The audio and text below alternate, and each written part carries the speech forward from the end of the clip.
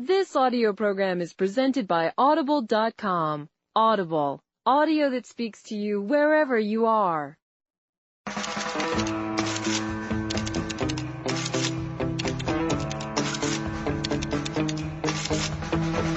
Ashet Audio presents The Pale King. Written by David Foster Wallace. Read by Robert Petkoff.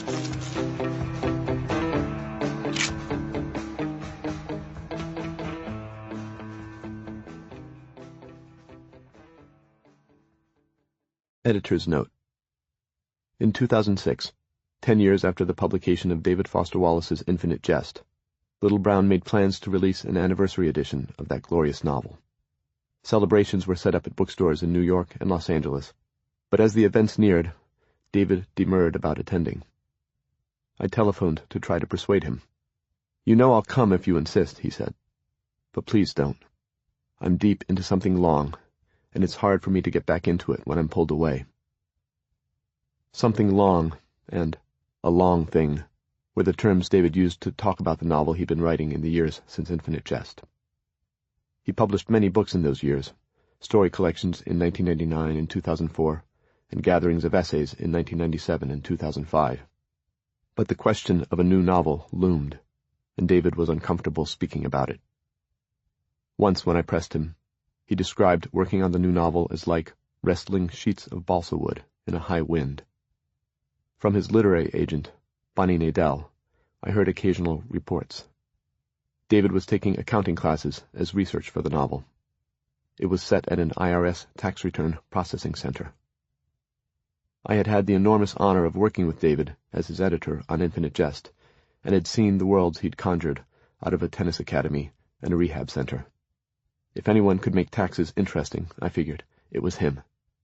At the time of David's death, in September 2008, I had not seen a word of this novel except for a couple stories he had published in magazines, stories with no apparent connection to accountancy or taxation. In November, Bonnie Nadell joined Karen Green, David's widow, to go through his office, a garage with one small window at their home in Claremont, California. On David's desk, Bonnie found a neat stack of manuscript, 12 chapters totaling nearly 250 pages.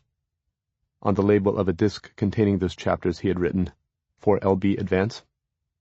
Bonnie had talked with David about pulling together a few chapters of his novel to send to Little Brown in order to commence negotiations for a new contract and advance against royalties. Here was that partial manuscript unsent.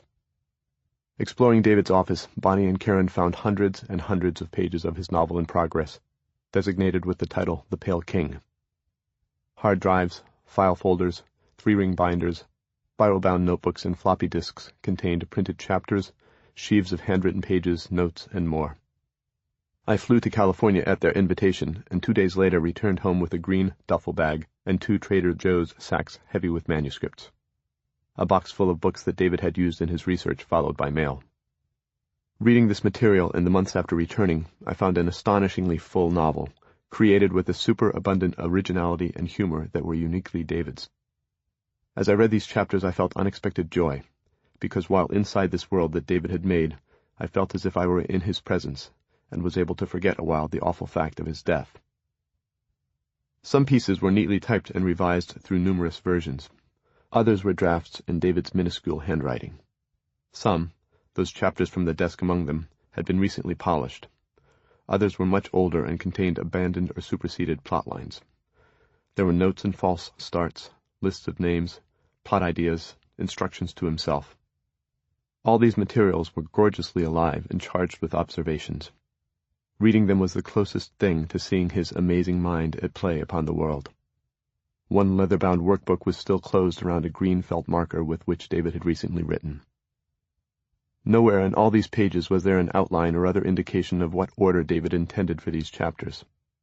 There were a few broad notes about the novel's trajectory, and draft chapters were often preceded or followed by David's directions to himself about where a character came from or where he or she might be headed. But there was no list of scenes, no designated opening or closing point, nothing that could be called a set of directions or instructions for the Pale King. As I read and reread this mass of material, it nevertheless became clear that David had written deep into the novel, creating a vividly complex place, the IRS Regional Examination Center in Peoria, Illinois, in 1985, and a remarkable set of characters doing battle there against the hulking, terrorizing demons of ordinary life. Karen Green and Bonnie Nadell asked me to assemble from these pages the best version of the Pale King that I could find. Doing so has been a challenge like none I've ever encountered, but having read these draft pages and notes, I wanted those who appreciate David's work to be able to see what he had created, to be allowed to look once more inside that beautiful mind. Although not by any measure of finished work, The Pale King seemed to me as deep and brave as anything David had written. Working on it was the best act of loving memory I was capable of. In putting this book together, I have followed internal clues from the chapters themselves and from David's notes. It wasn't an easy task. Even a chapter that appeared to be the novel's obvious starting point is revealed in a footnote, and even more directly in an earlier version of that chapter, to be intended to arrive well after the novel begins. Another note in the same chapter refers to the novel as being full of shifting POVs, structural fragmentation, willed incongruities. But many of the chapters revealed a central narrative that follows a fairly clear chronology. In this storyline, several characters arrive at the Peoria Regional Examination Center on the same day in 1985. They go through orientation and begin working in and learning about the vast world of IRS tax returns processing. These chapters and these recurring characters have an evident sequence that forms the novel's spine. Other chapters are self-contained and not part of any chronology. Arranging these freestanding sections has been the most difficult part of editing The Pale King. It became apparent as I read that David planned for the novel to have a structure akin to that of Infinite Jest, with large portions of apparently unconnected information presented to the reader before a main storyline begins to make sense. In several notes to himself, David referred to the novel as tornadic, or having a tornado feeling, suggesting pieces of story coming at the reader in a high-speed whirl. Most of the non-chronological chapters have to do with daily life at the Regional Examination Center, with IRS practice and lore, and with ideas about boredom, repetition, and familiarity. Some are stories from various unusual and difficult childhoods, whose significance gradually becomes clear. My aim in sequencing these sections was to place them so that the information they contain arrives in time to support the chronological storyline. In some cases, placement is essential to the unfolding story. In others, it is a matter of pace and mood, as in citing short comic chapters between long serious ones. The novel's central story does not have a clear ending, and the question inevitably arises, how unfinished is this novel? How much more might there have been? This is unknowable in the absence of a detailed outline projecting scenes and stories yet to be written. Some notes among David's manuscript pages suggest that he did not intend for the novel to have a plot substantially beyond the chapters here. One note says the novel is a series of setups for things to happen, but nothing ever happens. Another points out that there are 3 high-end players, but we never see them, only their aides and advance men. Still another suggests that throughout the novel something big threatens to happen, but doesn't actually happen. These lines could support a contention that the novel's apparent incompleteness is in fact intentional.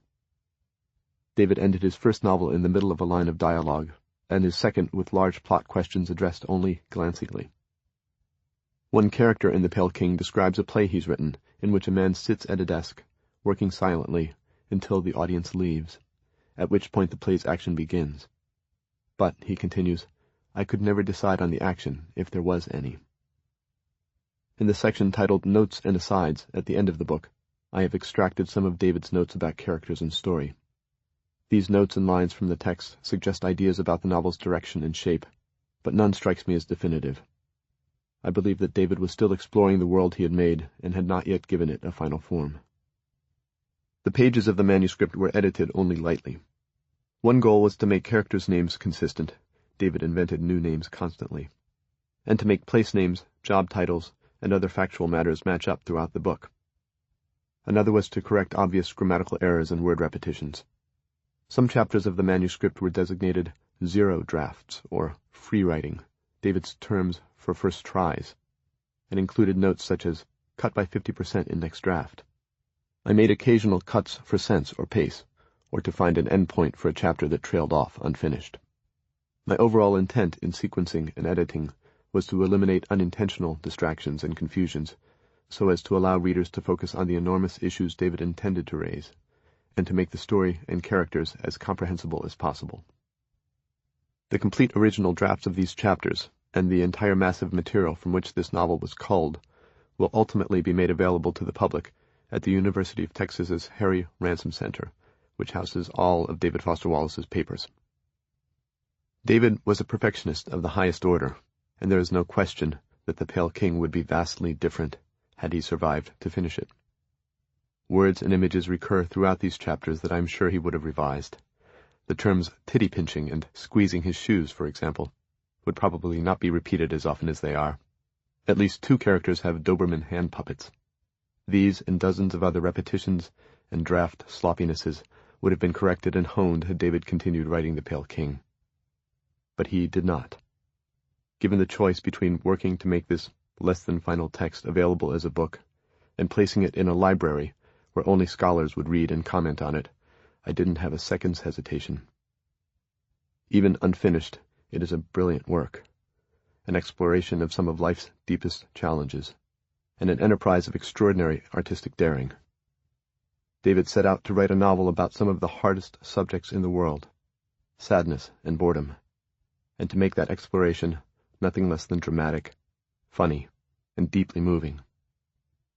Everyone who worked with David knows well how he resisted letting the world see work that was not refined to his exacting standard. But an unfinished novel is what we have, and how can we not look? David, alas, isn't here to stop us from reading, or to forgive us for wanting to.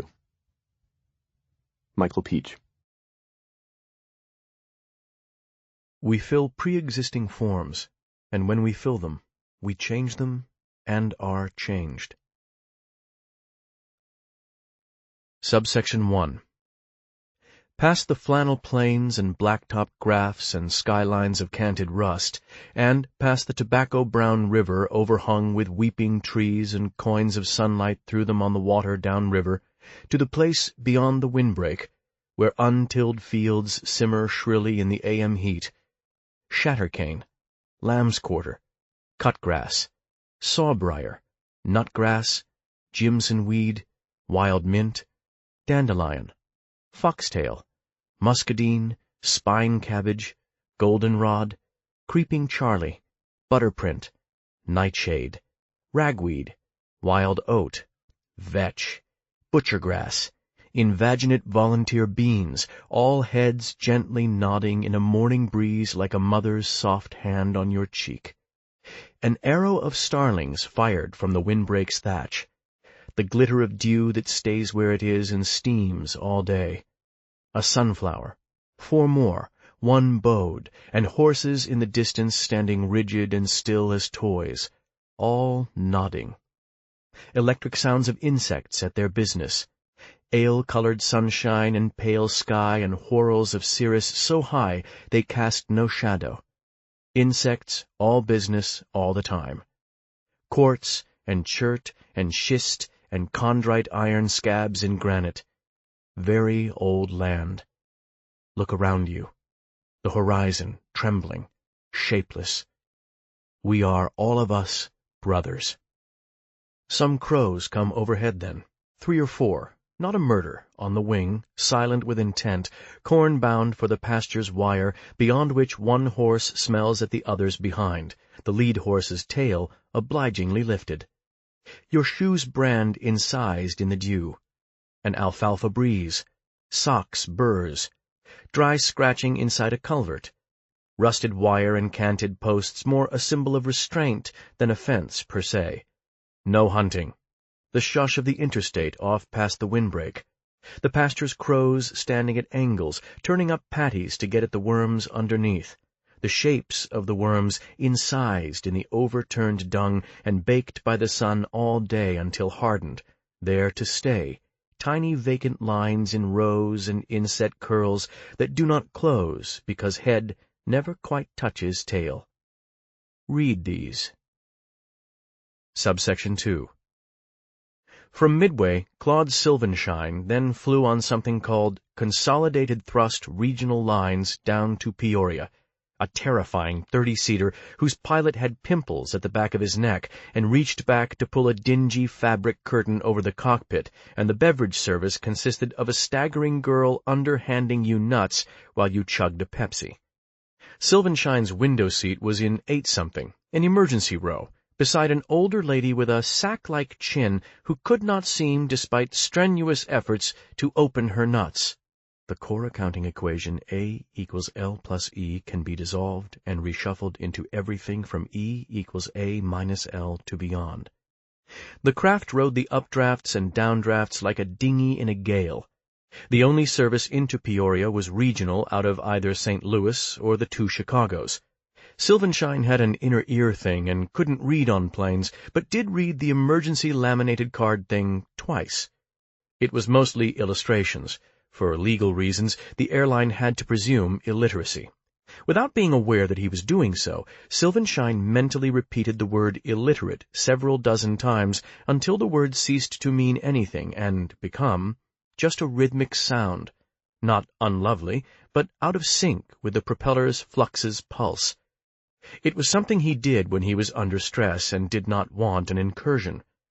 His point of departure was Dulles after a service shuttle from Shepherdstown/Martinsburg. The 3 major codifications of U.S. tax law being, of course, 16, 39, and 54, with 81 and 82's indexing and anti-abuse provisions also relevant. The fact that another major recodification was on the horizon would not, obviously, be on the CPA exam. Sylvanshine's private goal was to pass the CPA exam, thereby immediately advancing 2 pay grades. The extent of the recodification would, of course, depend in part on the service's success in carrying out the initiative's directives. The job and the exam had to occupy 2 separate parts of his mind.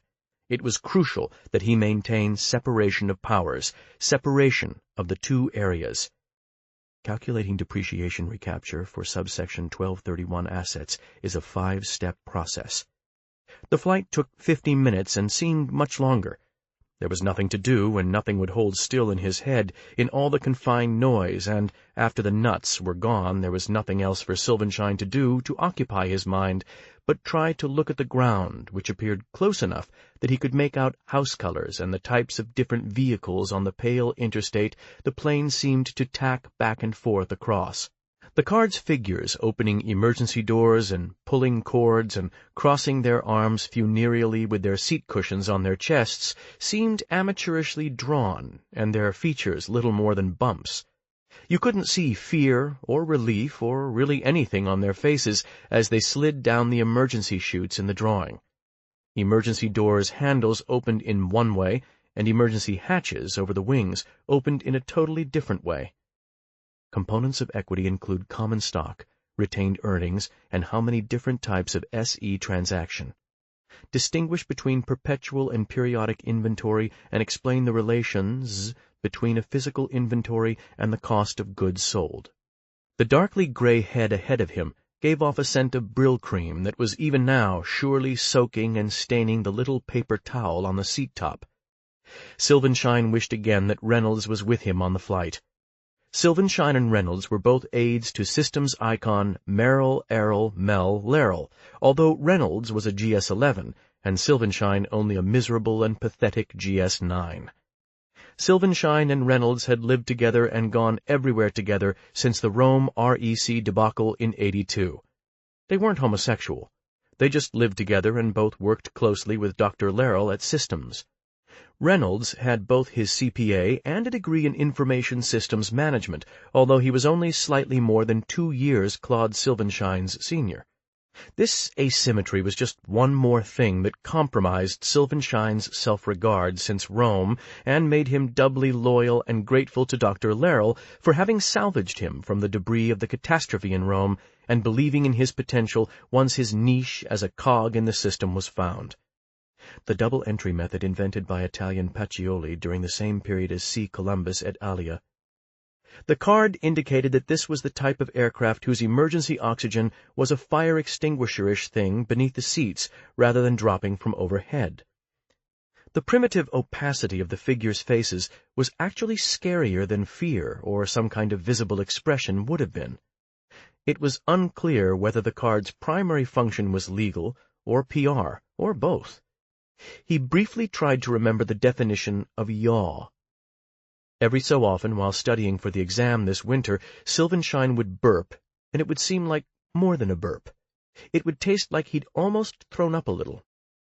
A light rain made a moving lace on the window and distended the cross-hatched land they went over.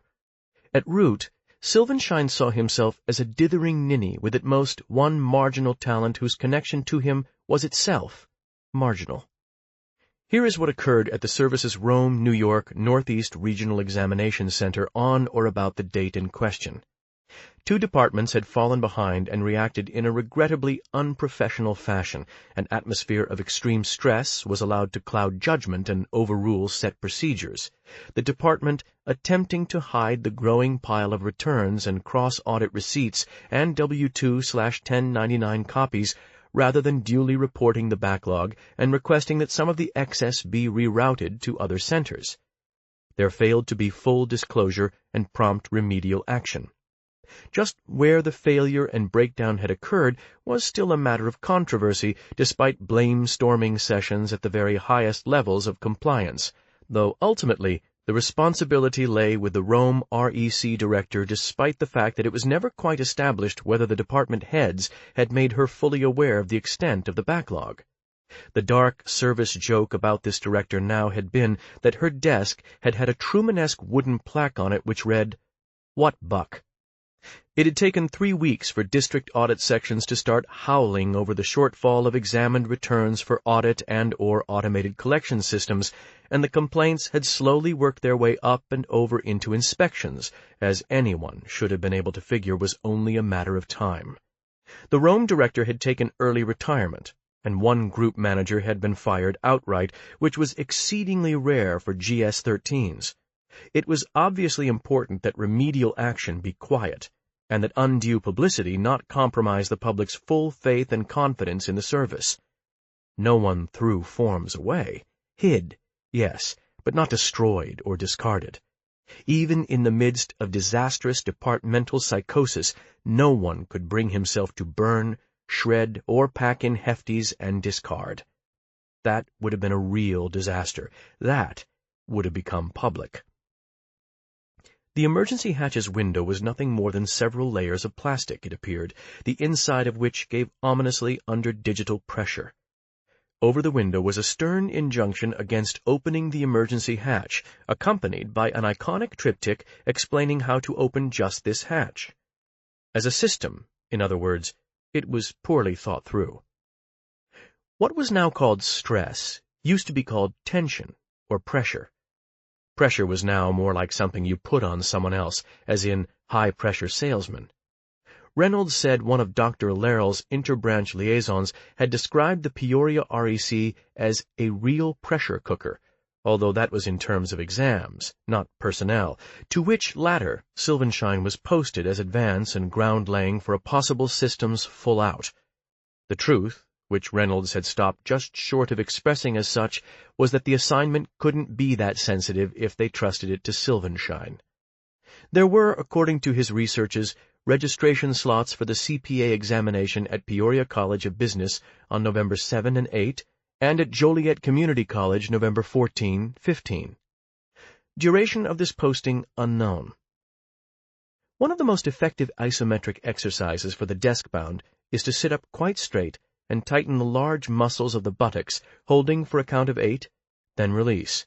It tones, aids blood flow and alertness, and can, unlike other isometric exercises, be performed even in public, being largely obscured by the desk's material mass. Avoid grimacing or loud exhalations upon release. Preferential transfers, liquidation provisions, unsecured creditors, claims against bankruptcy estate as per Chapter 7. He had his hat in his lap over the belt. Systems Director Larrell had started as a GS9 auditor in Danville, Virginia, before the éclat and rapid rise. He had the strength of 10 men. When Silvenstein studied for the exam now, the worst thing was that studying any one thing would set off a storm in his head about all the other things he hadn't studied and felt he was still weak on, making it almost impossible to concentrate, causing him to fall ever further behind. He'd been studying for the CPA exam for 3.5 years. It was like trying to build a model in a high wind. The most important component in organizing a structure for effective study is something. What killed him were the story problems. Reynolds had passed the exam on his first sit. Yaw is rotating slightly from side to side. The word for pitching forward and back was something else. Axes were involved. There was something called gimbal, or gimbal, that came into his mind whenever he saw the Donegan kid at Lombard High, who then later ended up at Mission Control for the last 2 Apollos and had his picture in a glass case by the office at Lombard. The worst then was that he knew what teachers were the last people suited for their jobs, and they then smelled some part of this knowledge on him and were at their worst when he was watching. It was a loop.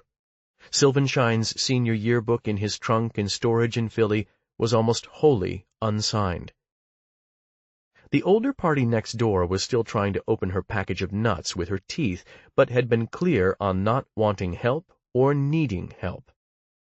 The projected benefit obligation, PBO, equals the present value of all benefits attributed by the pension benefit formula to employee services rendered prior to that date. If you spell it fast, with the stress on the H and the A, and then the second A and the H again, then headache becomes a lilting children's rhymed refrain, something to jump rope to. Look down your shirt and spell attic. One of the teenagers outside the video arcade next to the facilities at Midway had worn a black T-shirt with the words Sympathy for Nixon Tour and then a long list of cities in tiny applique letters. The teen, who was not on the flight, had then sat briefly across from Silvenshine in the gate area and had picked at his face with a concentration that wasn't at all like the absent face-picking and feeling at parts of the face that accompanied concentrated work in the service. Silvenshine still dreamed of desk drawers and air ducts stuffed with forms, and forms' edges protruding from grills over the ducts, and the utility closet stacked to the top with Hollerith cards, and the inspections division lady forcing the door, and the cards all falling out on her like McGee's closet as the whole debacle caught up to them after they fell behind on cross-audit receipts at the Rome REC. He dreamed still of Grecula and Harris disabling the Fornix mainframe with something poured from a thermos into the rear vent as hisses and bits of blue-tinged smoke issued.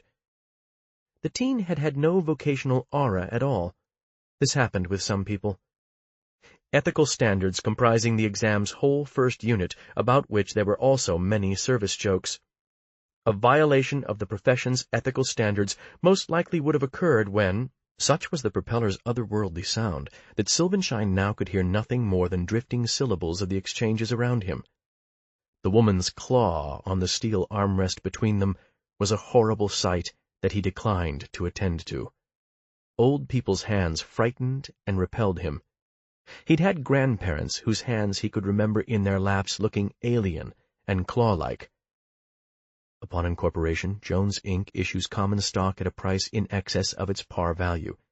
It was difficult not to imagine the faces of those whose jobs were writing these questions, what they thought about, what their professional hopes and dreams were. Many of the questions were like little stories with all the human meat left out. On December 1, 1982, Clark Company leases office space for 3 years at a monthly rental of $20,000. For a count of 100, Silvenshine tried flexing first one buttock and then the other, instead of both buttocks at once, which required concentration and a strange type of non-control, like trying to wiggle your ears in the mirror. He tried the inclined to the side thing of stretching out his neck's muscles on each side very gently and gradually, but still got a look from the older lady, who with her dark dress and staved-in face appeared more and more skull-like and frightening and like some type of omen of death or crushing failure on the CPA exam, which two things had collapsed in Silvenshine's psyche to a single image of his silently, expressionlessly pushing a wide industrial mop down a corridor lined with frosted glass doors bearing other men's names. Even the sight of a mop, rollable bucket, or a custodian with his name woven in red Palmer script on the breast pocket of his grayed jumpsuit, as at Midway, outside the men's room, whose little yellow sign warned bilingually of wet floors, the cursive name something beginning with Morris or Maurice, the man fitted to his job like a man to the exact pocket of space he displaces, now rattled Sylvanshine to the point where precious time was lost before he could even think about how to set up a workable schedule for maximally efficient reviewing for the exam, even mentally, which he did every day. His great weakness was strategic organization and apportionment of time, as Reynolds pointed out at every opportunity, enjoining Claude to, for Christ's sake, just take a book off the stack and study instead of sitting there noodling impotently about how best to study. Stuffing returns behind cabinets and into air ducts, locking desk drawers so filled with cross-reference forms that they could not open anyhow, hiding things beneath other things in tingle baskets. Reynolds had simply appeared at the director's office before the hearing, and the whole personal disaster seemingly vanished in some bureaucratic puff of violet smoke, and a week later Sylvanshine was unpacking his boxes at Systems in Martindale under Dr. Larrell. The whole thing felt like being in a near-traffic fatality, avoided by inches, and later not being able even to think of the whole thing lest you begin shaking and be unable to function. It had been such a near disaster. The entire Fats pod had melted down. The small sound of a simulated bell accompanied the overhead glyph of seat belts and cigarettes lighting up or disappearing. Sylvanshine looked up every time without consciously intending to. In obtaining evidential matter in support of financial statement assertions, the auditor develops specific audit objectives in light of those assertions. An infant keened in some aisle behind him. Sylvanshine imagined the mother simply unbuckling and withdrawing to some other aisle and leaving it there.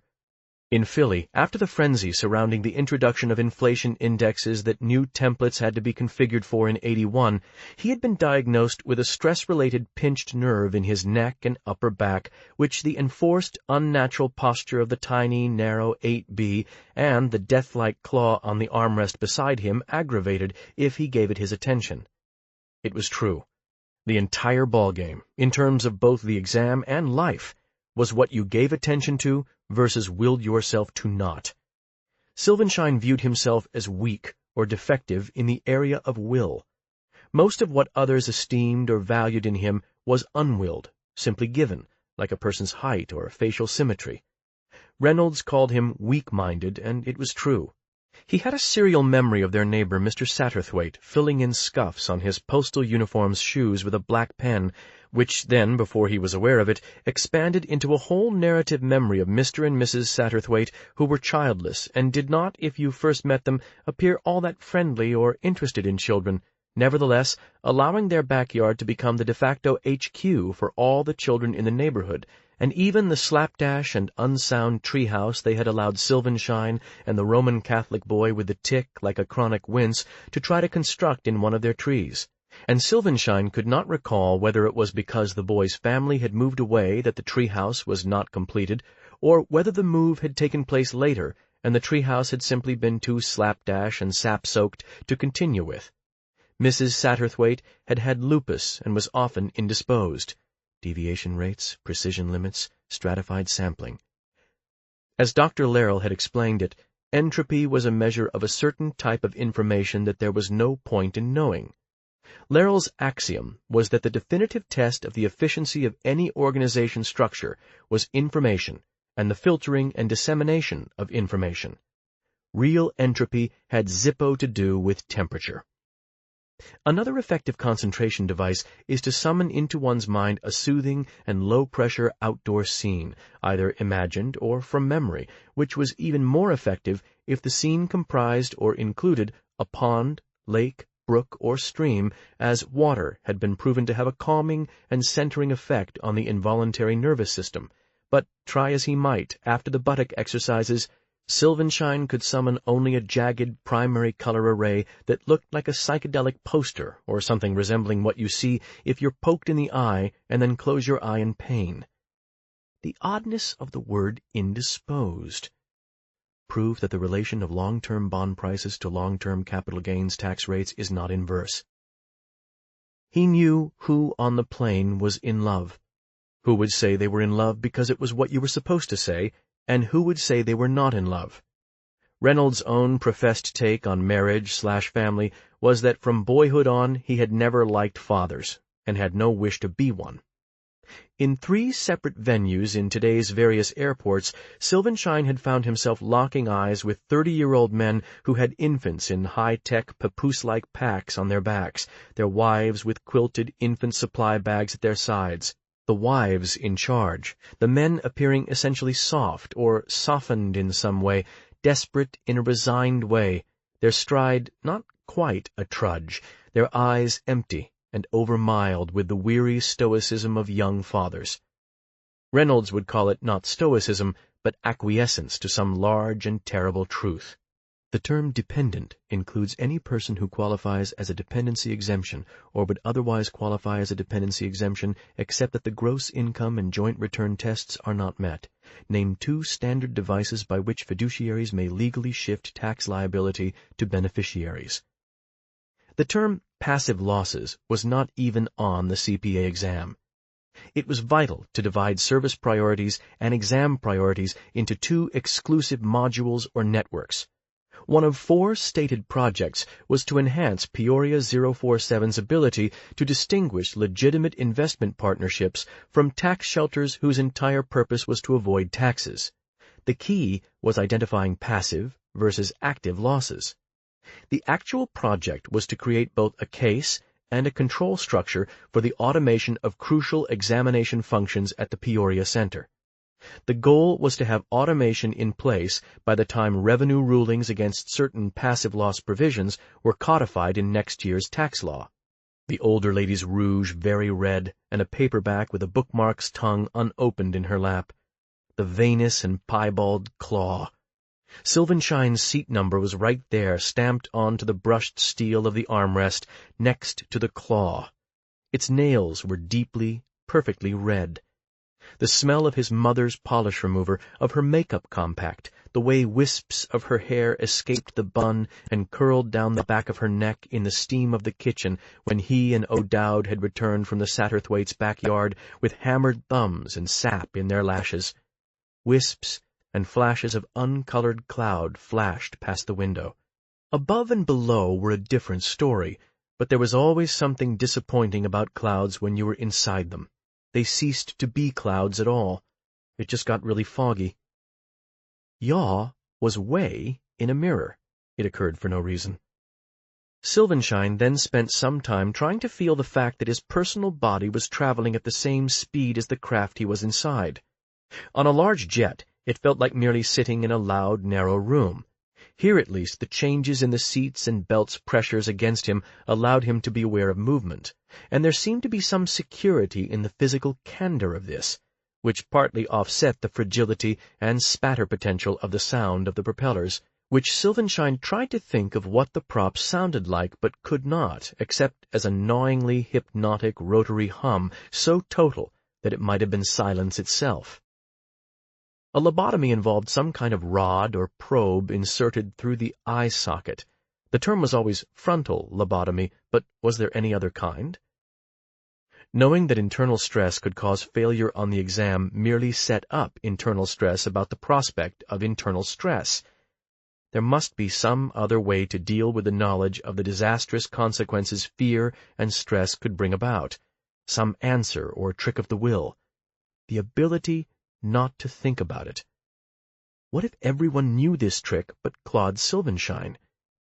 He tended to conceptualize some ultimate platonic-level terror as a bird of prey in whose mere aloft shadow the prey was stricken and paralyzed, trembling as the shadow enlarged and became inevitability. He frequently had this feeling. What if there was something essentially wrong with Claude Silvenstein that wasn't wrong with other people? What if he were simply ill-suited, the way some people are born without limbs or certain organs? The neurology of failure. What if he were simply born and destined to live in the shadow of total fear and despair, and all his so-called activities were pathetic attempts to distract him from the inevitable? Discuss important differences between reserve accounting and charge-off accounting in the tax treatment of bad debts. Surely fear is a type of stress. Tedium is like stress, but its own category of woe. Silvenshine's father, whenever something professionally bad happened, which was a lot, had a habit of saying, "Woe to Silvenshine." There is an anti-stress technique called thought-stopping. The excess present value index is the ratio of the present value of future cash inflows to the initial investment. Segment, significant segment, combined segment revenue, absolute combined segment revenue, operating profit, material price variance, direct material price variance. He thought of the removable grate over the air duct above his and Ray Harris's desk in the Rome REC, and the sound of the grate being removed and then jammed back into place and driven home with the heel of Harris's hand, and then recoiled from the thought in a way that made it feel as if the craft were accelerating. The interstate highway below disappeared and then sometimes reappeared at a spot Silvenshine had to squash his cheek right up against the plastic inner window to see. Then, as the rain recommenced and he could tell they were beginning descent, it reappeared in the window's center, light traffic crawling with a futile, pointless pathos you could never sense on the ground. What if it felt as slow to actually drive as it looked from this perspective? It would be like trying to run underwater. The whole ballgame was perspective, filtering, the choice of perception's objects. Silvenshine tried to envision the small plane as seen from the ground, a cruciform shape against the old bathwater color of the cloud cover, its lights blinking complexly in the rain. He imagined rain on his face. It was light, a West Virginia rain. He hadn't heard one unit of thunder. Silvenshine had once been on a first date with a Xerox rep who had complex and slightly repulsive patterns of callus on her fingers from playing the banjo semi-professionally as her off-time passion. And he remembered, as the overhead bell again rang and the sign lit, the no-cigarette glyph legally redundant, the pad's calluses deep yellow in the low dinner light as he'd spoken to the musician about forensic accounting's intricacies, and the live-like organization of the Northeast REC, which was only one small part of the service, and the service's history, and little understood ideals and sense of mission, and the old joke, to him, about how service employees in social situations will go to such absurd lengths to avoid telling people that they worked for the IRS, because it often casts such a social pall because of popular perceptions of the service and its employees, all the while watching the calluses as the woman worked her knife and fork, and that he'd been so nervous and tense that he'd yammered on and on about himself and never asked her sufficiently about herself, her history with the banjo and what it meant to her, which was why she hadn't liked him enough and they hadn't connected. He'd never given the woman with the banjo a chance, he saw now. That what appears to be egoism so often isn't. In some ways, Silvenshine was a whole different person now in systems. Their descent was mainly a heightening of the specificity of what lay below. Fields revealed as plowed and perpendicularly furrowed, and silos as adjoined by canted chutes and belts, and an industrial park as individual buildings with reflective windows and complicated clumps of cars in the parking lots. Each car not only parked by a different human individual, but conceived, designed, assembled from parts, each one of which was designed and made, transported, sold, financed, purchased, and insured by human individuals, each with life stories and self-concepts that all fit together into a larger pattern of facts. Reynolds' dictum was that reality was a fact pattern the bulk of which was entropic and random. The trick was honing in on which were important. Reynolds was a rifle to Silvenshine's shotgun. The feeling of a slight trickle of blood from his right nostril was a hallucination, and to be ignored in every conceivable way. The feeling simply did not exist. Sinus trouble ran in Silvenshine's family in the worst way. Aurelius of ancient Rome. First principles. Exemptions versus deductions. For AGI versus from AGI. A loss sustained from a non-business bad debt is always classified as a short-term capital loss and may therefore be deducted on Schedule D as per the following IRC subsection. One building's roof had what was either a marked helipad or a complicated visual signal to the planes descending overhead, and the pitch of the propeller's doubled hum was different, and his right sinus was even now ballooning redly in his skull, and they really were descending. The term was controlled descent, The interstate now rococo with exits and half-clover-leafs, and the traffic denser and with something insistent about it. And the claw rose from the steel armrest as there appeared a body of water below, a lake or delta, and Silvenstein felt one of his feet was asleep as he tried to recall the peculiar crossed-arm configuration with which the figures on the card held their seat cushions to their chests in the unlikely event of a water landing.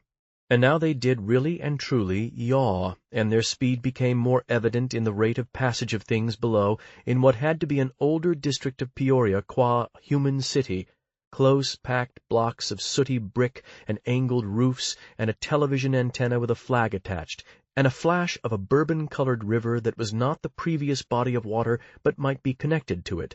Nothing like the stately and befrothed stretch of Potomac that obtruded through System's windows on Antietam's hallowed site. Noting that the stewardess in her fold-down seat had her head down and arms about her own legs, where at year's end the aggregate fair value of Brown's saleable securities exceeds the aggregate carrying amount at the beginning of the year, as out of nowhere appeared an expanse of pale cement rising to meet them with no warning bell or announcement, and his soda-can wedged in the seat pocket as the gray death's head beside whipped right and left, and the propeller's shimmering sound shifted either pitch or timber, and the old lady stiffening in her seat and raising her pleated chin in fear and repeating what sounded to Silvenstein like the word chump as veins stood bluely in the fist before her, in which was enclosed the crushed and ballooning but still unopened foil pack of off-brand nuts. The fifth effect has more to do with you, how you're perceived. It's powerful, although its use is more restricted. Pay attention, boy. The next suitable person you're in light conversation with, you stop suddenly in the middle of the conversation and look at the person closely and say, "What's wrong?" You say it in a concerned way. They'll say, "What do you mean?" You say, "Something's wrong, I can tell." "What is it?" And he'll look stunned and say, "How did you know?" He doesn't realize something's always wrong, with everybody, often more than one thing. He doesn't know everybody's always going around all the time with something wrong and believing they're exerting great willpower and control to keep other people, for whom they think nothing's ever wrong, from seeing it. This is the way of people. Suddenly ask what's wrong, and whether they open up and spill their guts or deny it and pretend you're off, they'll think you're perceptive and understanding. They'll either be grateful and spill their guts, or they'll be frightened and avoid you from then on. Both reactions have their uses, as we'll get to. You can play it either way. This works over 90% of the time. And stood, having squeezed by the powdery older lady, she being the type that waits in her seat until all others have deplaned and then exits alone, with a counterfeit dignity, holding his effects in an aisle whose crammed front portion was once again one could see all regional business travelers, men of business, willfully homely Midwestern men on downstate sales calls, or returning from the Chicago HQs of companies whose names end with Co., men for whom landings like this yaw-wobbled horror just past were just business as usual. Paunched and blotchy men in double-knit brown suits and tan suits with attaché cases ordered from in-flight catalogs. Men whose soft faces fit their jobs like sausage in its meaty casing. Men who instruct pocket recorders to take a memo. Men who look at their watch out of reflex.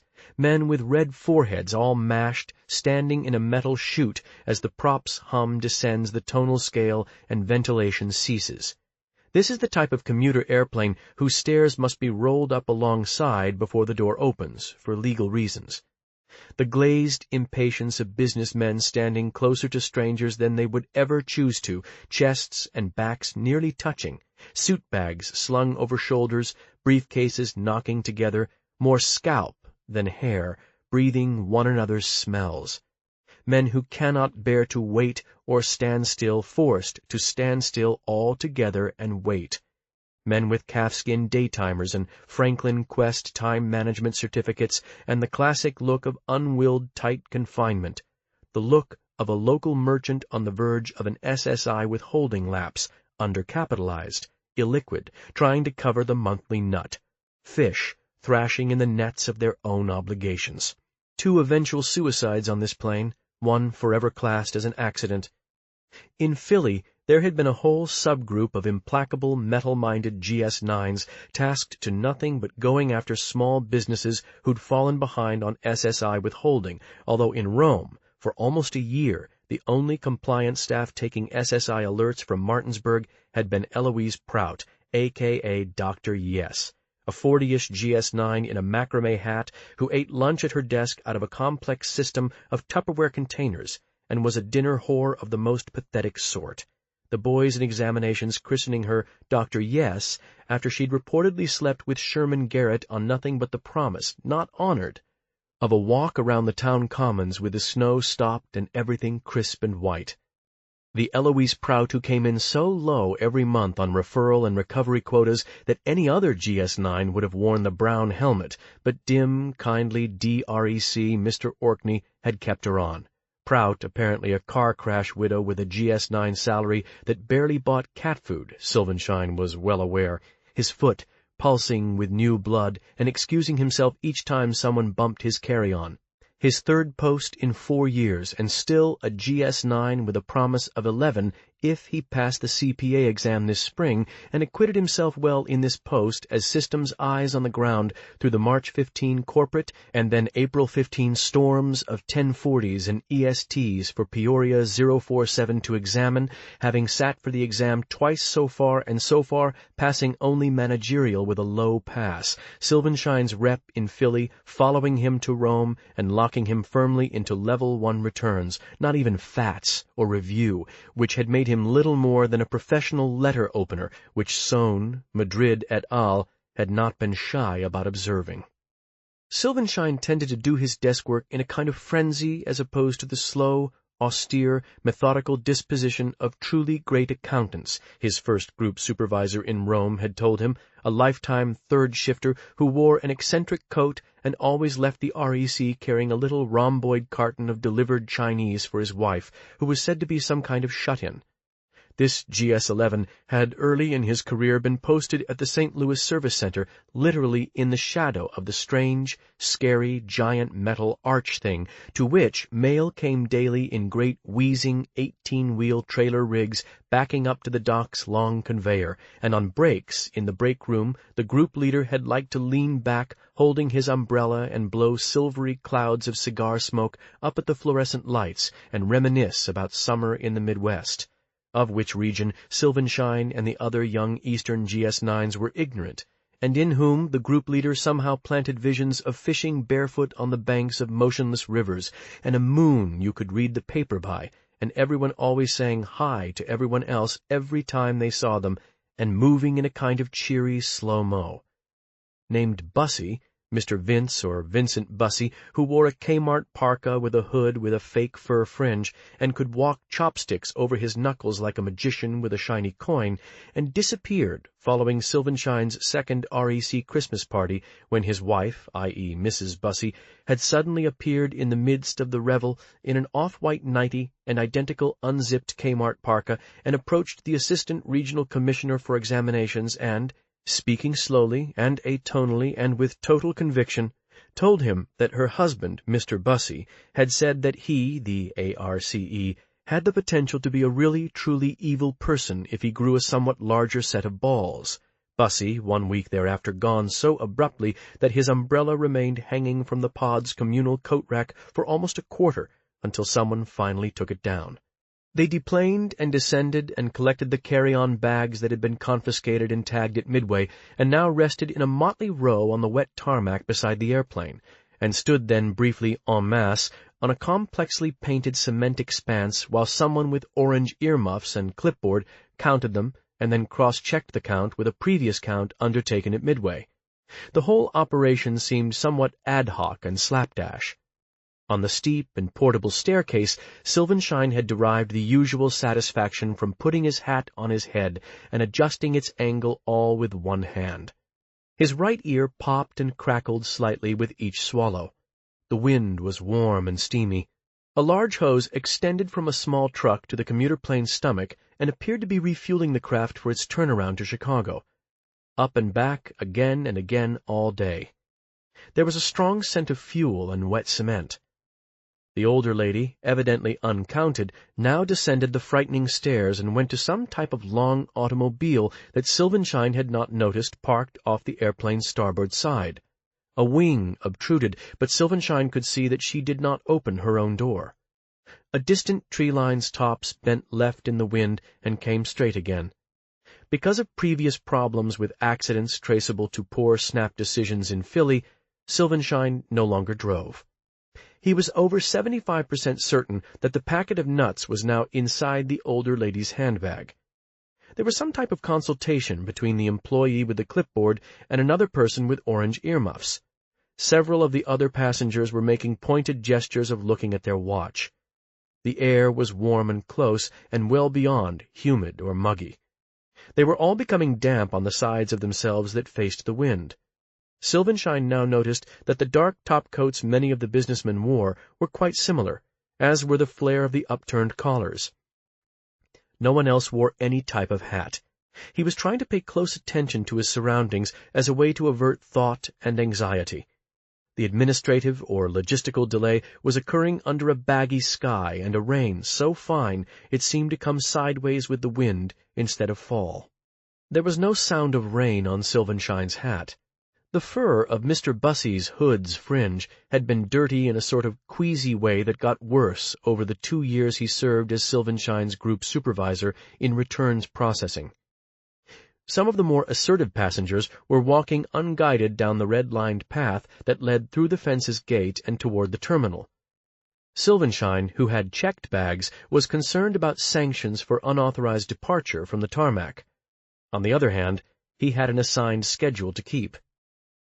Part of what kept him standing in the restive group of men awaiting authorization to enter the airport was a kind of paralysis that resulted from Silvenstein's reflecting on the logistics of getting to the Peoria 047 REC, the issue of whether the REC sent a van for transfers or whether Silvenstein would have to take a cab from the little airport had not been conclusively resolved, and then how to arrive and check in, and where to store his 3 bags while he checked in and filled out his arrival and postcode payroll and withholding forms and orientational materials, then somehow get directions and proceed to the studio apartment that Systems had rented for him at government rates, and get there in time to find some place to eat that was either in walking distance or would require getting another cab, except the telephone in the alleged apartment wasn't connected yet, and he considered the prospects of being able to hail a cab from outside an apartment complex were at best iffy, and if he told the original cab he'd taken to the apartment to wait for him,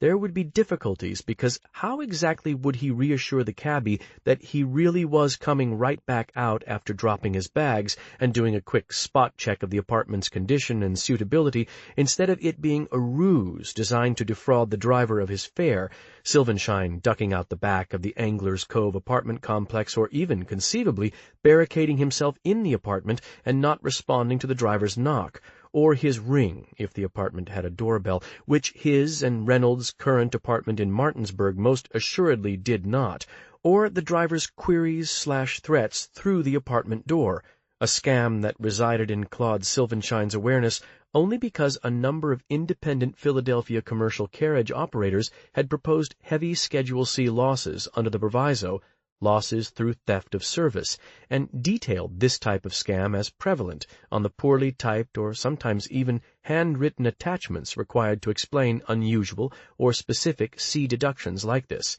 Whereas, were Silvenstein to pay the fare and the tip and perhaps even a certain amount in advance on account, so as to help assure the driver of his honorable intentions re the second leg of the sojourn, there was no tangible guarantee that the average taxi driver, a cynical and ethically marginal species, hustlers, as even their smudged returns' very low tip income versus number of fares in an average shift ratios in Philly had indicated, wouldn't simply speed away with Silvenstein's money, creating enormous hassles in terms of filling out the internal forms for getting a percentage of his travel per diem reimbursed, and also leaving Silvenstein alone.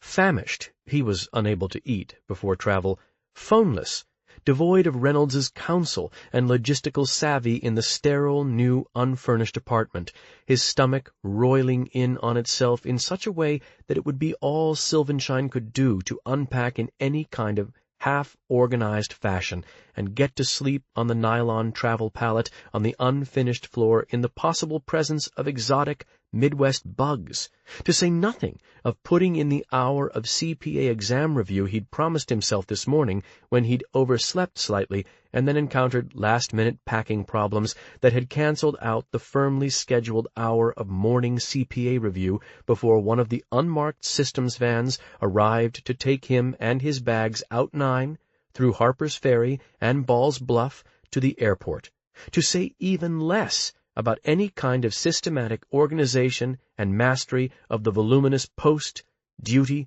personnel, and systems protocols materials he should be receiving promptly after check-in and forms processing at the post, which any reasonable personnel director would expect a new examiner to have thoroughly internalized before reporting for the first actual day interacting with REC examiners, and which there was no way in any real world that Silvenstein could expect himself to try to review and internalize on either a 16-hour fast or after a night on the pallet with his damp raincoat as a pillow.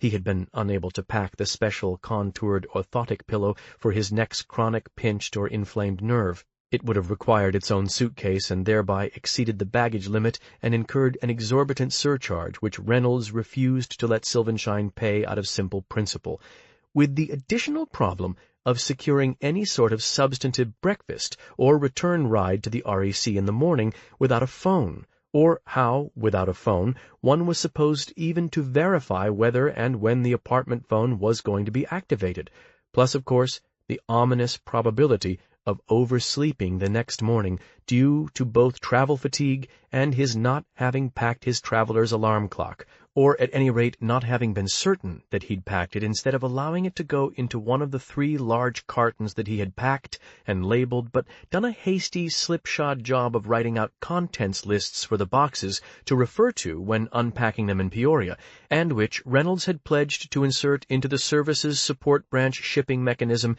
at roughly the same time Silvenstein's flight was scheduled to depart from Dulles, which meant 2 or possibly even 3 days before the cartons with all the essentials Silvenstein had not been able to fit in his bags arrived, and even then they would arrive at the REC, and it was as yet unclear how Claude would then get them home to the apartment, the realization about the traveler's alarm having been the chief cause this morning of Silvenstein's having to unlock and open all the carefully packed luggage that morning on arising already half an hour late to try to locate or verify the inclusion of the portable alarm, which he had failed to do, the whole thing presenting such a cyclone of logistical problems and complexities that Silvenstein was forced to do some thought-stopping right there on the wet tarmac, surrounded by restive breathers, turning 360 degrees several times and trying to merge his own awareness with the panoramic vista, which, except for airport-related items, was uniformly featureless and old coin gray,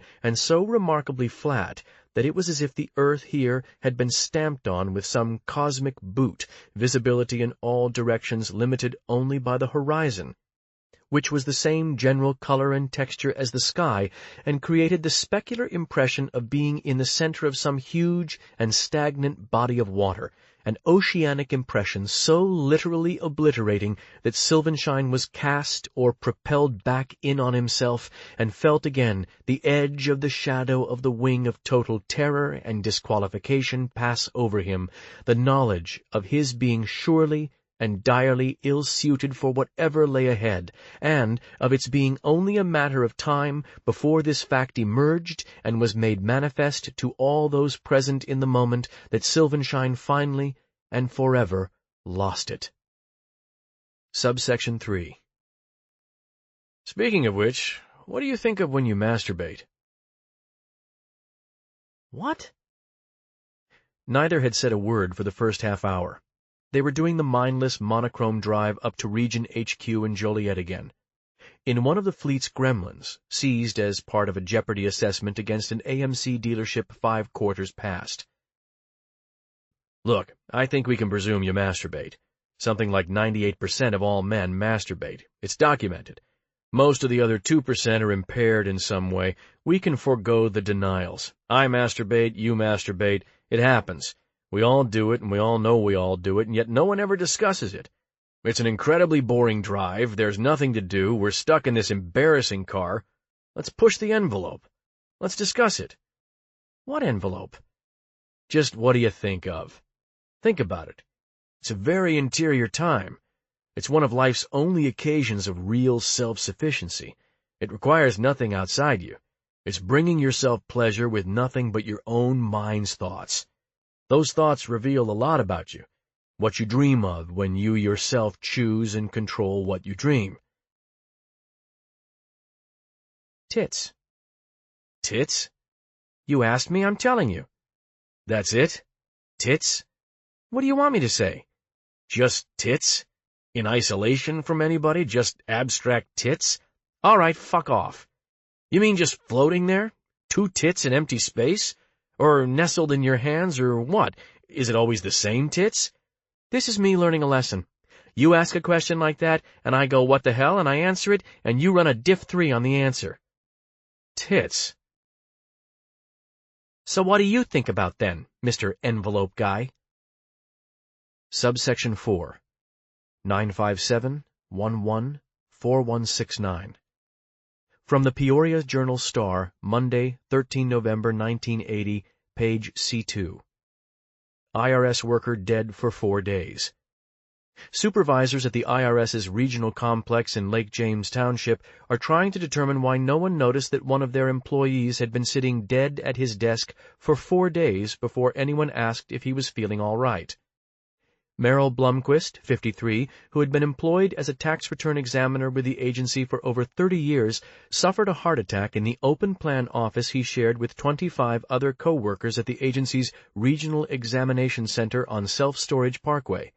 He quietly passed away last Tuesday at his desk, but nobody noticed until late Saturday evening when an office cleaner asked how the examiner could still be working in an office with all the lights off. Mr. Blumquist's supervisor, Mr. Scott Thomas, said, Merrill was always the first guy in each morning and the last to leave at night. He was very focused and diligent, so no one found it unusual that he was in the same position all that time and didn't say anything. He was always absorbed in his work and kept to himself. A post-mortem examination by the Tazewell County Coroner's Office yesterday revealed that he had been dead for 4 days after suffering from a coronary. Ironically, according to Thomas, Blumquist was part of a special task force of IRS agents examining the tax affairs of medical partnerships in the area when he died. Subsection 5.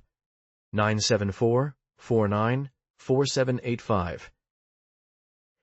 It is this boy who dons the bright orange bandolier and shepherds the lower grades kids through the crosswalk outside school. This is after finishing his Meals on Wheels breakfast tour of the charity home for the aged downtown, whose administrator lunges to bolt her office door when she hears his cart's wheels in the hall. He has paid out of pocket for the steel whistle and the white gloves held palm out at cars while children who did not dress themselves cross behind him, some trying to run despite walk, don't run, the happy face sandwich board he also made himself.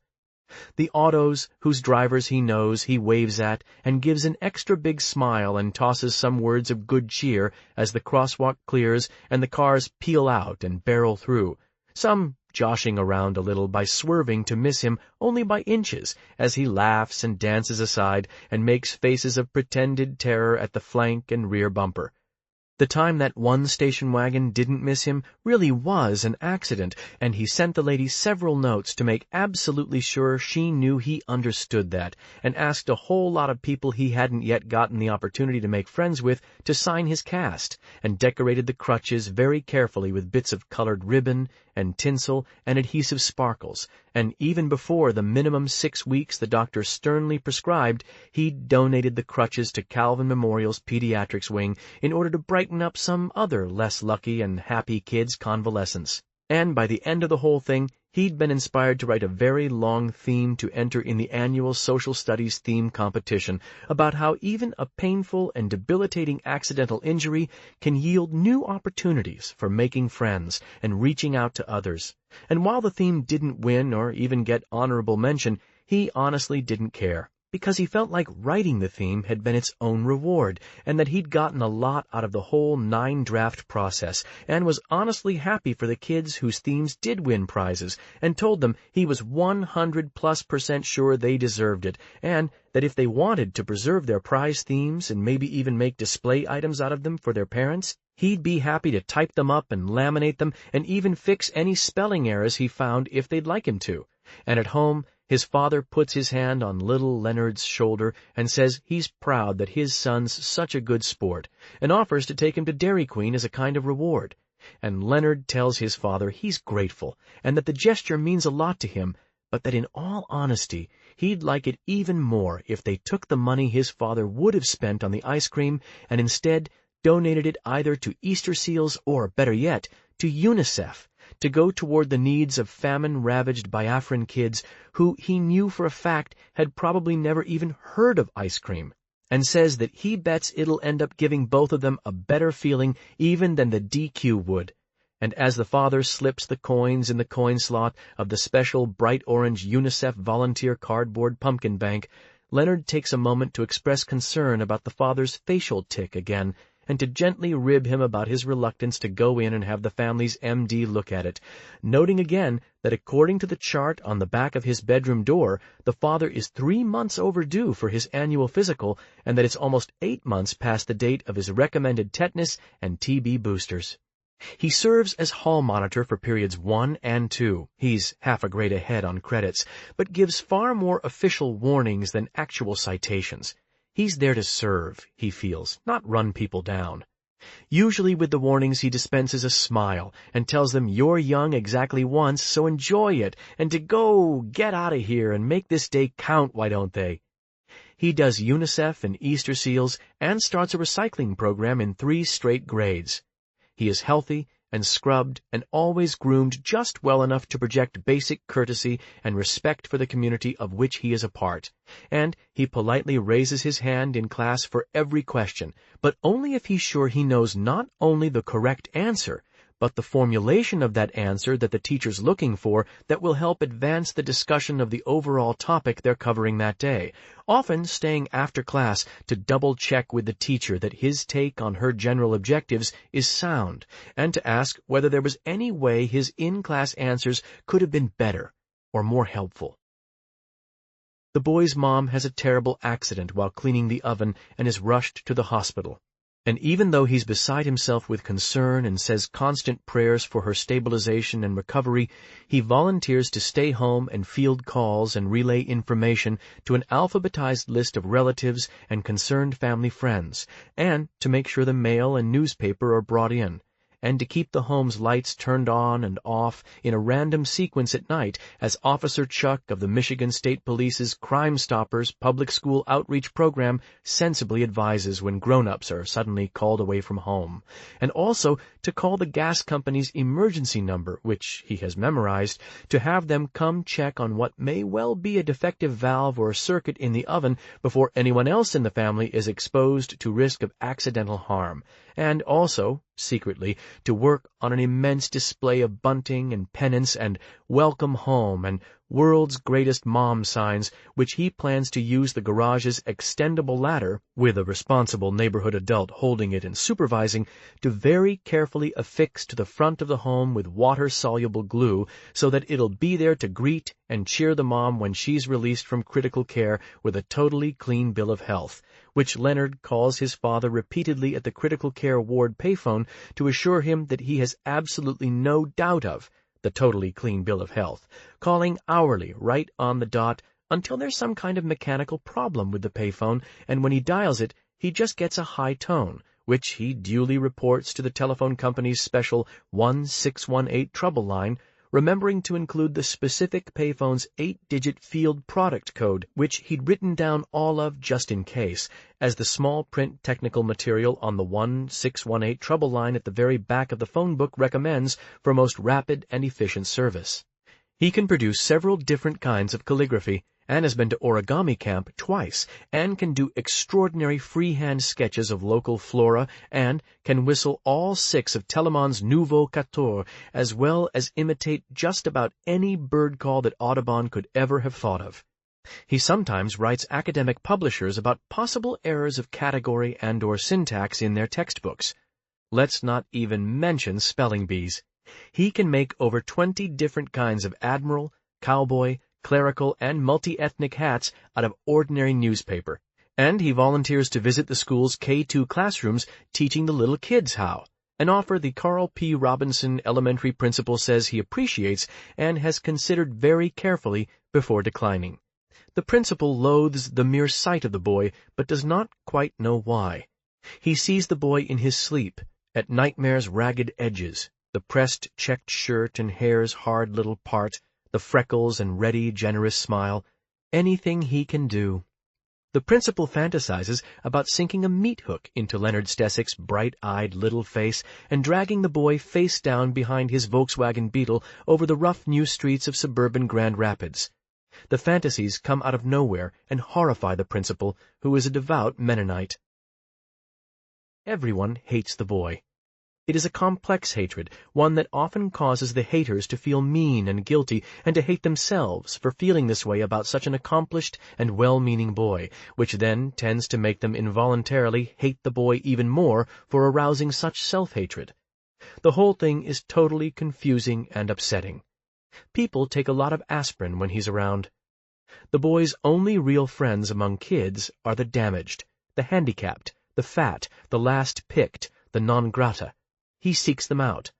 All 316 invitations to his 11th birthday blowout bash, 322 invitations if you count the ones made on audio tape for the blind, are offset printed on quality vellum with matching high-rag envelopes addressed in ornate Philippian II calligraphy he's spent 3 weekends on, and each invitation details in Roman numeraled outline form the itinerary's half-day at Six Flags, private Ph.D. guided tour of the Blandford Nature Center, and reserved banquet area with free play at Shakey's Pizza and indoor arcade on Remembrance Drive, the whole day gratis and paid for out of the paper and aluminum drives the boy got up at 4 a.m. all summer to organize and spearhead, the balance of the drive's receipts going to the Red Cross and the parents of a Kentwood third grader with terminal spina bifida who dreams above all else of seeing the Lions, Night Train Lane, play live from his motorized wheelchair. And the invitations explicitly call the party this: a blowout bash, in balloon-shaped font as the caption to an illustrated explosion of good cheer and will and no-holds-barred let-out-all-the-stops fun, with the bold-faced proviso, please, no presents required, in each of each card's 4 corners, and the 316 invitations sent via first-class mail to every student, instructor, substitute instructor, aide, administrator, and custodian at C.P. Robinson Elementary yield a total attendance of 9 celebrants, not counting parents or LPNs of the incapacitated, and yet an undauntedly fine time was had by all, and such was the consensus on the honest appraisal and suggestion cards, also vellum, circulated at party's end, the massive remainders of chocolate cake, Neapolitan ice cream, pizza, chips,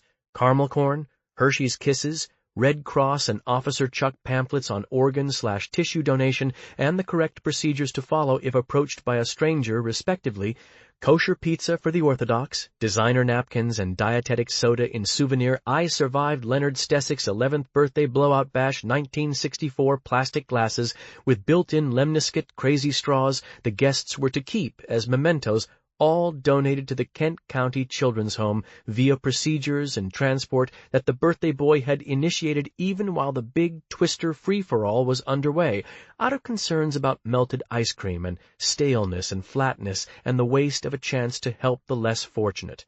And his father, driving the wood-panel station wagon and steadying his cheek with one hand, avowed again that the boy beside him had a large, good heart and that he was proud, and that if the boy's mother ever regained consciousness as they so very much hoped, he knew she'd be just awful proud as well. The boy makes A's and just enough occasional B's to keep himself from getting a swelled head about marks, and his teachers shudder at the sound of even just his name. In the 5th grade, he undertakes a district collection to provide a special fund of nickels for anyone at lunch who's already spent their milk money but still might for whatever reason want or feel they need more milk. The Jolly Holly Milk Company gets wind of it and puts a squib about the fund and an automated line drawing of the boy on the side of some of their half-pint cartons. 2/3 of the school ceases to drink milk, while the special fund itself grows so large that the principal has to requisition a small safe for his office. The principal is now taking Seconal to sleep and experiencing fine tremors, and on 2 separate occasions is cited for failure to yield at marked crosswalks. A teacher, in whose homeroom the boy suggests a charted reorganization of the coat hooks and boot boxes lining one wall, so that the coat and galoshes of the student whose desk is nearest the door would themselves be nearest the door, and the second nearest's second nearest, and so on, speeding the pupil's egress to recess, and reducing delays and possible quarrels and clots of half-bundled kids at the classroom door, which delays and clots the boy had taken the trouble this quarter to chart by statistical incidents, with relevant graphics and arrows, but all names withheld. This tenured and highly respected veteran teacher ends up brandishing blunt scissors and threatening to kill both the boy and then herself, and is put on medical leave, during which she receives thrice-weekly get-well cards with neatly typed summaries of the class's activities and progress in her absence, sprinkled with glitter and folded in perfect diamond shapes that open with just a squeeze of the 2 long facets inside, i.e. inside the cards, until the teacher's doctors order her mail to be withheld until improvement or at least stabilization in her condition warrants. Right before 1965's big Halloween UNICEF collection, 3 sixth-graders accost the boy in the southeast restroom after 4th period and do unspeakable things to him, leaving him hanging from a stall's hook by his underpants elastic. And after being treated and released from the hospital, a different one than his mother was a patient in the long-term convalescent ward of, the boy refuses to identify his assailants, and later, circumspectly, delivers to them individualized notes detailing his renunciation of any and all hard feelings about the incident, apologizing for whatever unwitting offense he might have given to provoke it, exhorting his attackers to please put the whole thing behind them and not in any way self-recriminate over it, especially down the line, because the boy's understanding was that these were the sorts of things that could sometimes really haunt you later on down the line in adulthood, citing 1 or 2 journal articles the attackers might have a look at if they wanted documentation on the long-term psychological effects of self-recrimination, and, in the notes, professing his personal hope that an actual friendship might conceivably result from the whole regrettable incident, along which lines he was also enclosing an invitation to attend a short, no-questions-asked, conflict resolution roundtable the boy has persuaded a local community services outreach organization to sponsor after school the following Tuesday, light refreshments served, after which the boy's P.E. locker, along with the 4 on either side, are destroyed in an act of pyrotechnic vandalism that everyone on both sides in the subsequent court trial agreed got totally out of hand, and was not a premeditated attempt to injure the night custodian or to do anything like the amount of structural damage to the boy's locker room it ended up doing, and at which trial Leonard Stesick appeals repeatedly to both sides' counsel for the opportunity to testify for the defense, if only as a character witness. A large percentage of the boy's classmates hide, take actual evasive action when they see him coming. Eventually, even the marginal and infirm stop returning his calls. His mother has to be turned and her limbs manipulated twice a day. Subsection 6. They were up on a picnic table at that one park by the lake, by the edge of the lake with part of a downed tree in the shallows half hidden by the bank. Lane A. Dean, Jr., and his girlfriend, both in blue jeans and button-up shirts. They sat up on the table's top portion and had their shoes on the bench part that people sat on and picnicked in carefree times. They had gone to different high schools, but the same junior college where they had met in campus ministries. It was springtime. The park's grass was very green, and the air suffused with honeysuckle and lilacs both, which was almost too much. There were bees, and the angle of the sun made the water of the shallows look dark. There had been more storms that week, with some downed trees and the sound of chainsaws all up and down his parents' street. Their postures on the picnic table were both the same forward kind, with their shoulders rounded and elbows on their knees. In this position the girl rocked slightly and once put her face in her hands, but she was not crying. Lane was very still and immobile, and looking past the bank at the downed tree in the shallows and its ball of exposed roots going all directions, and the tree's cloud of branches all half in the water. The only other individual nearby was a dozen spaced tables away by himself, standing upright, looking at the torn-up hole in the ground there where the tree had gone over. It was still early yet, and all the shadows wheeling right and shortening. The girl wore a thin, old checked cotton shirt with pearl-colored snaps with the long sleeves down, and she always smelled very good and clean, like someone you could trust and deeply care about even if you weren't in love. Lane Dean had liked the smell of her right away. His mother called her down-to-earth and liked her, thought she was good people, you could tell. She made this evident in little ways. The shallows lapped from different directions at the tree as if almost teething on it. Sometimes when alone and thinking or struggling to turn a matter over to Jesus Christ in prayer, he would find himself putting his fist in his palm and turning it slightly, as if still playing and pounding his glove to stay sharp and alert in center. He did not do this now. It would be cruel and indecent to do this now. The older individual stood beside his picnic table. He was at it, but not sitting, and looked also out of place in a suit coat or jacket and the kind of older men's hat Lane's grandfather wore in photos as a young insurance man. He appeared to be looking across the lake. If he moved, Lane didn't see it. He looked more like a picture than a man. There were not any ducks in view. One thing Lane Dean did was reassure her again that he'd go with her and be there with her. It was one of the few safe or decent things he could really say. The second time he said it again now, she shook her head and laughed in an unhappy way that was more just air out her nose. Her real laugh was different. Where he'd be was the waiting room, she said. That he'd be thinking about her and feeling bad for her she knew, but he couldn't be in there with her. This was so obviously true that he felt like a ninny that he'd kept on about it, and now knew what she had thought every time he went and said it. It hadn't brought her comfort or eased the burden at all. The worse he felt, the stiller he sat. The whole thing felt balanced on a knife or wire. If he moved to put his arm up or touch her, the whole thing could tip over. He hated himself for sitting so frozen. He could almost visualize himself tiptoeing through something explosive, a big, stupid-looking tiptoe like in a cartoon. The whole last black week had been this way, and it was wrong. He knew it was wrong. He knew something was required of him, and knew it was not this terrible frozen care and caution, but he pretended to himself he did not know what it was that was required. He pretended it had no name. He pretended that not saying aloud what he knew to be right and true was for her sake, was for the sake of her needs and feelings.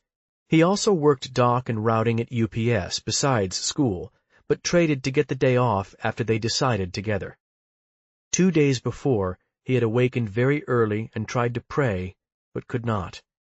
He was freezing more and more solid, he felt like, but he hadn't thought of his father or the blank frozenness of his father, even in church, that once had filled him with such pity.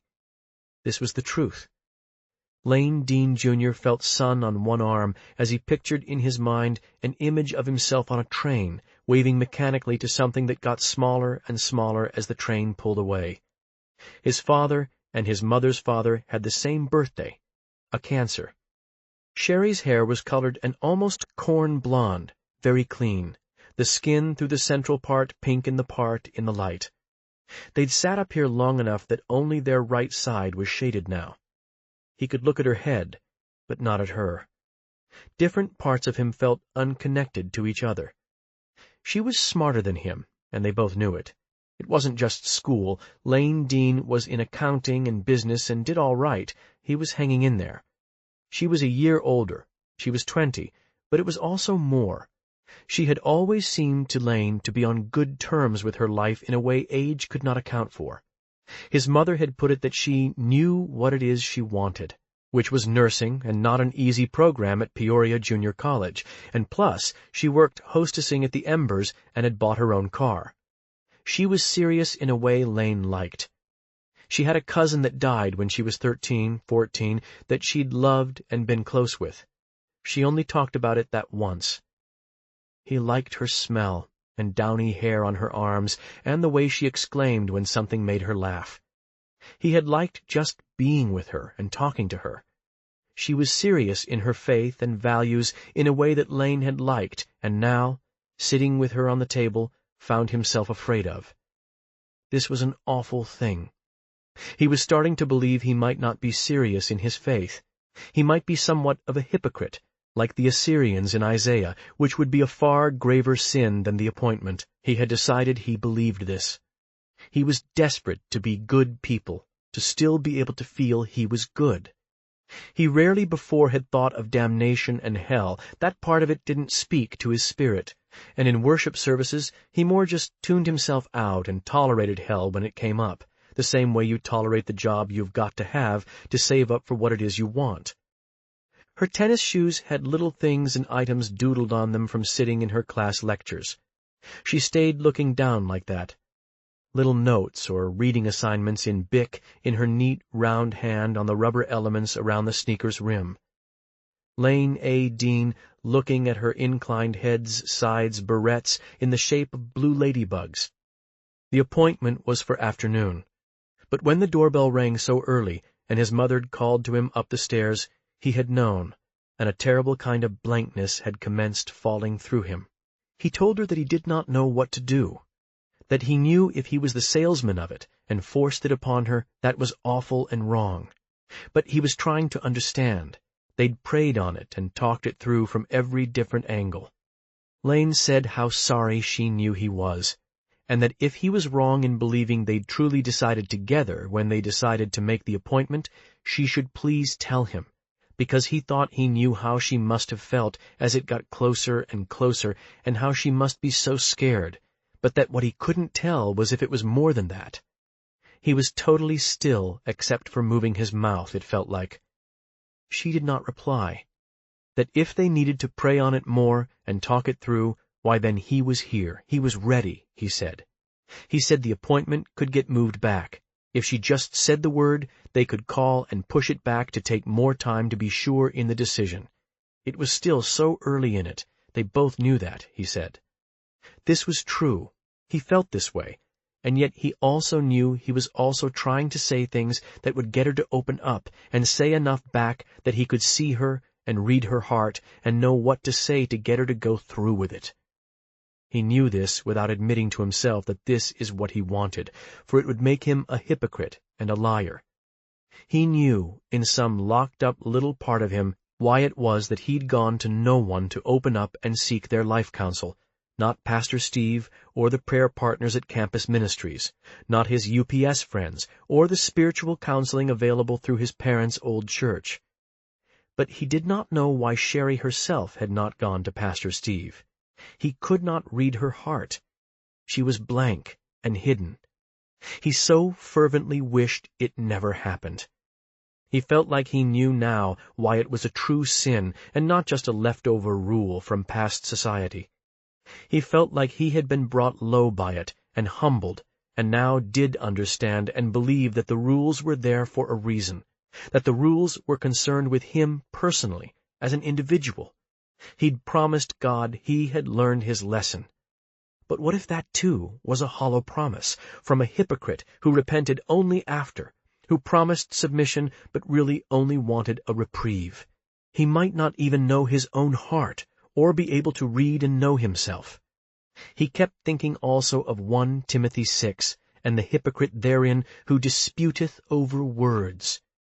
He felt a terrible inner resistance, but could not feel what it was it so resisted. This was the truth. All the different angles and ways they had come at the decision together did not ever include it, the word. For had he once said it, avowed that he did love her, loved Sherry Fisher, then it would have all been transformed. It would be a different stance or angle, but a difference in the very thing they were praying and deciding on together. Sometimes they had prayed together over the phone in a kind of half-code in case anybody accidentally picked up another extension. She continued to sit as if thinking, in the pose of thinking like almost that one statue. They were on that one table. He was the one looking past her at the tree in the water, but he could not say he did. It was not true. But nor did he ever open up and tell her straight out he did not love her. This may be his lie by omission. This may be the frozen resistance. Were he to look straight at her and tell her he didn't, she would keep the appointment and go. He knew this. Something in him, though, some terrible weakness or lack of values, would not tell her. It felt like a muscle he just did not have. He didn't know why. He could not do it, or even pray to do it. She believed he was good, serious in his values.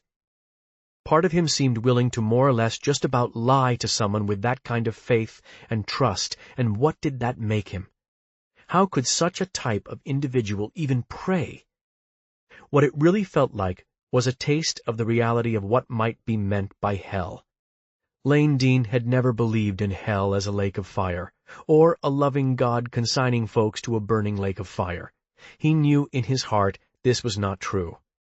What he believed in was in a living God of compassion and love and the possibility of a personal relationship with Jesus Christ, through whom this love was enacted in human time.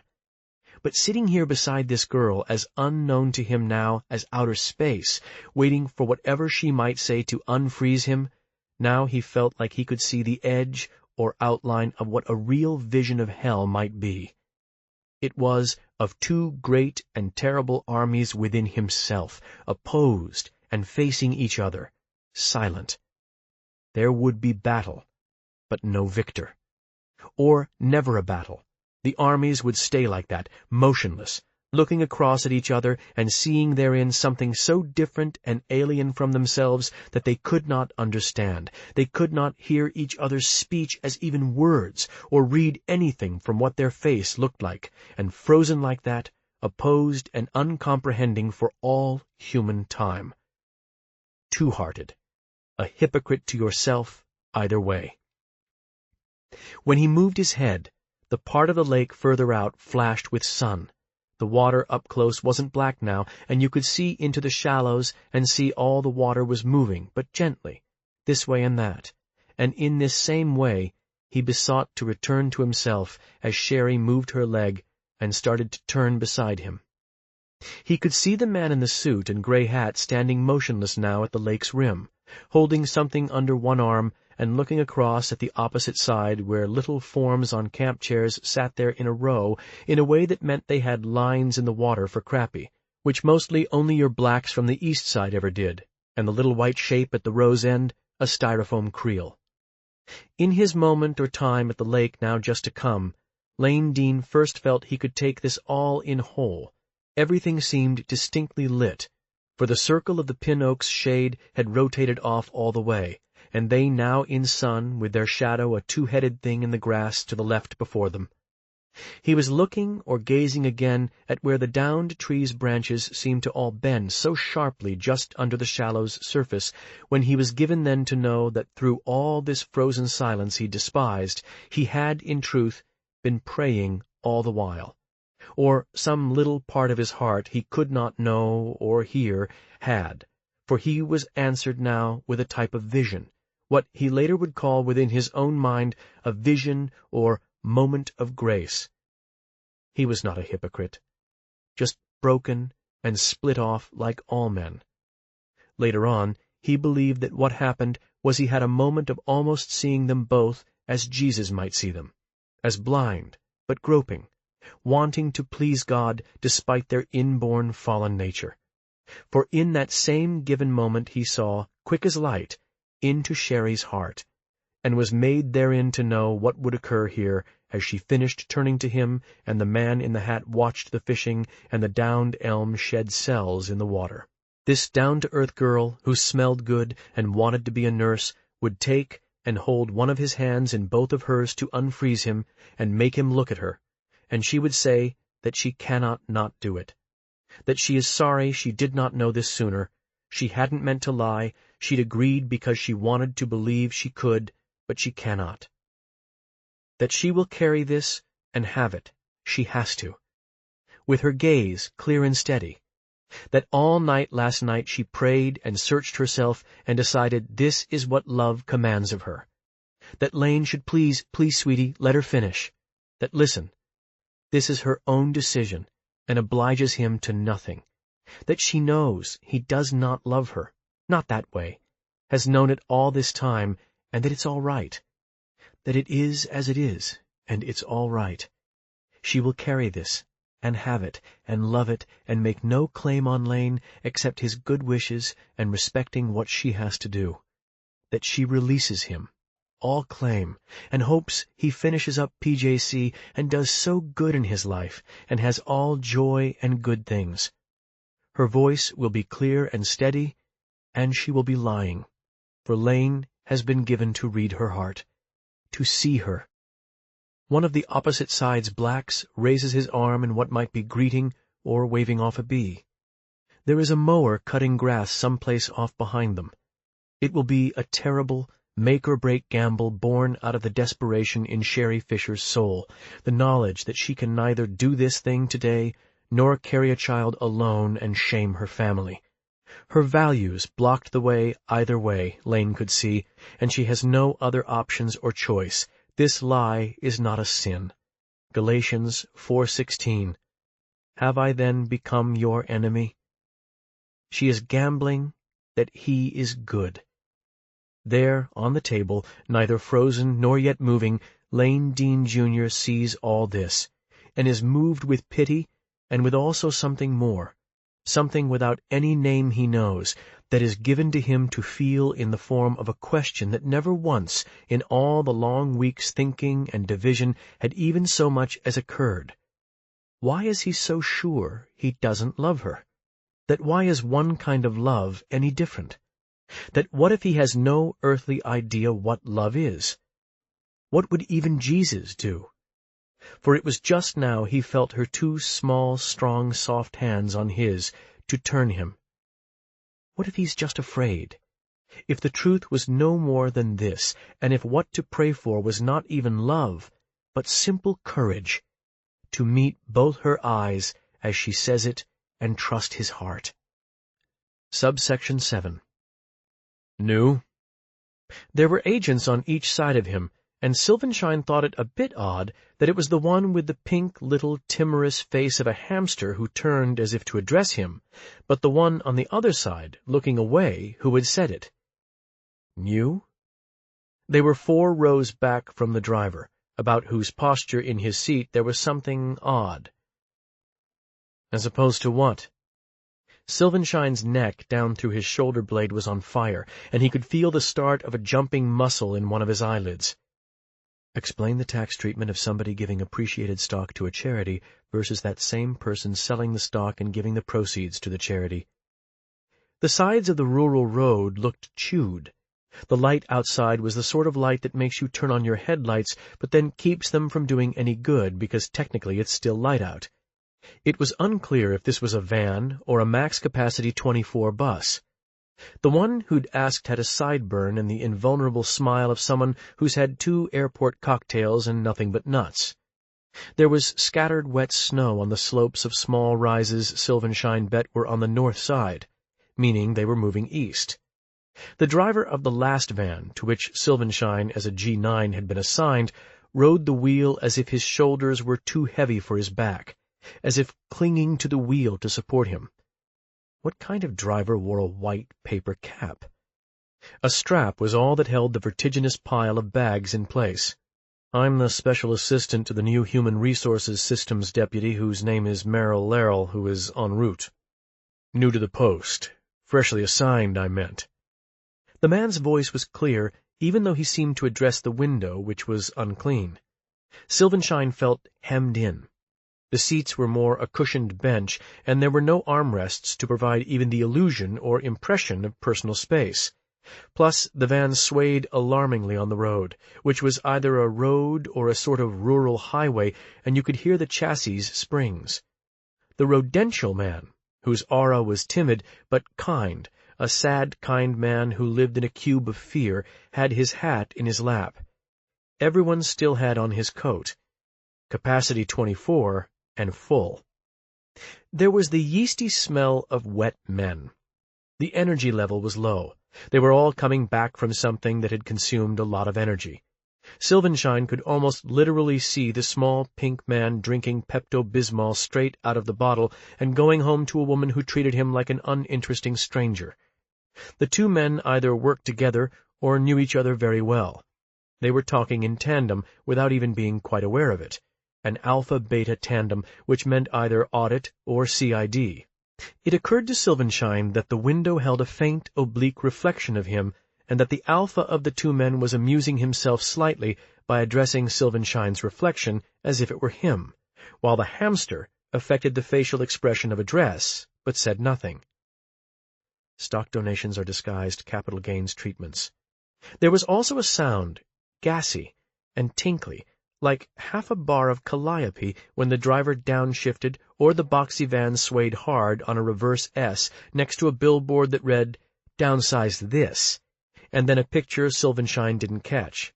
And while the urbane man was offhandedly introducing them, Silvenstein didn't catch the names, which he knew would cause trouble because it was insulting to have forgotten people's names, especially if you were attached to an alleged wunderkind in personnel and personnel were your business.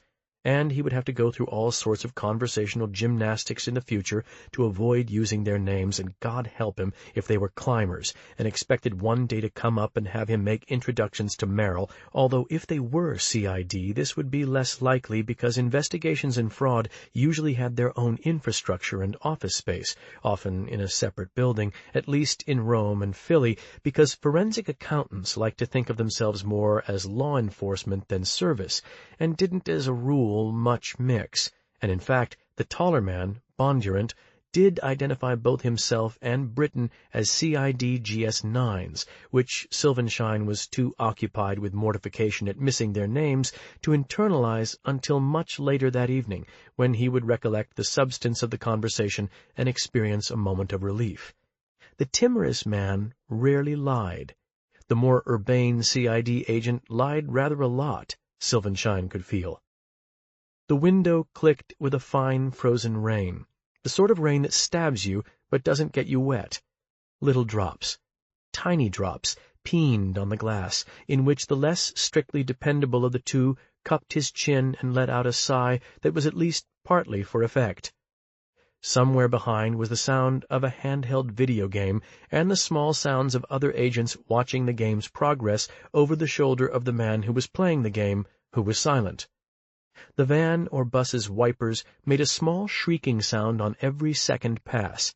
It occurred to Silvenstein that the driver looked as if he was almost resting his chin on top of the wheel because he was leaning way forward to try to get closer to the windshield the way anxious people or people with poor eyesight will do when they're having trouble seeing. The slicker of the two CIDs in the window had an almost kite-shaped face, both square and pointy at the cheekbones and chin. Bondurant could feel the sharp pressure of his chin in his palm and the way the edge of the window's casement dug in a straight line between the bones of his elbow. Everyone but Silvenstein knew where they'd all been and what they'd been doing in Joliet, but none of them were thinking about it in any kind of informative way, because that's not how people think about what they've just done. From outside the vehicle, it was clear what it was, both the shape and the sway of it, as well as the fact that the top layer of tan paint had been shoddily applied, and in places the headlights of the cars behind it picked up flashes of the bright colors beneath, the ballooned letters and icons on sticks at angles that suggested yumminess in some mysterious way only children get. Inside was the sound of the engine and the fluctuant murmur of small conversations melted by anticipation of the end of something. A conference or retreat, perhaps, or maybe an in-service training.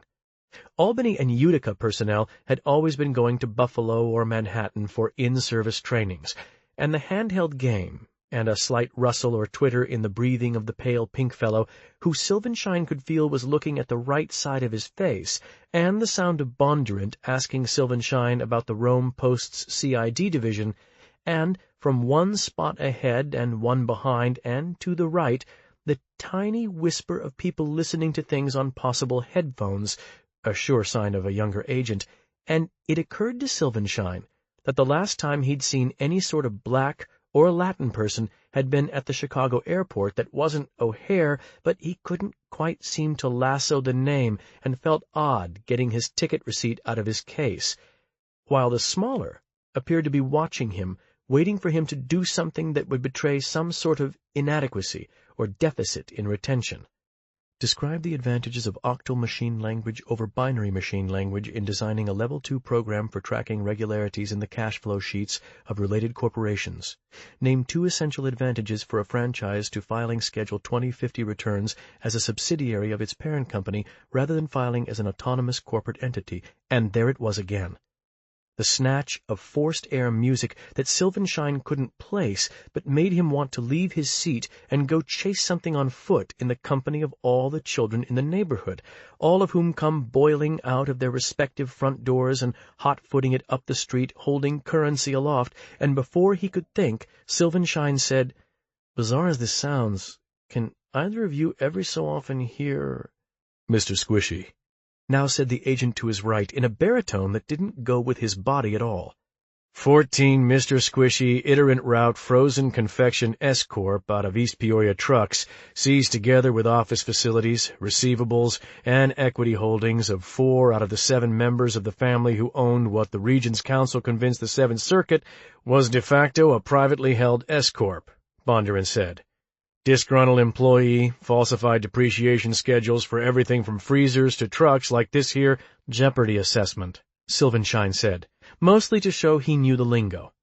The seat directly ahead of Silvenstein was unoccupied, yielding a view of the crossed and meaty neck of whoever sat ahead of that, his head covered by a bush hat pushed back to communicate relaxation and informality. "This is an ice cream truck?" "Wonderful for morale, isn't it? Like the paint job fools anybody that you've got the Post's cream riding back in something that used to sell dilly bars and driven by a guy in a big lumpy white outfit and rubber face, so he looked like a blancmange. Driver used to drive this for Mr. Squishy. That's why we're going so slowly. Limit's 55. Take a look at what all is stacked up behind us flashing their brights if you want." The smaller, pinker man, Britton, had a round, downy face. He was in his 30s, and it wasn't clear if he shaved.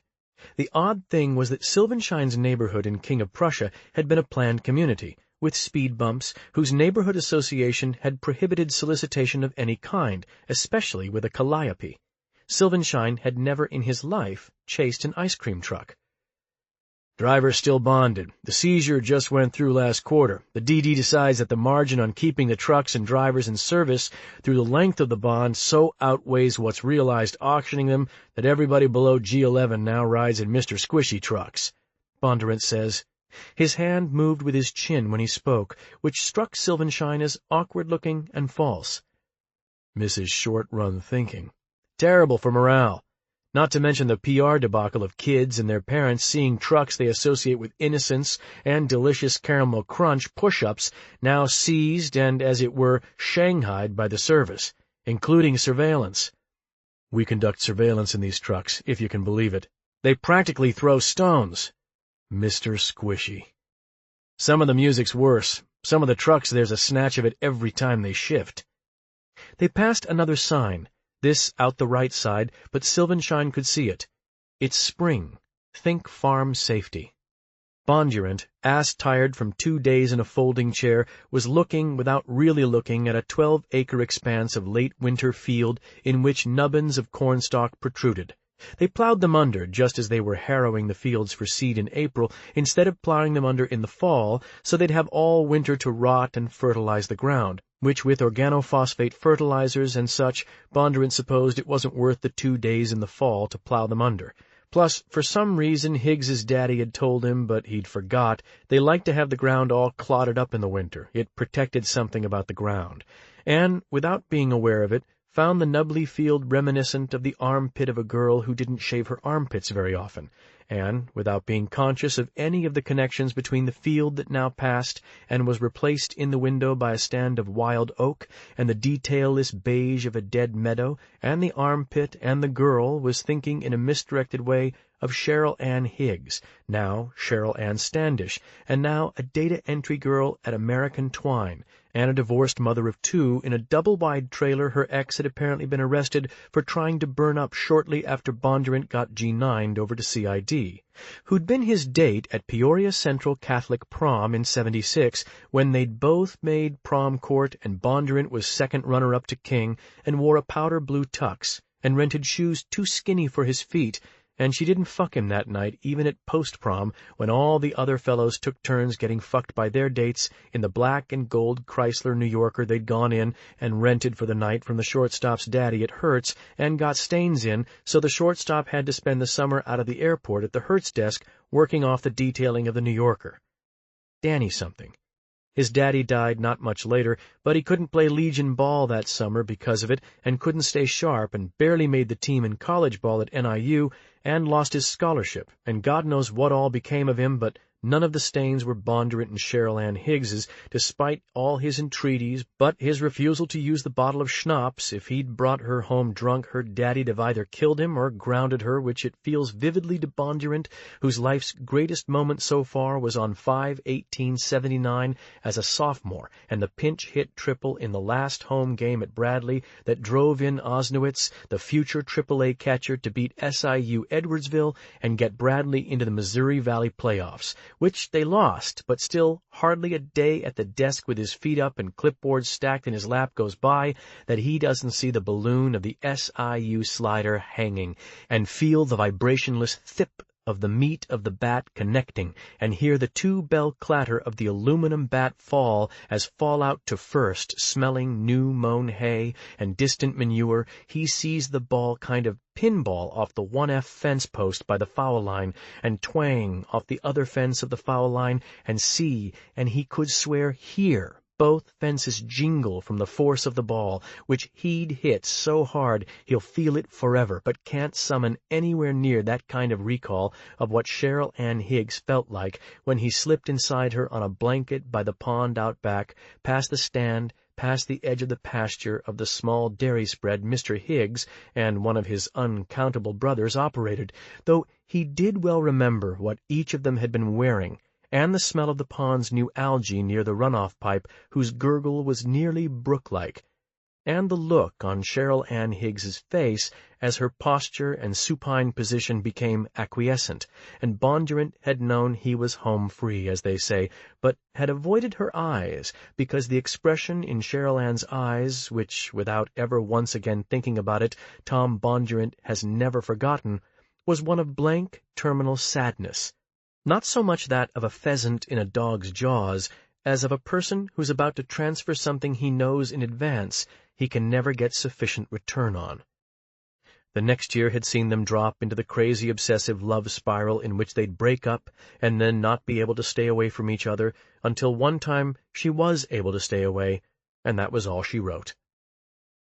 The small, light-pink CID agent Britton had, without any sort of throat-clearing or segue, asked Silvenstein what he was thinking, which seemed to Silvenstein grotesquely and almost obscenely inappropriate and invasive, rather like asking what your wife looked like naked, or what your private restroom functions smelled like. But of course it would be impossible to say any of this aloud, particularly for someone whose job here involved cultivating good relations and uncluttered lines of communication for Merrill Lärrell to exploit when he arrived, to mediate for Merrill Lärrell, and to at once gather information on as many aspects and issues involved in the examination of returns as possible, since there were some difficult, delicate decisions to make, decisions whose import extended far beyond this provincial post, and any way it went, it was going to be painful.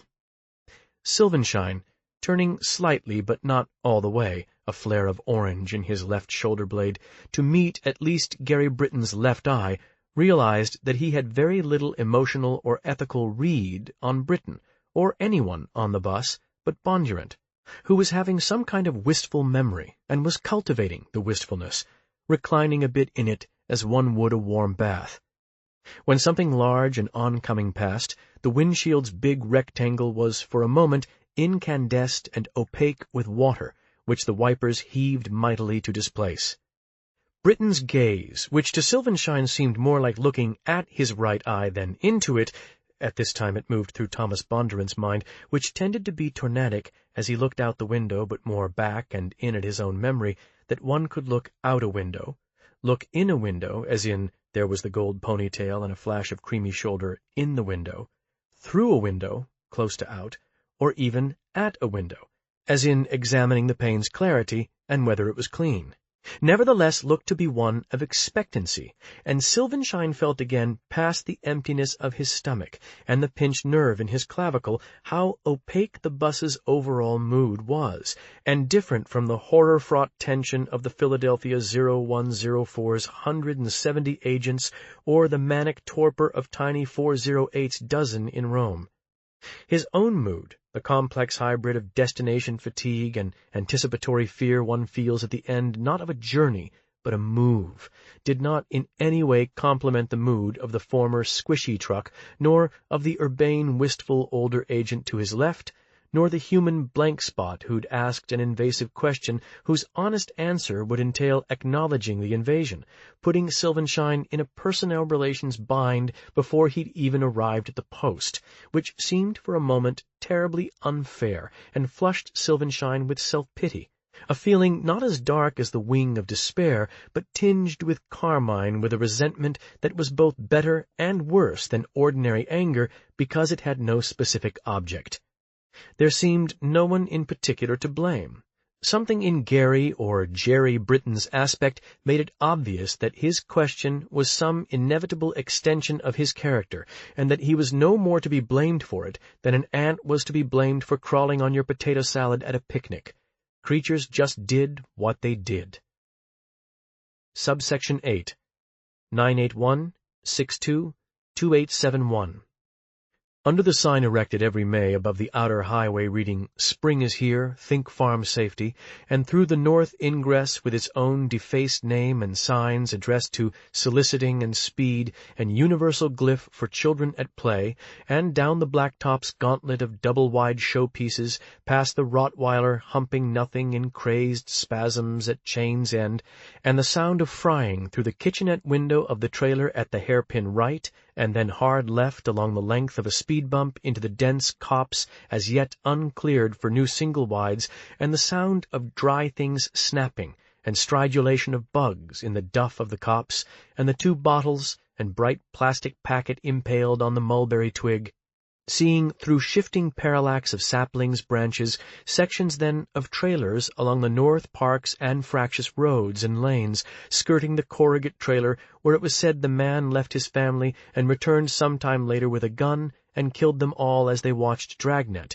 and the torn, abandoned 16-wide, half overgrown by the edge of the copse, where boys and their girls made strange agate forms on pallets and left bright torn packs until a mishap with a stove blew the gas lead and ruptured the trailer's south wall in a great labial tear that exposes the trailer's gutted insides to view from the edge of the copse, and the plurality of eyes as the needles and stems of a long winter noisomely crunch beneath a plurality of shoes, where the copse leaves off at a tangent past the end of the undeveloped cul-de-sac, where they come now at dusk to watch the parked car heave on its springs. The windows steamed nearly opaque, and so alive in the chassis that it seems to move without running. The boat-size car, squeak of struts and absorbers, and a jiggle just short of true rhythm. The birds at dusk, and the smell of snapped pine and a younger one's cinnamon gum.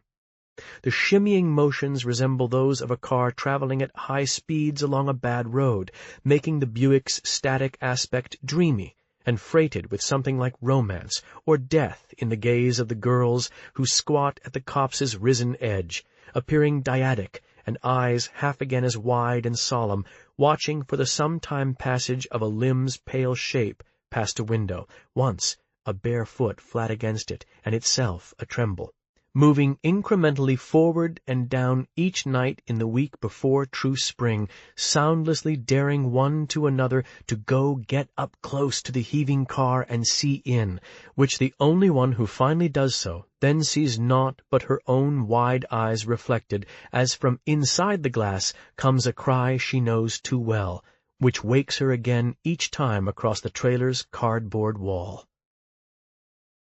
There were fires in the gypsum hills to the north, the smoke of which hung and stank of salt. Then the pewter earrings vanished without complaint or even mention. Then a whole night's absence. 2. The child as mother to the woman.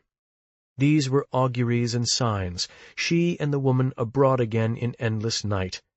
Routes on maps when traced that yield no sensible shape or figure. At night, from the trailer's park, the hills possessed of a dirty orange glow, and the sounds of living trees exploding in the fire's heat did carry, and the noise of planes ploughing the undulant air above and dropping thick tongues of talc. Some nights it rained fine ash, which, upon contacting, turned soot and kept all souls indoors, such that throughout the park every trailer's window possessed of the underwater glow of televisions, and when many were identically tuned, the sounds of the programs came clear to the girl through the ash, as if their own television were still with them.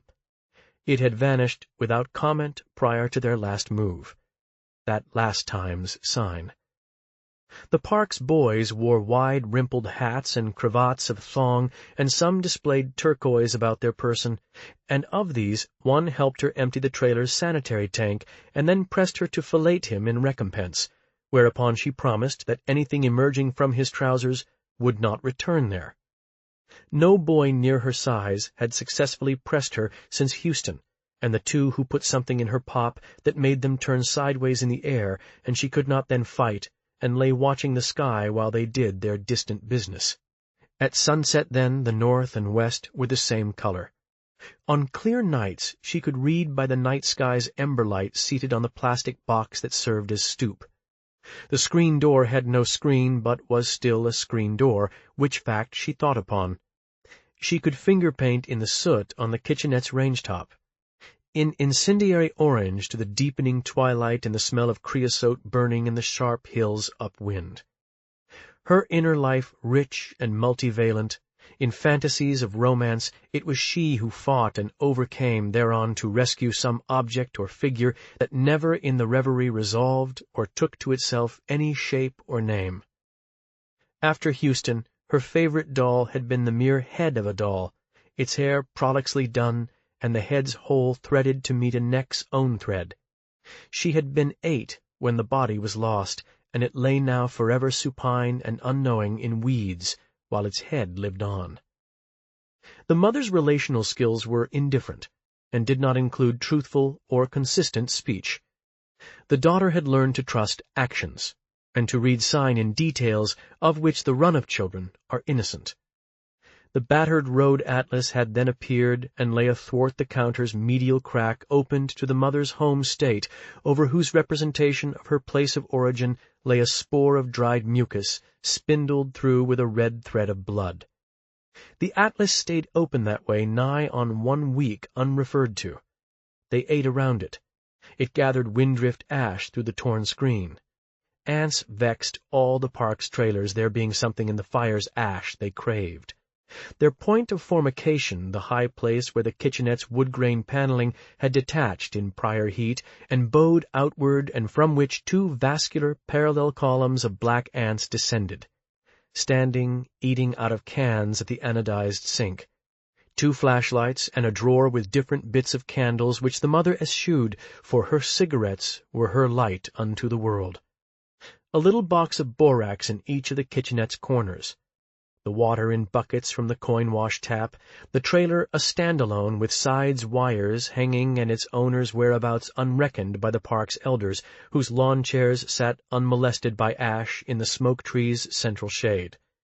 One of these, Mother Tia, told fortunes, leathery and tremorous, and her face like a shucked pecan, fully cowled in black, and two isolate teeth like a spare at the show-me lanes, and owned her own cards and tray on which what Ash collected showed white, calling her Chula, and charging her no tariff on terms of the evil eye she claimed to fear when the girl looked at her through the screen's hole with the telescope of a rolled magazine. Two ribby and yellow-eyed dogs lay throbbing in the smoke tree's shade and rose only sometimes to bay at the planes as they harried the fires. The sun overhead like a peephole into hell's own self-consuming heart. Yet one more sign being when Mother Tia refused then to augur, and doing so in terms of pleading for clemency instead of bare refusal to the reedy laughter of the shade's other elders and widows. No one understood why she feared the girl, and she would not say, lower lip caught behind one tooth as she traced the special letter over and over on nothing in the air before her, whom she would miss, and whose memory in trust therefore the doll's head also would carry. The mother's relational skills being indifferent to this degree since the period of clinical confinement in University City, Missouri, wherein the mother had been denied visits for 18 business days, and the girl had evaded family services during this period and slept in an abandoned Dodge vehicle whose doors could be secured with coat hangers twisted just so. The girl looked often at the open atlas and the city thereon marked with a sneeze. She had herself been born there, just outside, in the town that bore her own name. Her second experience of the kind her books made seem sweet through indifferent speech had occurred in the abandoned car in University City, Missouri, at the hands of a man who knew how to dislodge one coat-hanger with the straightened hook of another, and told her face beneath his fingerless mitten there were two different ways this right here could go. The longest time she had ever subsisted wholly on shoplifted food was 8 days. Not more than a competent shoplifter. Their time at Moab, Utah, an associate once said that her pockets had no imagination, and was soon thereafter pinched and made to spear litter by the highway as she and the mother had passed in the converted camper driven by Kick, the seller of pyrite and self-made arrowheads, around whom the mother said not ever one word, but sat before the radio painting each nail a different color, and who had once punched her stomach so hard she saw colors, and smelled up close the carpet's grit base, and could hear what her mother then did to distract Kick from further attentions to this girl with the mouth on her. This being also how she learned to cut a brake line, so the failure would be delayed until such time as the depth of the cut determined. At night, on the pallet in the ruddled glow, she dreamt also of a bench by a pond and the somnolent mutter of ducks, while the girl held the string of something that floated above with a painted face, a kite or balloon. Of another girl she would never see or know of. Once, on the nation's interstate highway system, the mother had spoken of a headless doll she herself had kept and clung to through the hell-on-earth years of her Peoria girlhood and her own mother's nervous illness, her profile bunched up, as she pronounced it, during which the mother's mother had refused to let her outside the house, over which she had engaged itinerant men to nail found and abandoned hubcaps to every inch of the exterior in order to deflect the transmissions of one Jack Benny, a rich man whom the grandmother had come to believe was insane and sought global thought control by radio wave of a special pitch and hue. "Nobody that mean's going to let the world go," was an indirect quotation or hearsay when driving, which the mother could do while simultaneously smoking and using an emery board. The girl made it her business to read signs and know the facts of her own history, past and present. To beat broken glass into powder requires an hour with a portion of brick on a durable surface. She had shoplifted ground chuck and buns and kneaded powdered glass into the meat and cooked it on a window-screen brazier at the rear of the abandoned Dodge, and had left such painstaking meals of sandwich on the front seat for days running before the man who had pressed her used his coat-hanger tool to jimmy the vehicle and steal them, whereupon he returned no more. The mother then released into the girl's care soon. Imbrication by disc is impossible, but the grandmother's specifications were that each hubcap touch those on every possible side. Thus the electrification of one became the charge of all, to counter the wave's bombardment. the creation of a lethal field which jammed radios all down the block. Twice cited for diverting the home's amperage, the old woman had found a generator someplace that would run, if noisily, on kerosene, and bounced and shook beside the bomb-shaped propane tank outside the kitchen. The young mother was sometimes permitted outside to bury the sparrows that alit on the home and sent up their soul in a single flash and bird-shaped ball of smoke. The girl read stories about horses, bios, science, psychiatry, and popular mechanics when obtainable. She read history in a determined way. She read My Struggle and could not understand all the fuss. She read Wells, Steinbeck, Keene, Laura Wilder twice, and Lovecraft. She read halves of many torn and cast-off things. She read A Coverless Red Badge and knew by sheer feel that its author had never seen war, nor knew that past some extremity one floated just above the fear and could blinklessly watch it while doing what had to be done or allowed to stay alive. The trailer park's boy, who had pressed her there in the hanging smell of their own sewage, now assembled his friends outside the trailer at night there to lurk and make inhuman sounds in the ashfall as the daughter's daughter drew circles within circles about her own given name on the map and the arteries leading thereto. The gypsum fires and the park's lit sign were the poles of the desert night. The boys burped and howled at the moon, and the howls were nothing like the real thing, and their laughter was strained, and words, indifferent to the love they said, swelled them, and would visit upon her past counting. In these, the mother's absences with men, the girl sent for catalogues and free offers which daily did arrive by mail with samples of products that people with homes would buy to enjoy at their leisure, like the girl, who considered herself home-tutored and did not ride the bus with the park's children. These all possessed the stunned, smeared look of those who are poor in one place. The trailers, sign and passing trucks were the furniture of their world, which orbited but did not turn. The girl often imagined them in a rear view, receding, both arms raised in farewell. Asbestos cloth cut carefully into strips, one of which, placed in the pay-dryer when the mother of the would-be assailant had deposited her load and returned to the Circle K for more beer, caused neither the boy nor mother to be seen any more outside their double-wide, which rested on blocks. The boy's serenades ceased as well. A soup can of sewage or roadkill carcass, when placed beneath the blocks or plasticized lattice of a store-bought porch attachment, would fill and afflict that trailer with a plague's worth of soft-bodied flies. A shade tree could be killed by driving a short length of copper tubing into its base a hand's breadth from the ground. The leaves would commence to embrown straight away. The trick with a brake or fuel line was to use strippers to wet it to almost nothing instead of cutting it clean through. It took a certain feel. Half an ounce of Packett's aggregate sugar in the gas tank disabled all vehicles but required no art. Likewise, a penny in the fuse box or red dye in a trailer's water tank, accessible through the sanitation panel on all but late-year models, of which the Vista Verde Park had none. Begat in one car and born in another, creeping up in dreams to see her own conceiving. The desert possessed of no echo, and in this was like the sea from which it came. Sometimes at night the sounds of fire carried, or the circling planes, or those of long-haul trucks on 54 for Santa Fe, whose tires' plaint had the quality of distant surf's lulation. She lay listening on the pallet, and imagined not the sea or the moving trucks themselves, but whatever she right then chose. Unlike the mother or bodiless doll, she was free inside her head, an unbound genius larger than any sun.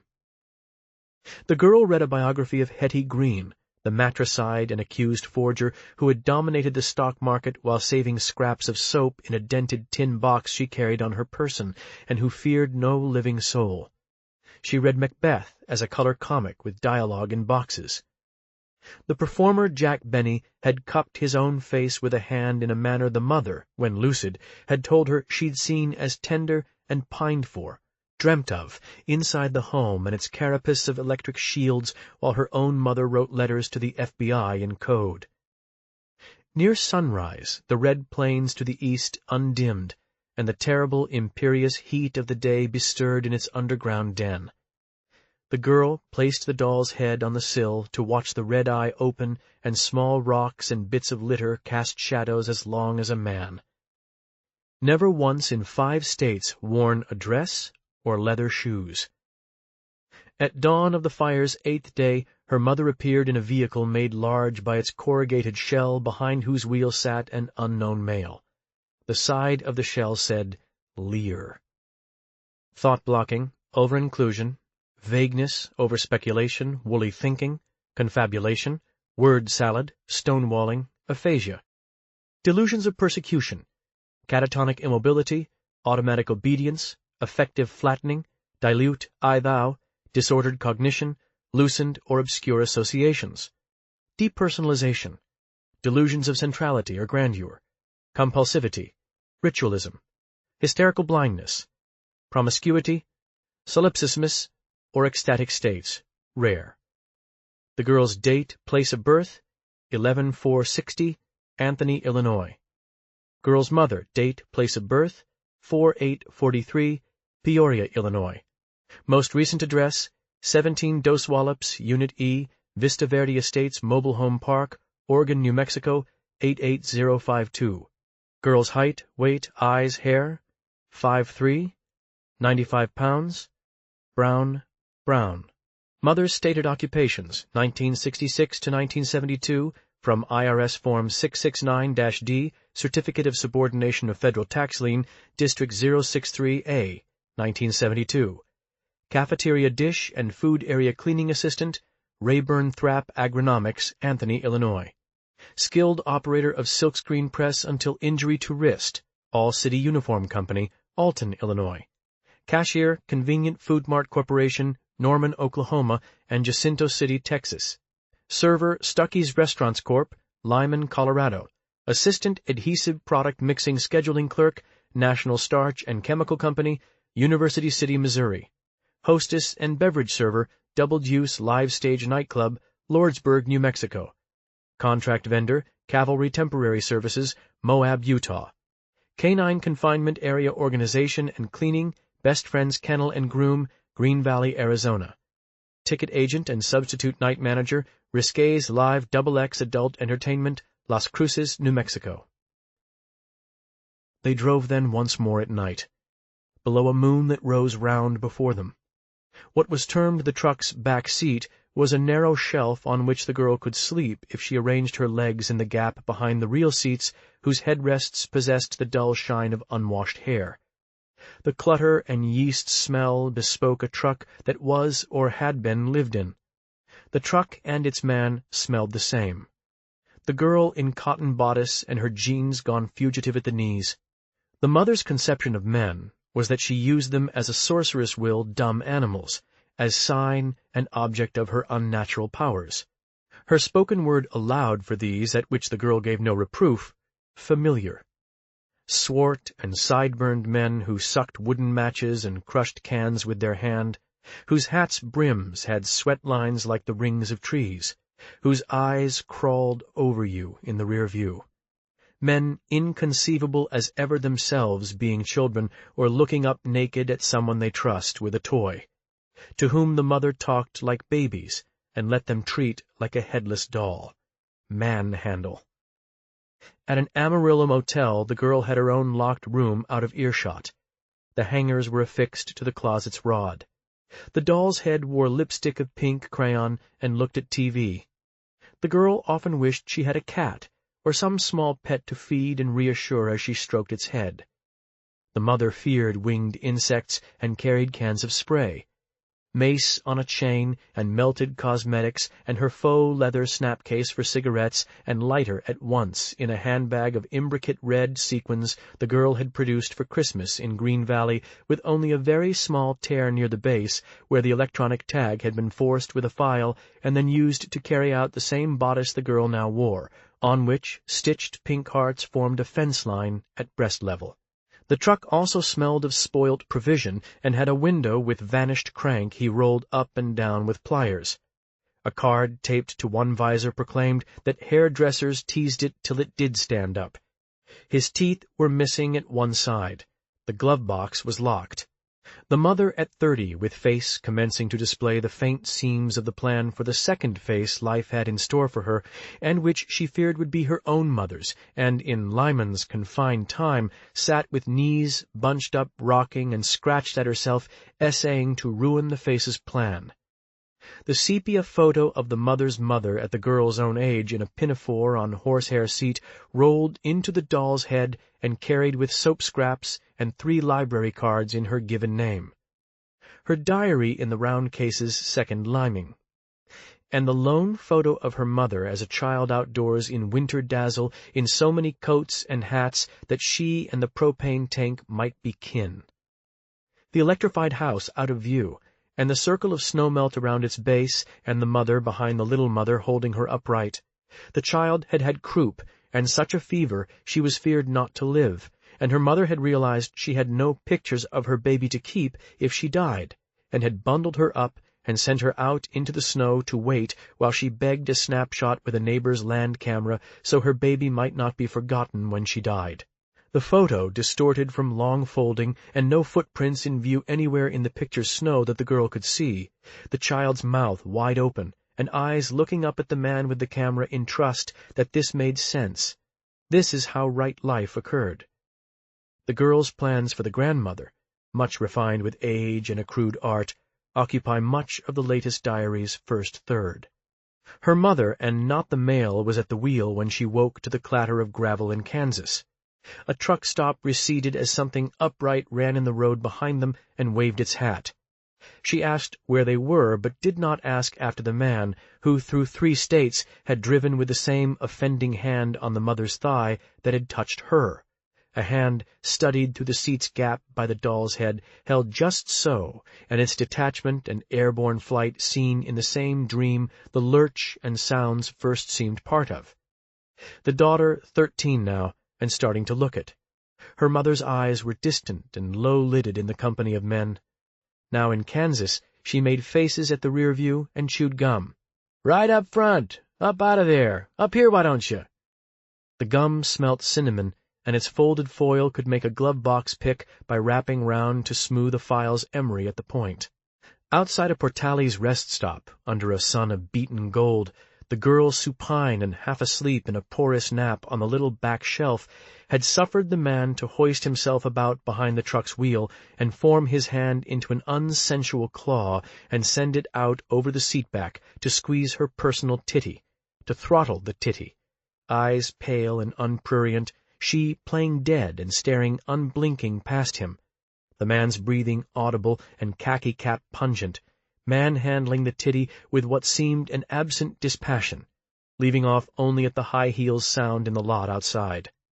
Still a stark advance over the previous year's Caesar, who worked at painting highway signs and had green grains forever in the pores of his face and hands, and required both mother and girl to keep the washroom door open no matter what their business inside, himself then in turn improved over Houston's district of warehouses and gutted lofts, whereat had fallen in with them for 2 months Murray Blade, the semi-professional welder whose knife in its forearm's spring clip covered a tattoo of just that knife between 2 ownerless blue breasts, the squeeze of a fist made swell at the sides which amused him. Men with leather vests and tempers who were tender when drunk in ways that made your back's skin pebble up. The 54 Highway East was not federal, and the winds of oncoming rigs struck the truck and its shell and caused yaw the mother steered against. All windows down against the man's stored smell. An unmentionable thing in the glove-box the mother said to shut, she couldn't look. The card with its entendre made French curls in their backwash and disappeared against the past road's shimmer. West of Pratt, Kansas, they purchased and ate Convenient Mart burritos heated in the device provided for that purpose. A great, huge, unfinishable slushy. Behind her carapace of discs and foil the mother's mother held when Madman Jack Benny or his spiral-eyed slaves came for them, the best defense at hand was to play dead, to lie with blank eyes open and not blink or breathe while the men holstered their ray guns and looked about the house and looked at them, shrugging and telling one another it looked as though they were too late, because look here, the woman and her nubile daughter were already deceased and best left be. Forced to practice together in the twin beds with open bottles of pills on the table betwixt, and hands composed on their chests, and eyes wide and breathing in such a slight way that the chest never rose.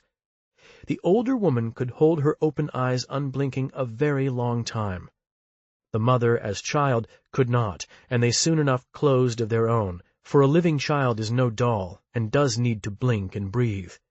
The older woman said one could self-lubricate at will with the proper application of discipline and time. She said her decet on a carnival necklace and had a small nickel lock on the mailbox. Windows covered with foil in the crescents between the cap's black circles. The mother carried drops and always claimed her eyes were dry. Riding up front was good. She did not ask about the truck's man. It was his truck they were in, but he was not in the truck. It was hard to locate something to complain about in this. The mother's relatings were least indifferent when the two faced the same. She made small jokes, and sang, and sent small looks the daughter's way. All the world beyond the reach of the headlamp's beams was much obscured. Hers was her grandmother's maiden name, Ware. She could put her soles against the truck's black dash and look out between her knees, the whole of the headlight's tongue of road between them. The broken centerline shot Morse at them, and the bone-white moon was round, and clouds moved across it and took shape as they did so. First fingers, then whole hands and trees of lightning fluttered on the west horizon. Nothing came behind them. She kept looking for following lights or signs. The mother's lipstick was too bright for the shape of her mouth. The girl did not ask. The odds were high.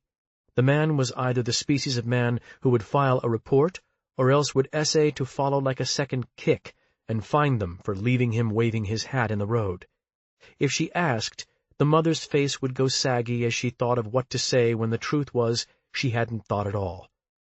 The girl's blessing and lot to know their two minds both as one, to hold the wheel as Murine was again applied. They had a sit-down breakfast in Plepler, Missouri, in a rain that foamed the gutters and beat against the cafe's glass. The waitress, in nurse white, had a craggy face and called them both honey and wore a button which said, "I have got but one nerve left, and you are upon that nerve," and flirted with the working men whose names she knew while steam came out of the kitchen over the counter above which she clipped sheets from her pad, and the girl used their toothbrush in a restroom whose lock had no hasp. The front door's hung bell sounded on use to signal custom. The mother wanted biscuits and hash browns and mush with syrup, and they ordered, and the mother sought a dry match, and soon the girl heard her laughing at something the men at the counter said. Rain rolled through the street, and cars passed slowly, and their truck with its shell faced the table and still had its parking lights on, which she saw, and saw also within her mind the truck's legal owner still there in the road outside Kismet, holding his hands extended into claws at the space where the truck had receded from view, while the mother beat the wheel and blew hair from her eyes. The girl dragged toast through her yoke. Of the two men who entered and filled the next booth, one had similar whiskers and eyes beneath a red cap gone black with rain. The waitress, with her little stub pencil and pad set into these, "What are you setting in a dirty booth?" "So's I can be closer to you, darling." "Why, you could have set right over there and been closer yet." "Shoot."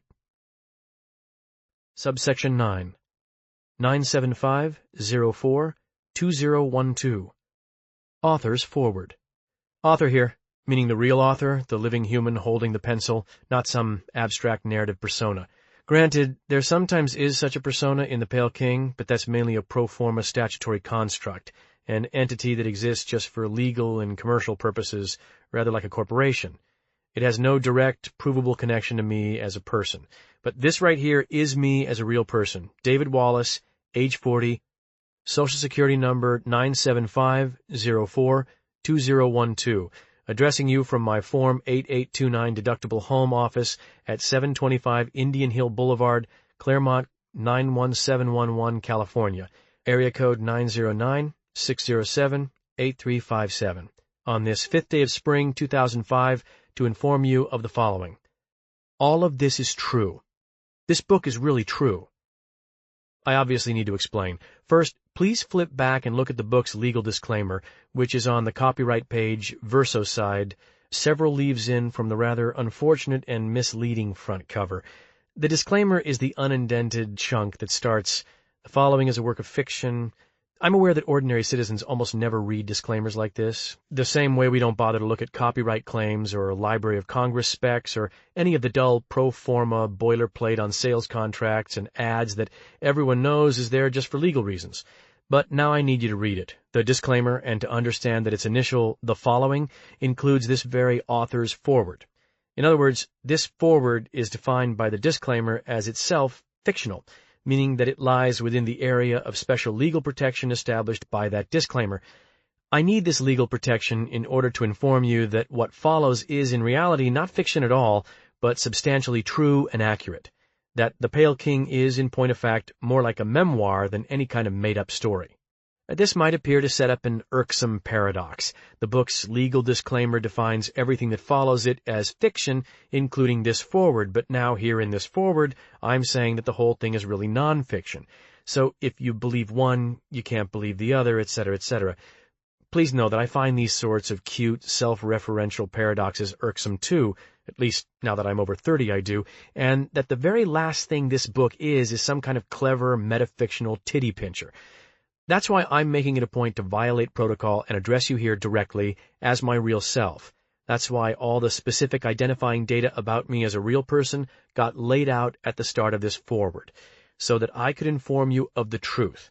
The only bona fide fiction here is the copyright page's disclaimer, which again is a legal device. The disclaimer's whole and only purpose is to protect me, the book's publisher, and the publisher's assigned distributors from legal liability. The reason why such protections are especially required here, why in fact the publisher has insisted upon them as a precondition for acceptance of the manuscript and payment of the advance, is the same reason the disclaimer is, when you come right down to it, a lie. Here is the real truth. What follows is substantially true and accurate. At least, it's a mainly true and accurate partial record of what I saw and heard and did, of whom I knew and worked alongside and under, and of what all eventuated at IRS Post 047, the Midwest Regional Examination Center, Peoria, Illinois, in 1985 to 86. Much of the book is actually based on several different notebooks and journals I kept during my 13 months as a road examiner at the Midwest REC. Based means more or less lifted right out of, for reasons that will doubtless become clear. The Pale King is, in other words, a kind of vocational memoir. It is also supposed to function as a portrait of bureaucracy, arguably the most important federal bureaucracy in American life, at a time of enormous internal struggle and soul-searching. The birth pains of what's come to be known among tax professionals as the new IRS. In the interests of full disclosure, though, I should be explicit and say that the modifier in substantially true and accurate refers not just to the inevitable subjectivity and bias of any memoir. The truth is that there are, in this non-fiction account, some slight changes and strategic rearrangements, most of these evolving through successive drafts in response to feedback from the book's editor, who was sometimes put in a very delicate position with respect to balancing literary and journalistic priorities, on the one hand, against legal and corporate concerns on the other. That's probably all I should say on that score. There is, of course, a whole tortuous backstory here involving the legal vetting of the manuscript's final 3 drafts, but you will be spared having to hear much about all this, if for no other reason than that relating the inside story would defeat the very purpose of the repetitive, microscopically cautious vetting process and of all the myriad little changes and rearrangements to accommodate those changes that became necessary when, e.g., certain people declined to sign legal releases, or when one mid-sized company threatened legal action if its real name or identifying details of its actual past tax situation were used, disclaimer or no. In the final analysis, though, there are a lot fewer of these small, identity-obscuring changes and temporal rearrangements than one might have expected, for there are advantages to limiting a memoir's range to one single interval, plus relevant backstories, in what seems to us all now like the distant past. People don't much care anymore, for one thing, by which I mean people in this book. The publishing company's paralegals had far less trouble getting signed legal releases than counsel had predicted. The reasons for this are varied, but, as my own lawyer and I had argued ahead of time, obvious. Of the persons named, described, and even sometimes projected into the consciousness of as so-called characters in The Pale King, a majority have now left the service. Of those remaining, several have reached levels of GS rank where they are more or less invulnerable. Also, because of the time of year when drafts of the book were presented for their perusal, I am confident that certain other service personnel were so busy and distracted that they did not really even read the manuscript and, after waiting a decent interval to give the impression of close study and deliberation, signed the legal release so that they could feel they had one less thing they were supposed to do. A few also seemed flattered at the prospect of someone's having paid them enough notice to be able, years later, to remember their contributions. A handful signed because they have remained, through the years, my personal friends. One of these is probably the most valuable, profound friend I've ever made. Some are dead. 2 turned out to be incarcerated, of which one of these was someone you never would have thought or suspected. And not everyone signed legal releases. I don't mean to suggest that, only that most did. Several also consented to be interviewed on record. Where appropriate, parts of their tape-recorded responses have been transcribed directly into the text. Others have graciously signed additional releases authorizing the use of certain audio-visual recordings of them that were made in 1984 as part of an abortive IRS Personnel Division motivational and recruitment effort. As an aggregate, they have provided reminiscences and concrete details that, when combined with the techniques of reconstructive journalism, have yielded scenes of immense authority and realism, regardless of whether this author was actually corporeally right there on the scene at the time or not. The point I'm trying to drive home here is that it's still all substantially true, i.e., the book this foreword is part of, regardless of the various ways some of the forthcoming subsections have had to be distorted, depersonalized, polyphonized, or otherwise jazzed up in order to conform to the specs of the legal disclaimer. This is not to say that this jazzing up is all just gratuitous titty-pinching. Given the aforementioned legal/commercial constraints, it's ended up being integral to the book's whole project. The idea, as both sides' counsel worked it out, is that you will regard features like shifting POVs, structural fragmentation, willed incongruities, etc., as simply the modern literary analogues of Once Upon a Time, or Far, Far Away There Once Dwelt, or any of the other traditional devices that signaled the reader that what was underway was fiction and should be processed accordingly. For as everyone knows, whether consciously or not, there's always a kind of unspoken contract between a book's author and its reader, and the terms of this contract always depend on certain codes and gestures that the author deploys in order to signal the reader what kind of book it is, i.e., whether it's made up versus true. And these codes are important, because the subliminal contract for nonfiction is very different from the one for fiction. What I'm trying to do right here, within the protective range of the copyright page's disclaimer, is to override the unspoken codes and to be 100% overt and forthright about the present contract's terms. The Pale King is basically a non-fiction memoir, with additional elements of reconstructive journalism, organizational psychology, elementary civics and tax theory, etc. Our mutual contract here is based on the presumptions of A, my veracity, and B, your understanding that any features or semions that might appear to undercut that veracity are in fact protective legal devices, not unlike the boilerplate that accompanies sweepstakes and civil contracts, and thus are not meant to be decoded or read so much as merely acquiesced to as part of the cost of our doing business together, so to speak, in today's commercial climate. Plus, there's the autobiographical fact that, like so many other nerdy, disaffected young people of that time, I dreamed of becoming an artist, i.e., somebody whose adult job was original and creative instead of tedious and drone-like. My specific dream was of becoming an immortally great fiction writer, a la Gaddis or Anderson, Balzac or Perec, etc. And many of the notebook entries on which parts of this memoir are based were themselves literarily jazzed up and fractured. It's just the way I saw myself at the time. In some ways, you could say that my literary ambitions were the chief reason I was on hiatus from college and working at the Midwest RAC at all, though most of that whole backstory is tangential and will be addressed only here in the foreword and very briefly.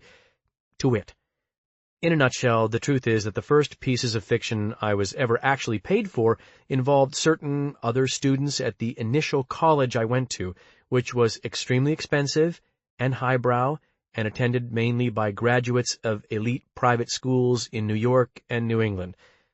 Without going into a whole lot of detail, let's just say that there were certain pieces of prose I produced for certain students on certain academic subjects, and that these pieces were fictional in the sense of having styles, theses, scholarly personas, and authorial names that were not my own.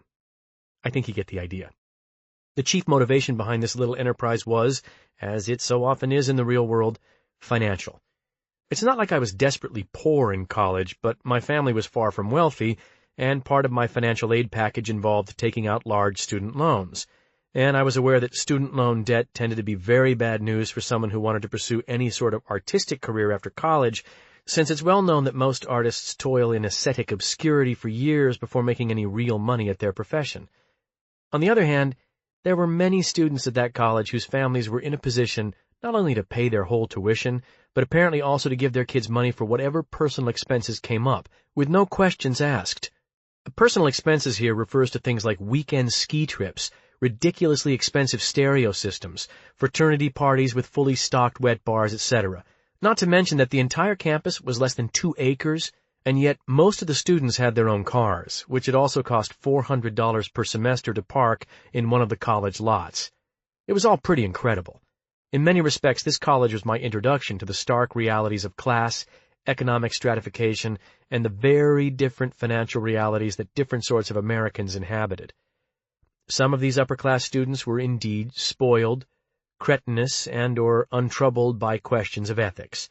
Others were under great family pressure and failing, for whatever reasons, to work up to what their parents considered their true grade potential. Some just didn't manage their time and responsibilities well and found themselves up against the wall on an assignment. I'm sure you get the basic picture. Let's just say that as a way of positioning myself to pay off some of my loans at an accelerated rate, I provided a certain service.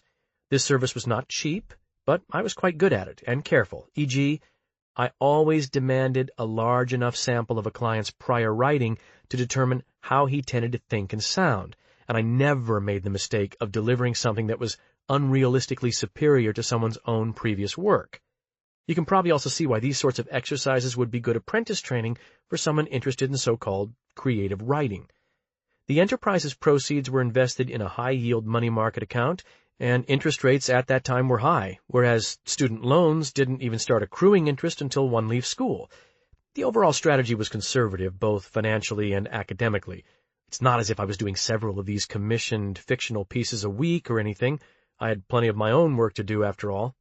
To anticipate a likely question, let me concede that the ethics here were gray at best. This is why I chose to be honest just above about not being impoverished or needing the extra income in order to eat or anything. I was not desperate. I was, though, trying to accumulate some savings against what I anticipated to be debilitating post-grad debt. I'm aware that this is not an excuse in the strict sense, but I do believe it serves as at least an explanation. And there were also other more general factors and contexts that might be seen as mitigating. For one, the college itself turned out to have a lot of moral hypocrisy about it, e.g., congratulating itself on its diversity and the leftist piety of its politics, while in reality going about the business of preparing elite kids to enter elite professions and make a great deal of money, thus increasing the pool of prosperous alumni donors. Without anyone ever discussing it or even allowing themselves to be aware of it, the college was a veritable temple of mammon. I'm not kidding. For instance, the most popular major was economics, and the best and brightest of my class all seemed obsessed with a career on Wall Street, whose own public ethos at the time was, greed is good. Not to mention that there were retail cocaine dealers on campus who made a lot more than I ever did. Those were just a few of what I might, if I chose, offer as extenuating factors. My own attitude about it was detached and professional, not unlike a lawyer's. The basic view I held was that, whereas there may have been elements of my enterprise that might technically qualify as aiding or abetting a client's decision to violate the college's code of academic honesty, that decision, as well as the practical and moral responsibility for it, rested with the client. I was undertaking certain freelance writing assignments for pay. Why certain students wanted certain papers of a certain length on certain topics, and what they chose to do with them after delivery, were not my business. Suffice it to say that this view was not shared by the college's judicial board in late 1984. Here the story gets complex and a bit lurid, and an SOP memoir would probably linger on the details and the rank unfairnesses and hypocrisies involved. I'm not going to do that. I am, after all, mentioning all this only to provide some context for the ostensibly fictional-looking formal elements of the non-SOP memoir that you have, I hope, bought and are now enjoying. Plus, of course, also to help explain what I was even doing in one of the most tedious and drone-like white-collar jobs in America during what should have been my junior year at an elite college. So that this obvious question isn't left to hang distractingly all through the book, a type of distraction I personally despise as a reader. Given these limited objectives, then, the whole Code of A.H. debacle is probably best sketched in broad schematic strokes. To wit, 1a, naive people are, more or less by definition, unaware that they're naive. 1b, I was, in retrospect, naive. 2. For various personal reasons, I was not a member of any campus fraternity, and so was ignorant of many of the bizarre tribal customs and practices in the college's so-called Greek community. 3a. One of the college's fraternities had instituted the phenomenally stupid and short-sighted practice of placing behind their billiard room's wet bar a 2-drawer file cabinet containing copies of certain recent exams, problem sets, lab reports, and term papers that had earned high grades, which were available for plagiarism. 3b. Speaking of phenomenally stupid, it turned out that not just one, but 3 different members of this fraternity had, without bothering to consult the party from whom they'd commissioned and received them, tossed papers that were not technically their own into this communal file cabinet. 4. The paradox of plagiarism is that it actually requires a lot of care and hard work to pull off successfully, since the original text's style, substance, and logical sequences have to be modified enough so that the plagiarism isn't totally, insultingly obvious to the professor who's grading it. 5a. The type of spoiled, cretinous frat boy who goes into a communal file cabinet for a term paper on the use of implicit GNP price deflators in macroeconomic theory is also the type who will not know or care about the paradoxical extra work that good plagiarism requires. He will, however incredible it sounds, just plunk down and retype the thing word for word. 5b. Nor, even more incredibly, will he take the trouble to verify that none of his fraternity brothers is planning to plagiarize the same term paper for the same course. 6. The moral system of a college fraternity turns out to be classically tribal, i.e., characterized by a deeply felt sense of honor, discretion, and loyalty to one's so-called brothers, coupled with a complete, sociopathic lack of regard for the interests or even humanity of anyone outside that fraternal set. Let's just end the sketch there. I doubt you need a whole diagram to anticipate what came down, nor much of a primer in U.S. class dynamics to understand, of the eventual 5 students placed on academic probation or forced to retake certain courses versus the 1 student formally suspended, pending consideration of expulsion and possible referral of the case to the Hampshire County District Attorney, which one of these was yours truly, the living author, Mr. David Wallace of Philo, Illinois, to which tiny, lifeless nothing town neither I nor my family were at all psyched about the prospect of having me return and sit around watching TV for the at least 1 and possibly 2 semesters that the college's administration was going to take its sweet time considering my fate. Meanwhile, by the terms of the 1966 Federal Claims Collections Act's subsection 106 C through D, the repayment clock on my guaranteed student loans started running as of 1 January 1985 at 6.25% interest. Again, if any of that seems vague or ablated, it's because I am giving you a very stripped-down, mission-specific version of just who and where I was, life situation-wise, for the 13 months I spent as an IRS examiner. Moreover, I'm afraid that just how I landed in this government post at all is a background item that I can explain only obliquely, i.e., by ostensibly explaining why I can't discuss it. First, I'd ask you to bear in mind the above-cited disinclination to have me return and serve out my limbo at home in Philo, which mutual reluctance in turn involves a whole lot of issues and history between my family and me that I couldn't get into even if I wanted to. See below. Second, I would inform you that the city of Peoria, Illinois is roughly 90 miles from Philo, which is a distance that permits general familial monitoring without any of the sort of detailed, close-quarters knowledge that might confer feelings of concern or responsibility.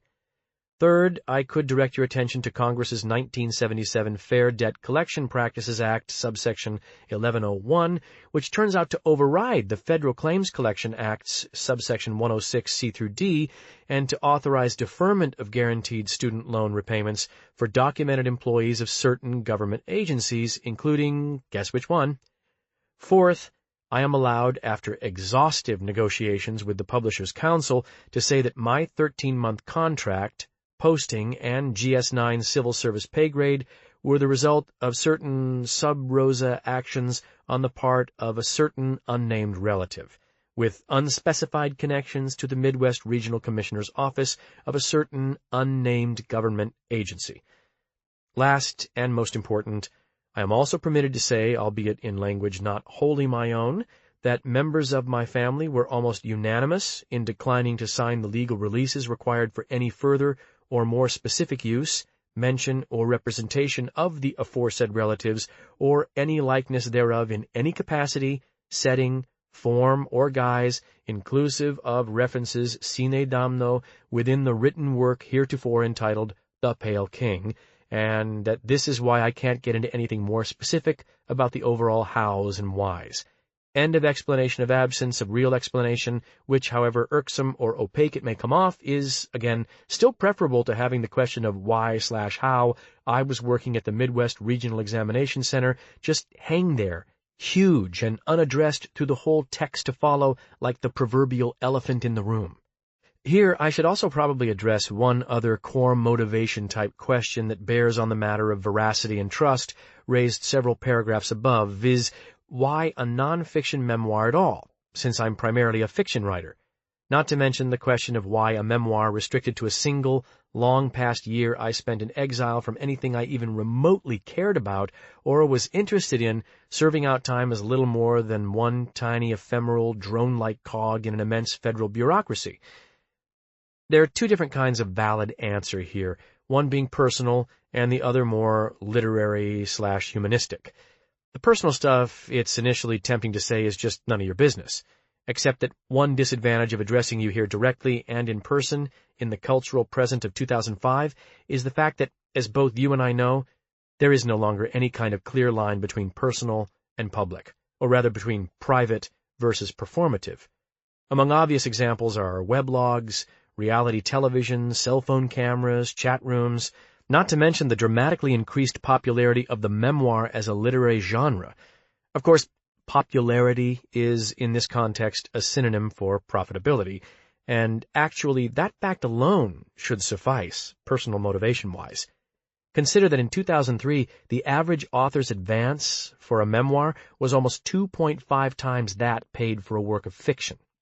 The simple truth is that I, like so many other Americans, have suffered reversals in the volatile economy of the last few years, and these reverses have occurred at the same time that my financial obligations have increased, along with my age and responsibilities.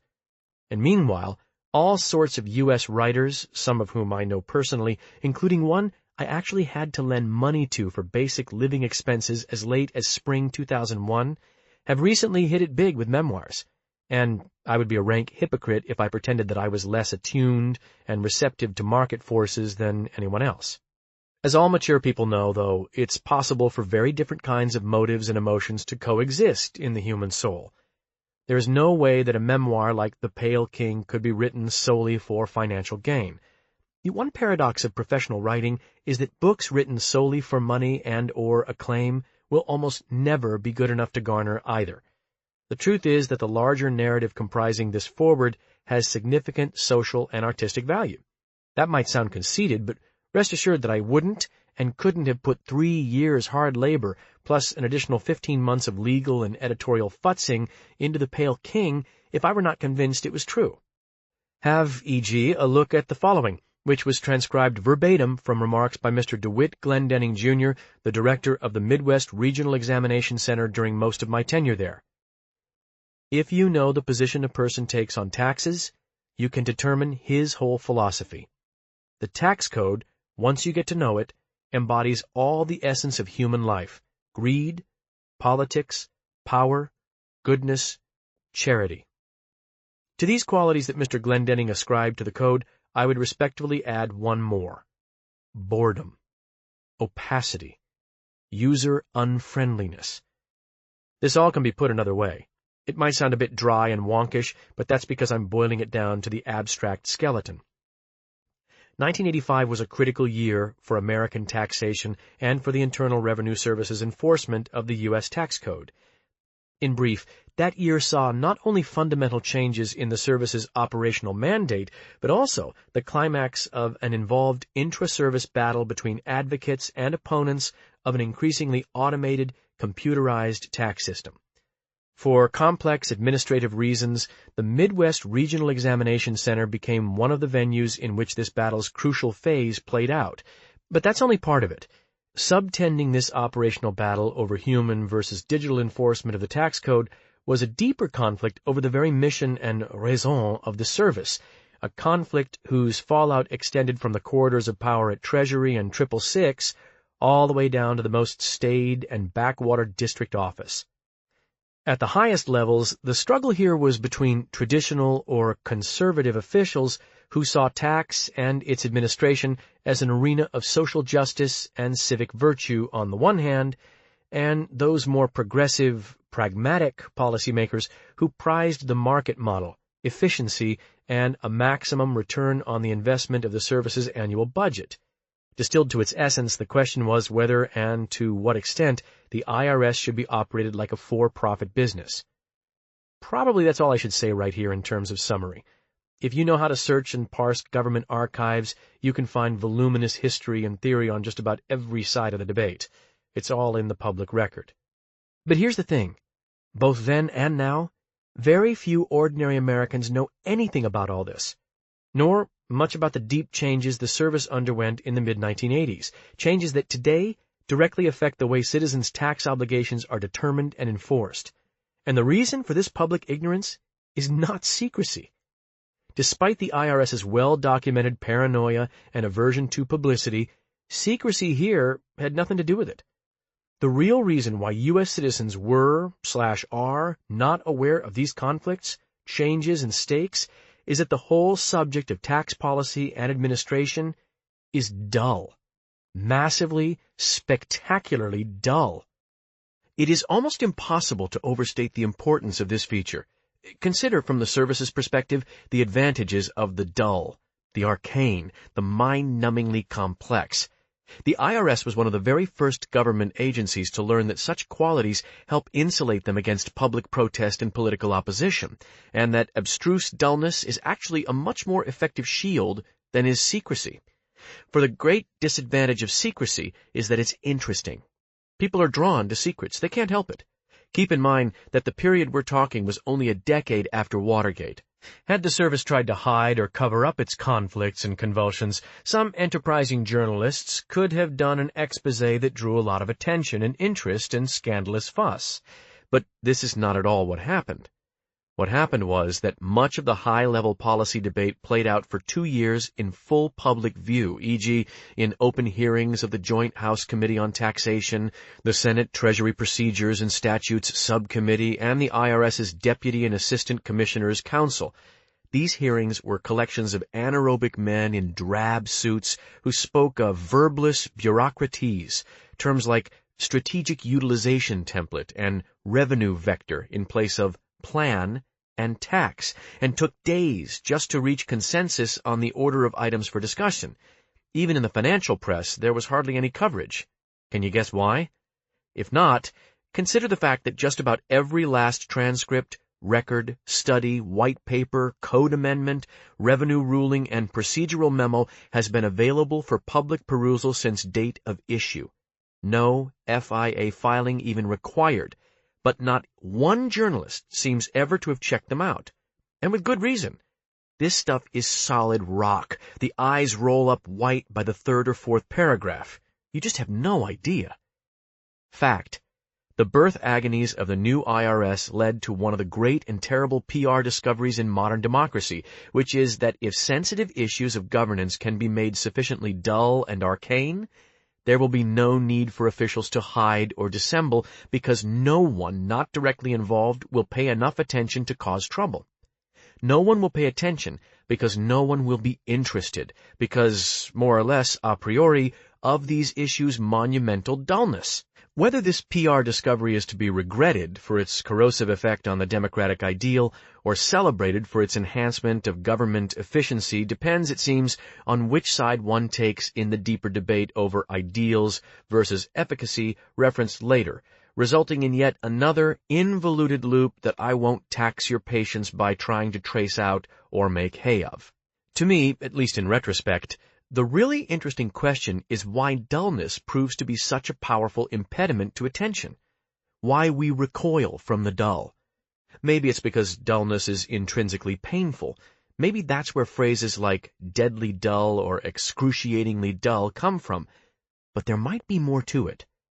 Maybe dullness is associated with psychic pain because something that's dull or opaque fails to provide enough stimulation to distract people from some other, deeper type of pain that is always there, if only in an ambient, low-level way, and which most of us spend nearly all our time and energy trying to distract ourselves from feeling, or at least from feeling directly or with our full attention. Admittedly, the whole thing's pretty confusing and hard to talk about abstractly, but surely something must lie behind not just muzak in dull or tedious places anymore, but now also actual TV in waiting rooms, supermarkets checkouts, airports gates, SUVs back seats, Walkman, iPods, Blackberries, cell phones that attach to your head.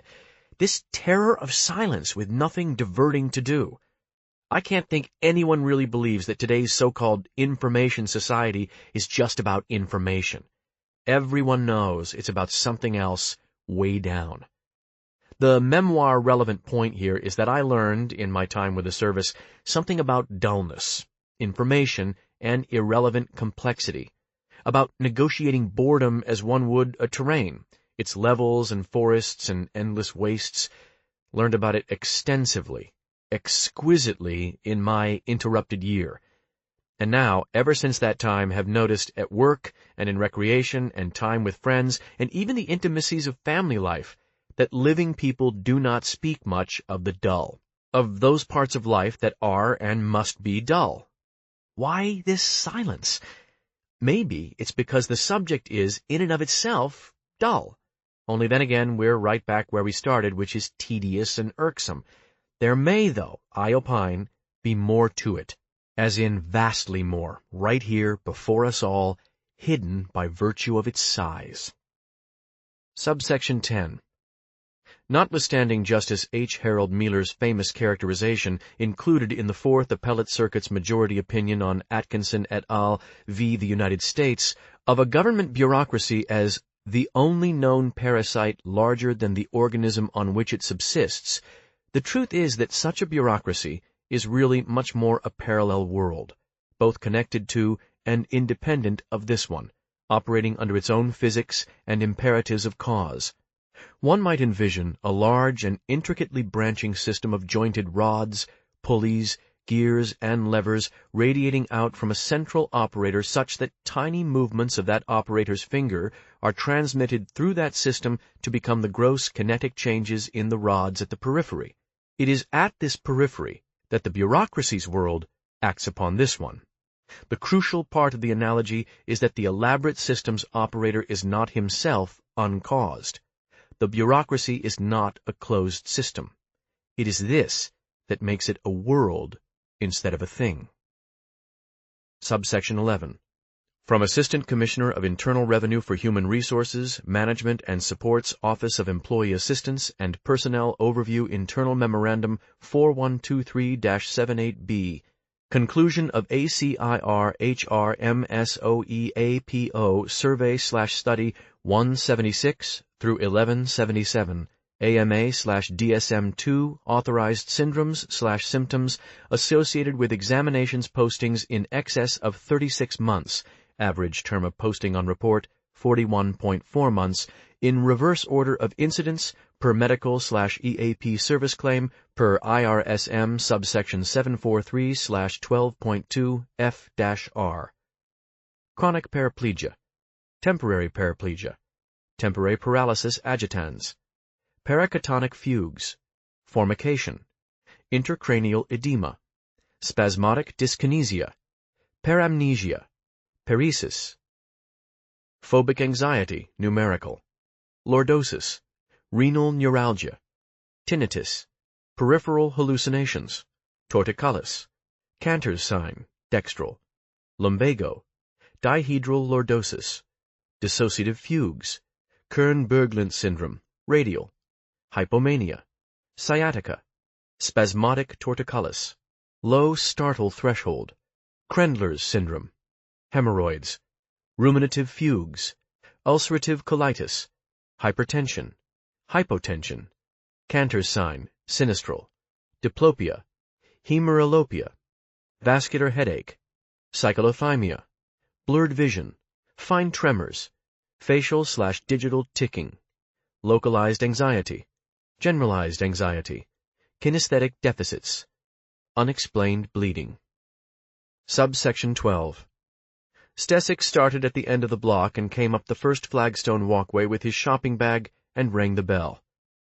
"Good morning," he said to the older lady in what was either a robe or a very casual house dress who answered the door. It was 7:20, so bathrobes were not only probable but downright appropriate, whose collars she was holding tightly closed with one hand and was looking through the door's crack at different points over Stesic's shoulders as if certain there must be someone else behind him. Stesic said, "My name is Leonard Stesic. I go by Leonard, but Len is also perfectly fine as far as I'm concerned, and I've recently had the opportunity to move in and set up housekeeping in 6F in the Anglers Cove complex just up the street there. I'm sure you've seen it either leaving home or returning. It's just right up the street there at 121. And I'd like to say hello and introduce myself and say I'm pleased to be part of the neighborhood, and to offer you as a token of greetings and thanks this free copy of the U.S. Post Office's 1979 National Zip Code Directory, listing the zip codes for every community and postal zone in each state of the United States in alphabetical order, and also," shifting the briefcase under his arm to open the directory and hold it out open to the woman's view, something seemed wrong with one of the lady's eyes, as if she were having trouble with a contact lens or perhaps had some foreign matter under the upper lid, which could be uncomfortable.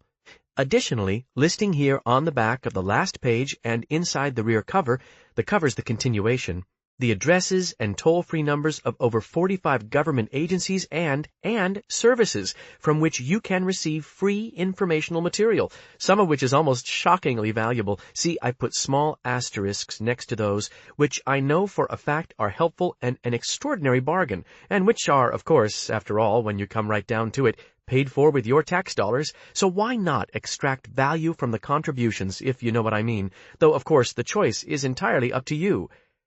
The lady was also turning her head slightly in the way of someone whose hearing wasn't quite what it used to be, noting which Stesic put the briefcase down to put one or two extra asterisks by numbers that, in this case, might be of special help.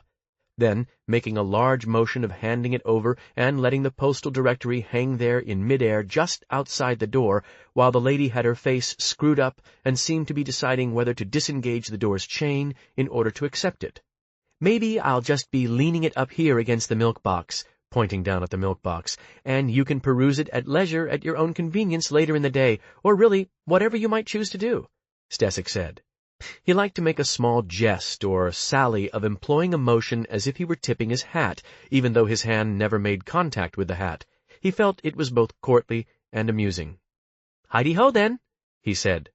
He proceeded back down the walkway, missing all the cracks, and hearing the door behind him close only as he reached the sidewalk, and made a sharp right and took 18 strides to the next walkway and a sharp right to the door, which had a wrought iron security door installed before it, and at which there was no answer after 3 rings and shave and haircut knock.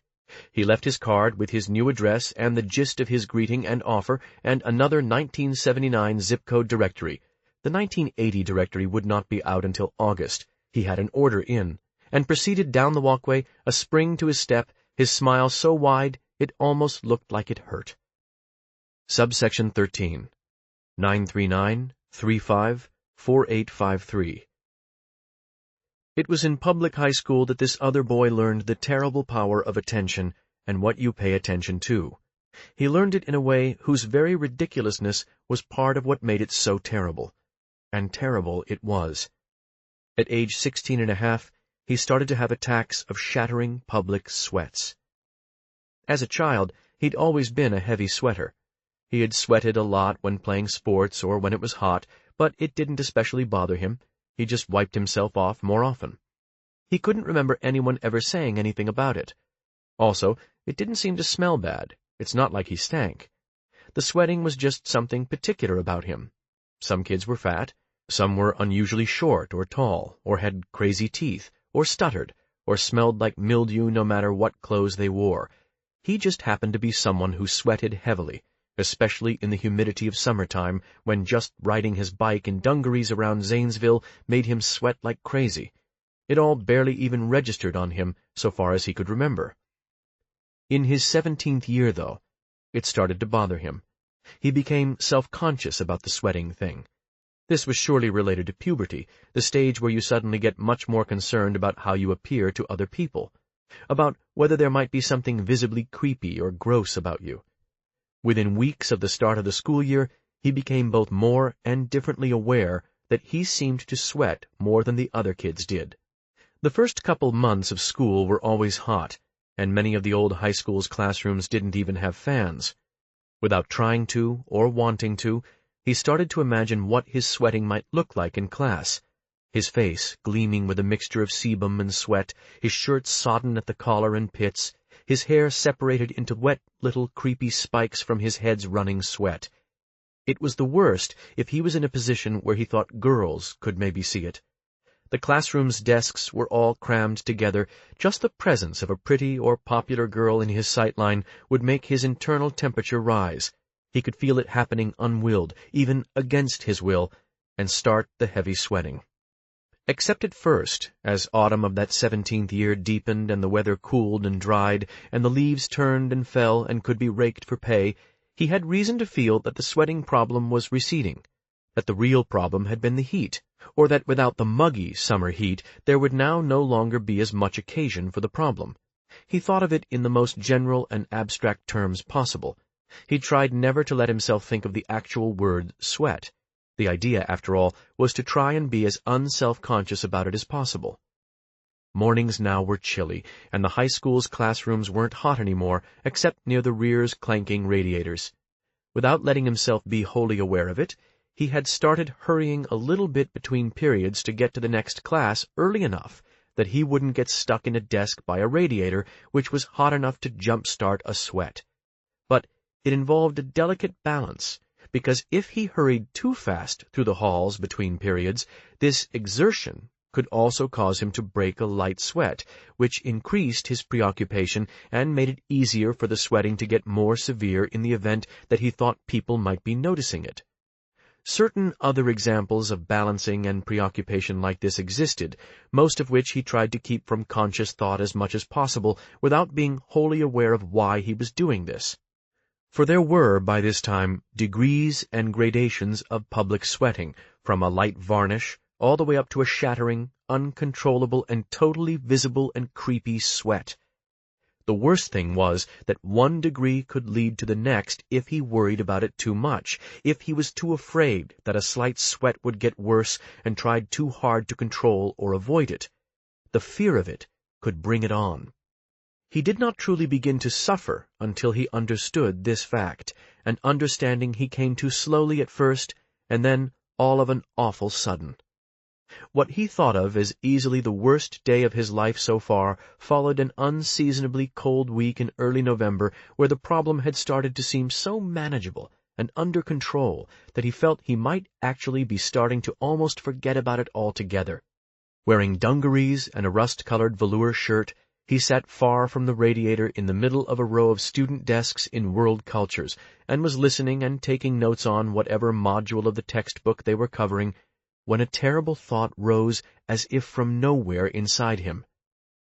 What if I all of a sudden start sweating?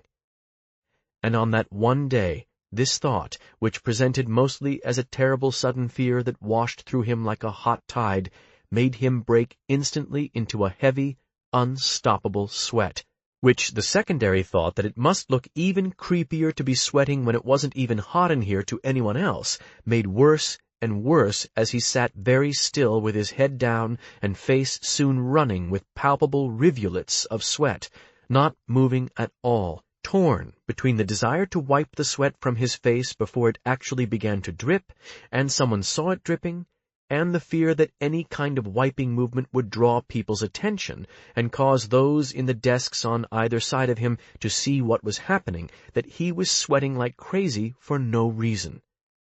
It was by far the worst feeling he had ever had in his life, and the whole attack lasted almost 40 minutes, and for the rest of the day he went around in a kind of trance of shock and spent adrenaline, and that day was the actual start of the syndrome in which he understood that the worse his fear of breaking into a shattering public sweat was, the better the chances that he'd have something like what happened in world cultures happen again.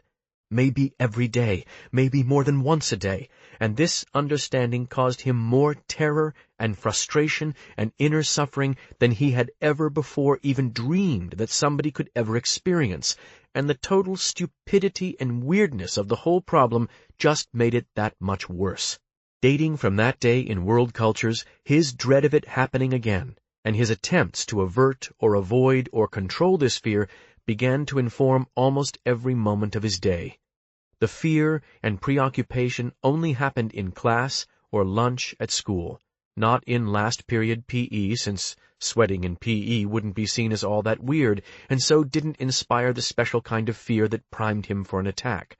Or it also happened at any crowded function, like scout meetings or Christmas dinner in the stuffy, overheated dining room of his grandparents' home in Glass Rock, where he could literally feel the table's candles' extra little dots of heat and the body heat of all the relatives crowded around the table, with his head down, trying to look like he was studying his plate's china pattern as the heat of the fear of the heat spread through him like adrenaline or brandy, that physical spread of internal heat that he tried so hard not to dread.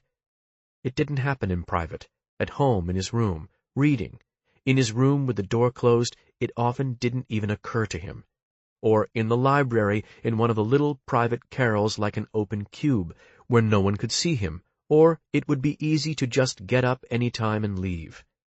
It happened only in public, with people around him and crowded in rows, or around a well-lit table where you had to wear your new red Christmas sweater and your shoulders and elbows were almost actually touching the cousins crammed in on both sides, and everyone all trying to talk at the same time over the steaming food, and all looking at each other so there was every chance that people could see even the first flushed little pinpricks of it on his forehead and upper face that then, if the fear of it getting out of control grew too great, would swell to shining beads and soon start to visibly run, and it was impossible to wipe his face off with a napkin because he feared the weird sight of wiping his face in wintertime would draw all his relatives' attention to what was going on, which is what he would have traded his very soul not to have happen. It could basically happen any place where it was hard to leave without drawing attention to himself. To raise your hand in class and ask for a bathroom pass as heads turned to look, just the thought of it filled him with total dread. He could not understand why he was so afraid of people possibly seeing him sweat, or thinking it was weird or gross. Who cared what people thought? He said this over and over to himself. He knew it was true. He also repeated, often in a stall in one of the boys' restrooms at school between periods after a medium or severe attack, sitting on the toilet with his pants up and trying to use the stall's toilet paper to dry himself without the toilet paper disintegrating into little greebles and blobs all over his forehead, trying to squeeze thick pads of toilet paper onto the front of his hair to try and help dry it. Franklin Roosevelt's speech from U.S. History 2 in sophomore year. "The only thing we have to fear is fear itself." He would mentally repeat this to himself over and over. Franklin Roosevelt was right, but it didn't help. Knowing it was the fear that was the problem was just a fact. It didn't make the fear go away. In fact, he started to think that thinking of the speech's lines so much just made him all the more afraid of the fear itself. That what he really had to fear was fear of the fear, like an endless funhouse hall of mirrors of fear, all of which were ridiculous and weird. He started to sometimes catch himself talking to himself about the sweating thing and fear in a kind of very fast, faint whisper that he'd been doing without being aware of it, and now he began to really consider that he might be going crazy. Most of the craziness he'd seen on TV involved people laughing maniacally, which now seemed totally bizarre to him, like a joke that wasn't only not funny, but made no sense at all. Imagining laughing about the attacks or the fear was like imagining trying to come up to somebody and start trying to explain what was going on, like his scoutmaster or the guidance counselor. It was unimaginable. There was no way. High school became a daily torment, even as his grades improved even more, due to the increased reading and studying he did, because it was only when he was in private and totally absorbed and concentrating on something else that he was okay. He also got into word search and number puzzles, which he found absorbing. In class or the lunchroom, it was a constant preoccupation to not think about it and not let the fear reach the point where his temperature went up and his attention telescoped to where all he could feel was the uncontrolled heat and sweat starting to pop out on his face and back, which, the minute he felt the sweat popping out and beading, his fear went through the roof, and all he could think of was how he could get out of there to the restroom without drawing attention. It only happened sometimes, but he dreaded it all the time, even though he knew all too well that the constant dread and preoccupation was what primed him to have these attacks. He thought of them as attacks, though not from anything outside him, but rather from some inner part of himself that was hurting or almost betraying him, as in heart attack. Similarly, primed became his inner code word for the state of hair-trigger fear and dread that could cause him to have an attack at almost any time in public. His main way of dealing with being constantly primed and preoccupied with the fear of it all the time at school was that he developed various tricks and tactics for what to do if an attack of public sweating started and threatened to go totally out of control. Knowing where all the exits were to any room he entered wasn't a trick. It became just something he now automatically did, like knowing just how far the nearest exit was and if it could be got to without drawing much attention. The school's lunchroom was an example of some place that was easy to get out of with no one really noticing, for instance. Leaving the classroom during an attack in a class was out of the question, however. If he just got up and ran out of the room, as he always yearned to do during an attack, there would be all kinds of disciplinary problems, and everyone would want an explanation, including his parents. Plus, when he came back to that class the next day, everyone would know he'd run out and would want to know what had made him freak out, and the net result would be a lot of attention on him in the class and the fear that everyone would be noticing him and looking at him, which would prime him all over again. Or, if he ever actually raised his hand and asked the teacher for a restroom pass, it would draw all the bored students in the row's attention to who'd spoken up, and their heads would all turn to look, and there he would be, sweating and dripping and looking bizarre. His only hope then would be that he'd look sick. People would think he was sick or about to maybe throw up. This was one of the tricks, to cough or sniff and feel uncomfortably at his glands if he feared an attack. So if it got out of control, he could hope people would maybe just think he was sick and just shouldn't have come to school that day. That he wasn't weird, he was just sick. It was the same with pretending he didn't feel well enough to eat his lunch at lunch period. Sometimes he wouldn't eat, and would bust the full tray and then leave and go eat a sandwich he brought from home in a baggie in a restroom stall. That way, people might be more apt to think he was sick. Other tactics included sitting in a row as far back in the classroom as he could, so most people would be in front of him and he didn't have to worry about them seeing him if he had an attack, which only worked in classes without a seating chart, and could also backfire in the nightmare scenario he tried so hard not to think about. And also, avoiding the hot radiators, naturally, and desks between girls, or trying to secure the desk at the very end of a row so that in case of emergency he could avert his head from the rest of the row, but in a subtle way that didn't look weird. He'd just swing his legs out from the row into the aisle and cross his ankles and lean out that way. He stopped riding his bike to the high school because the exercise of riding could warm him up and prime him with anxiety before first period had even started.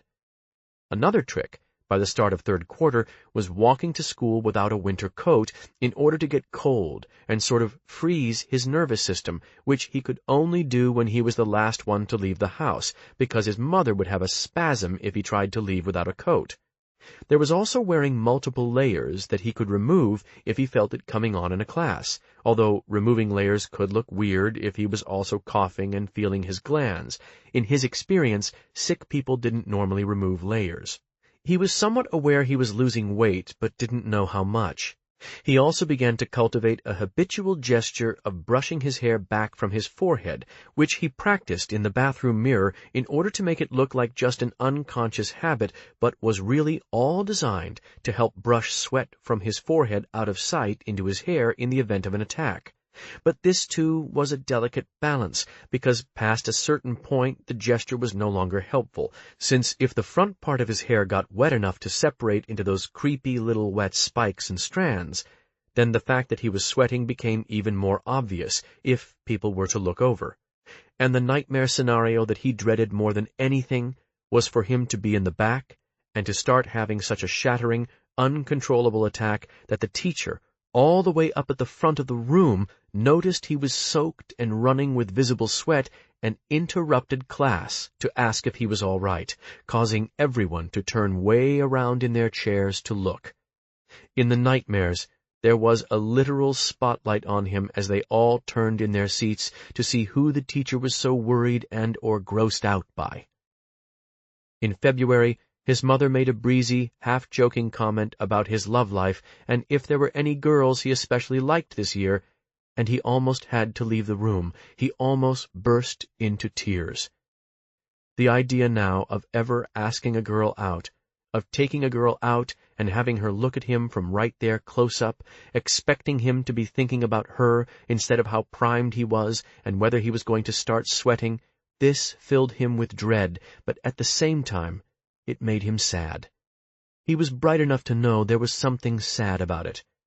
Even as he gladly quit Scouts just 4 badges short of Eagle and turned down a shy, kind of socially anonymous girl from college algebra and trigonometry's invitation to the Sadie Hawkins dance and faked being sick at Easter so he could stay home by himself reading ahead in Dorian Gray and trying to jump-start an attack in the mirror of his parents' bathroom instead of driving down with them to Easter dinner at his grandparents', he felt a bit sad about it, as well as relieved, plus guilty about the various lies of the excuses he gave, and also lonely and a bit tragic, like someone in the rain outside a window looking in, but also creepy and disgusting, as though his secret inner self was creepy and the attacks were just a symptom, his true self trying to literally leak out, though none of all this was visible to him in the bathroom's glass, whose reflection seemed oblivious to all that he felt as he searched it.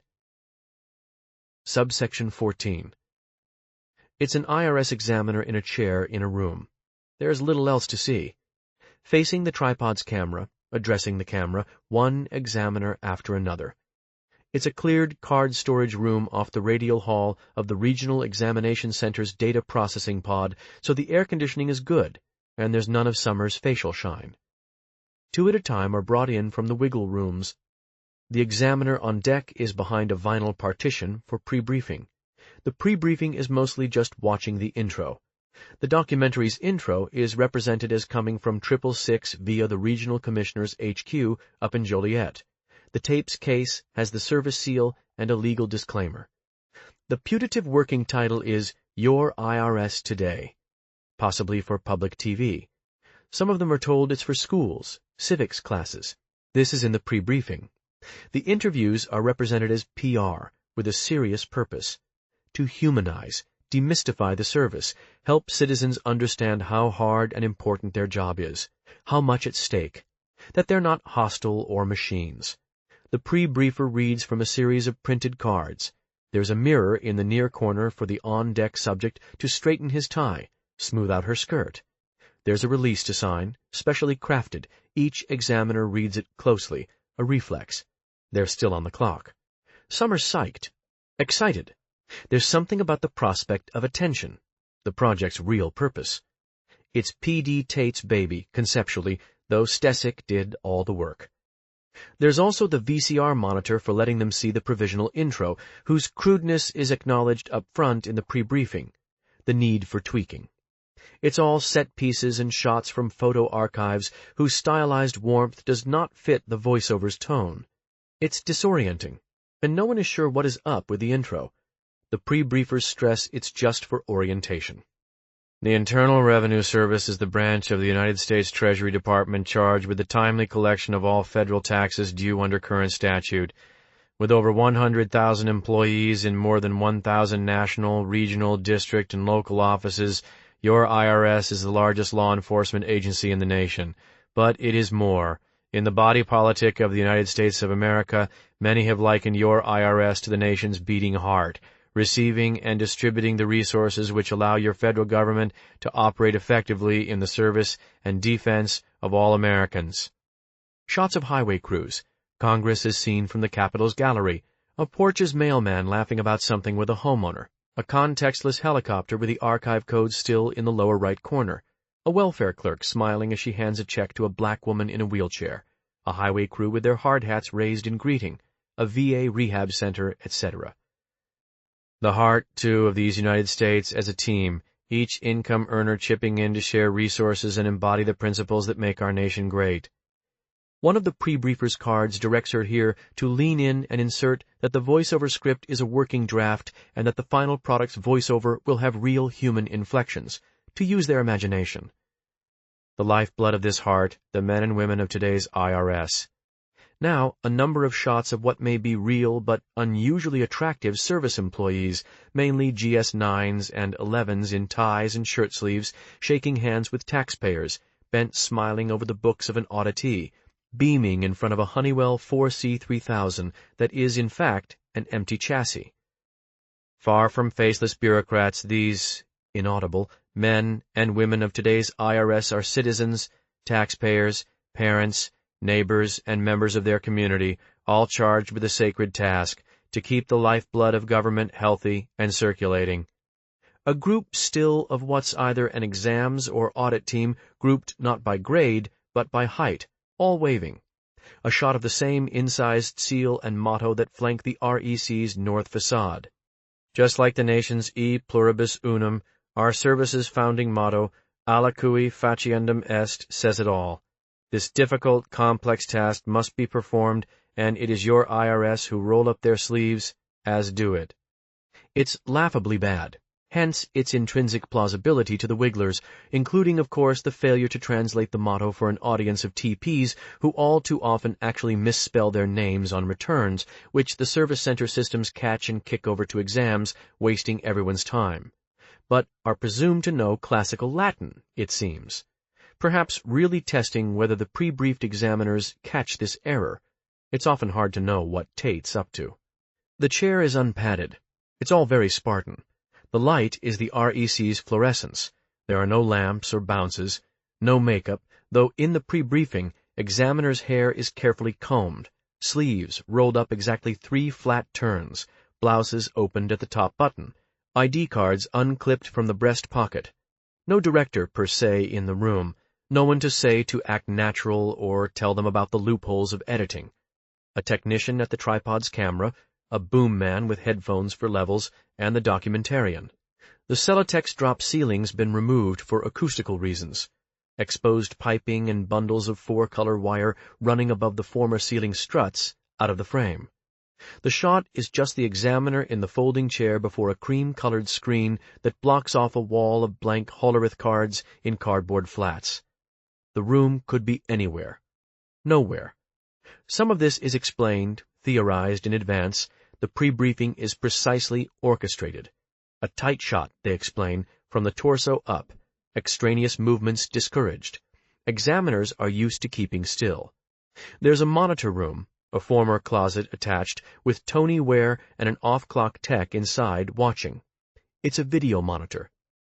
They are mic'd for the earplug that the documentarian/interlocutor stops wearing when it turns out to emit a piercing feedback sound whenever the Fornix card reader across the wall runs a particular subroutine.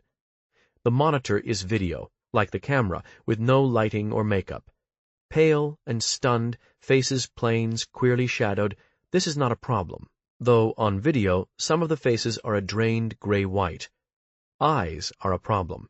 If the examiner looks at the documentarian instead of the camera, it can appear evasive or coerced.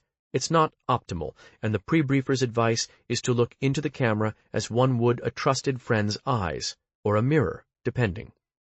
The pre-briefers, both GS-13s on loan from some post where Tate has unspecified suction, were themselves pre-briefed in Stesik's office. Both are credible. In coordinated navy and brown, the woman with something hard beneath the charm that suggests an ascent through collections. The man is a blank to Ware, though. He could be from anywhere. As is to be expected, some examiners are better than others. At this, some can actuate, forget the setting, the stilted artifice, and speak as from the heart. So that with these, briefly, the recording techs can forget the job's sheer tedium, the contrivance, the stiffness of standing still at machines that could run on their own. The techs are, in other words, engaged by the better ones. Attention requires no effort. But only some are better. And the question at the monitor is why, and what it means, and whether what it means will matter, in terms of results, when the whole thing is given to Stesik to track down the line. Videotape file 047804R, copyright 1984, Internal Revenue Service. Used by permission. 945-64-5233. It's a tough job. People think desk work, pushing papers, how hard can it be? Government work, the job security, pushing papers along. They don't get it why it's hard. I've been here now 3 years. That's 12 quarters. All my reviews have been good.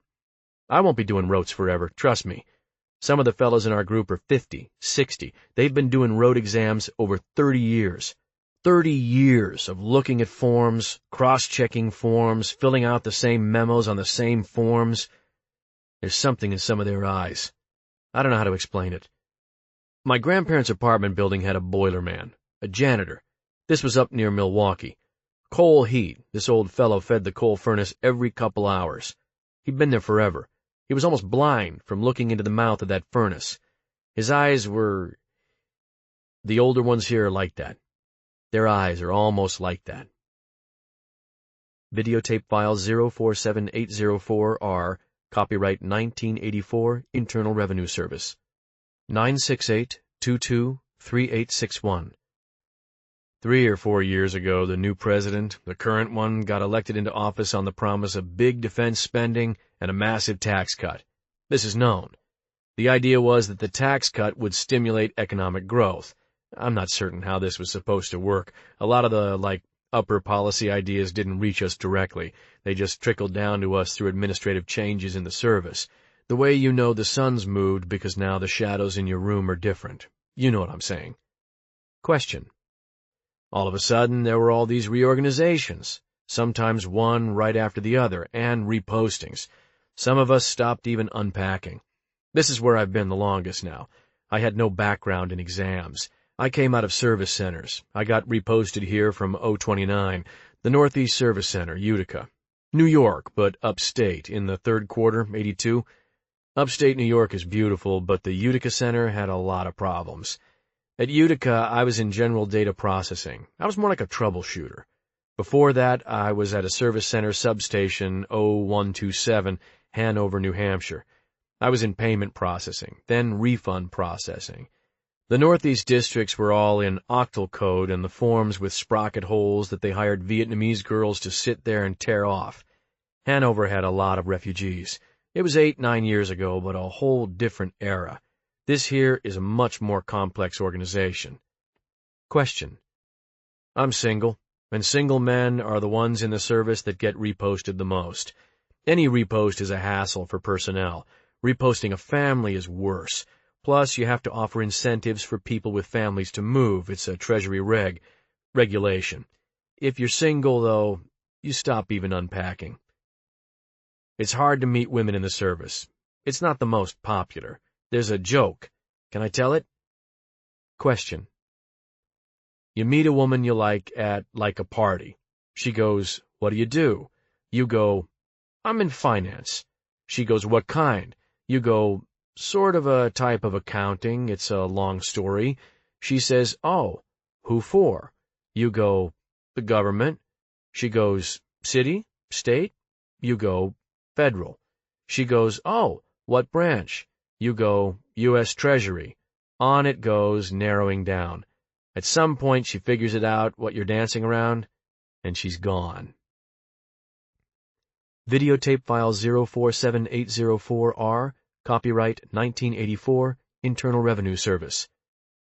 928-87-4551. Sugar in a cake has several different functions. One, for instance, is to absorb moisture from the butter, or perhaps shortening, and release it slowly over time, keeping the cake moist. Using less sugar than the recipe calls for produces what's known as a dry cake. Oh, don't do that. 973-87-6118. Suppose you think along the lines of power, authority, inevitability. You've got your two kinds of people now, when you get down to it. On one hand, you got your rebel mentality, whose whole bag or groove or what have you is going against power, rebelling. You're a spit-in-the-wind type that feels powerful going against the power and the establishment and what have you. Then, type 2, you got your other type, which is the soldier personality, the type that believes in order and power and respects authority and aligns themselves with power and authority and the side of order and the way the whole thing has got to work if the system's going to run smoothly. So imagine you're a type 2 type. There's more than they think. The age of the rebel is over. It's the 80s now. If you're a type 2, we want you. That should be their slogan. In the service. Check out the blowing wind, man. Join up with the side that always gets paid. We shit you not. The side of the law and the force of the law, the side of the tide and gravity and that one law where everything always gradually gets a little hotter until the sun up and blows. Because you got your two unavoidables in life, just like they say. Unavoidability. Now that's power, man. Either be a mortician or join the service if you want to line yourself up with the real power. Have the wind at your back. Tell them, listen, spit with the wind. It goes a whole lot further. You can trust me on that, my man. 917-22-9047. I had an idea I'd try and write a play. Our stepmother always went to plays. She'd drag us all down to the Civic Center all the time on weekends for matinees. So I got to know all about the theater and plays. So this play, because they'd ask me, family, fellows at the driving range, to give an idea what it was like, it would be a totally real, true-to-life play. It would be unperformable. That was part of the point. This is to give you an idea. The idea is that a wiggler, a road examiner, is sitting poring over 1040s and attachments and cross-filed W-2s and 1099s and like that. The setting is very bare and minimalistic. There's nothing to look at except this wiggler who doesn't move except for every so often turning a page or making a note on his pad. It's not a tingle, it's just a regular desk so you can see him. But that's it. At first there was a clock behind him, but I cut the clock. He sits there longer and longer until the audience gets more and more bored and restless, and finally they start leaving. First just a few, and then the whole audience, whispering to each other how boring and terrible the play is. Then, once the audience have all left, the real action of the play can start. This was the idea. I told my stepmom all about it. It was going to be a realistic play, except I could never decide on the action, if there was any, if it's a realistic play. That's what I tell them. It's the only way to explain it.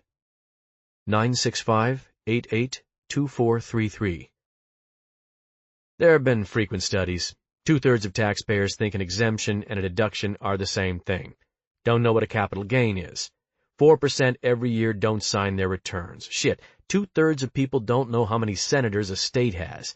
Something like 3/4 can't name the branches of government. This is not rocket science we're doing here. The truth is, most of our time is wasted. The system kicks us mostly shit. You spend 10 minutes filling out a 20C on an unsigned return. It goes back to the SC, a bullshit letter audit requesting a signature, nothing at stake. And then now in Rotes, we're reviewed on the basis of increased revenue from audits down the line. It's a joke. Most of the stuff we're looking at isn't auditable. It's just rank stupidity, carelessness. You should see people's handwriting, average people, educated people. The truth is, they waste our time. They need a better system. 981-47-2509. Tate is a moth at the arc lights of power. Pass it on. 951-45-8221. It's a fascinating question. The background is interesting if you delve into it, type of thing. One of the tenets of the incoming administration was the belief that marginal tax rates could be lowered, especially in the top brackets, without causing a catastrophic loss of revenue. This had been an explicit part of the campaign. Platform type of thing. I'm no economist. I know the theory was that lower marginal rates would spur investment and increased productivity type of thing, and there would be a rising tide that would cause an increase in the tax base that would more than offset the decrease in marginal rates. There's a whole technical theory behind this, though some dismiss this as voodoo science type of thing. By late in the first year, sure enough, the regs are different, the top brackets are lowered. It goes on that way. By, say, 2 years in, though, it's fair to say the results contradicted the theory. Revenues were down, and these were hard numbers that could not be fudged or massaged. There were also, I believe, very large increases in defense spending, and the federal budget deficit was the greatest in history, in adjusted dollars type of thing. You have to understand that this was all playing out at a far higher level of government than the level we're working at here. But anyone could understand the budget problems were a real rock and hard place type of thing, since backpedaling and raising marginal rates again was politically unacceptable, ideologically, you could say, as was compromising on the military, and gutting social spending any further would make relations with Congress unworkable, type of thing. All of this one could almost know just from reading the newspaper if you knew what to look for. Question. Yes, but in terms of what we knew here, at our level here in the service, some of it was not in the papers. I know the executive branch had several different plans and proposals they were considering to address this problem. The deficits, the hard place. My sense is that most of these were not appealing, type of thing. Understand, all this is filtering down from a great height, administratively. The version we got here on the regional level is that someone very high up in the services structure, someone close to what's known around here as the three-person God, resurrected a policy paper originally written in either 1969 or 1970 by a macroeconomist or systems consultant on the staff of the former Assistant Commissioner for Planning and Research at 666. The one that resurrected it was, under this account, an Assistant Deputy Commissioner for Systems, which by that time had absorbed the Planning and Research branch as now a division of Systems in a reorganization, Systems had, type of thing, although that previous Planning and Research AC was also now the DCS. Question. Now, meaning in terms of when the Spackman memo was resurrected, which was in or around the fourth quarter of 1981. Question. The DCS is part of what's known as the three-person God, the, inaudible, term for the top triad of Commissioner, Deputy Commissioner for Systems, and Chief Counsel, the three top spots in the service organization. The national office of the service is known as 666 because of the address, type of thing. Question. These types of high-level proposals and white papers are generated all the time. Planning and research has what amounts to think tanks type of thing. This is common knowledge. Full-time teams exclusively tasked to generating long-range studies and proposals. There's a famous policy paper from a P&R group in the 1960s, type of thing, on the implementation of tax protocols following a nuclear exchange, called Fiscal Planning for Chaos, which became rather a famous term around here, a kind of joke when things became hectic, chaos, type of thing. Overall, few of them are made public, from the mid-60s, your tax dollar at work, type of thing. This one that was resurrected in this context, though, was far less grand or explosive. I don't know its precise title. Sometimes it's known as the Spackman Memo or the Spackman Initiative, but I know of no one that knows who the eponymous Spackman was, type of thing, whether he was the author of the policy paper or the P&R official for whom the thing was written. It was generated, after all, in 1969, which was lifetimes ago in the institutional life of the service. Most of them get filed away, type of thing. Understand, this is a compartmented agency. Many of the procedures and priorities of 666 are simply out of our area, type of thing. The initiative's reorganizations, though, affect us directly, as I'm sure someone has explained. The original paper was said to be several hundred pages in length and very technical, as economics tends to be, type of thing. But on a general level, the effective principle of the part or parts that came to later light was said to be quite simple, and it, inaudible, through routes unknown, it came to the attention of parties at the very highest levels of either the service or the Treasury Department, and created interest because, in the budgetary impasse of the current executive branch, it appeared to describe a politically more appealing way to ameliorate the rock and hard place of unexpectedly low tax revenues, high defense outlays, and an uncuttable base floor in social spending. At root, type of thing, the paper's proposal was said to be very simple. And of course the current executive approves of simplicity, arguably because this administration is somewhat of a reaction type of thing, or backlash against the complex social engineering of the Great Society, which was a very different era for tax policy and administration. But its preference for simple, instinctive arguments is common knowledge, type of thing. By the way, I can't help noticing you're wincing. Question. By all means. Question.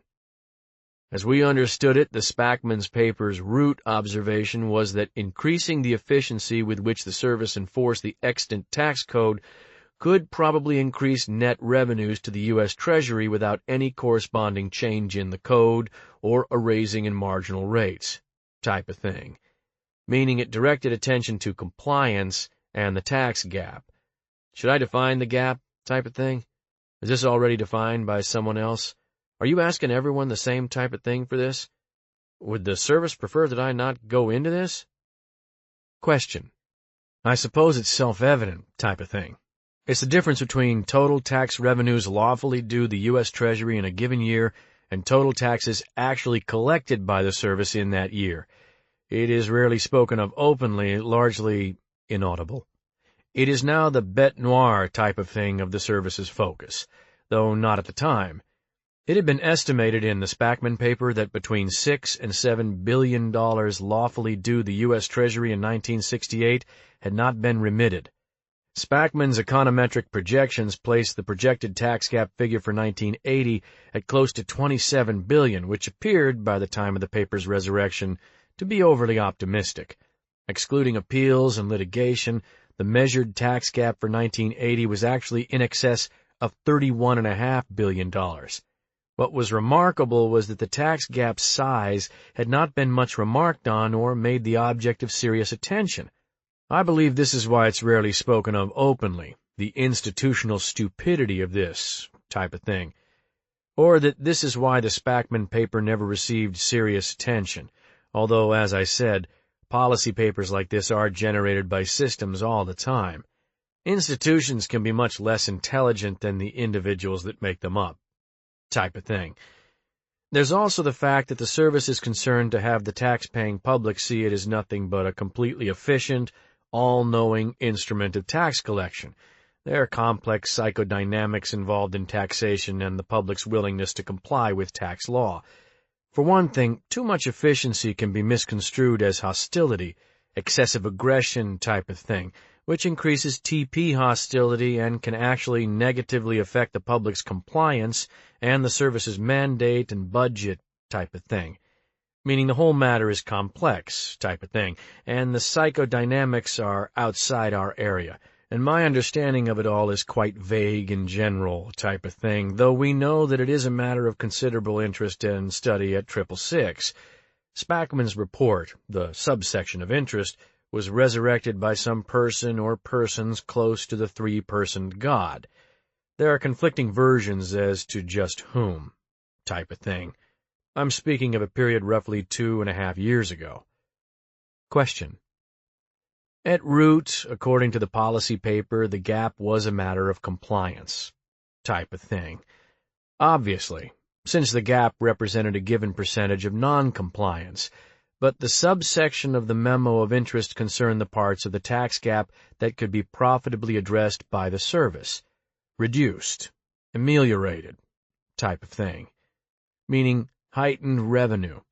A certain portion of the annual tax gap was due to an underground cash economy, barter mechanisms and in-kind exchanges, illicit income, and certain very sophisticated tax avoidance mechanisms for the wealthy that could not be addressed in the short term. But Spackman's paper's analysis argued that a significant portion of the gap was the result of remedial misreporting, including individual forms 1040, which he argued could be addressed and ameliorated in the short term. The short term, for understandable reasons, the current administration was particularly keen on. Hence the intersection of technical policy and politics, which is how change occurs at the national level, then trickles down to us in the trenches type of thing, through reorganizations and changes in performance review criteria, since 1040s is the purview of rote exams.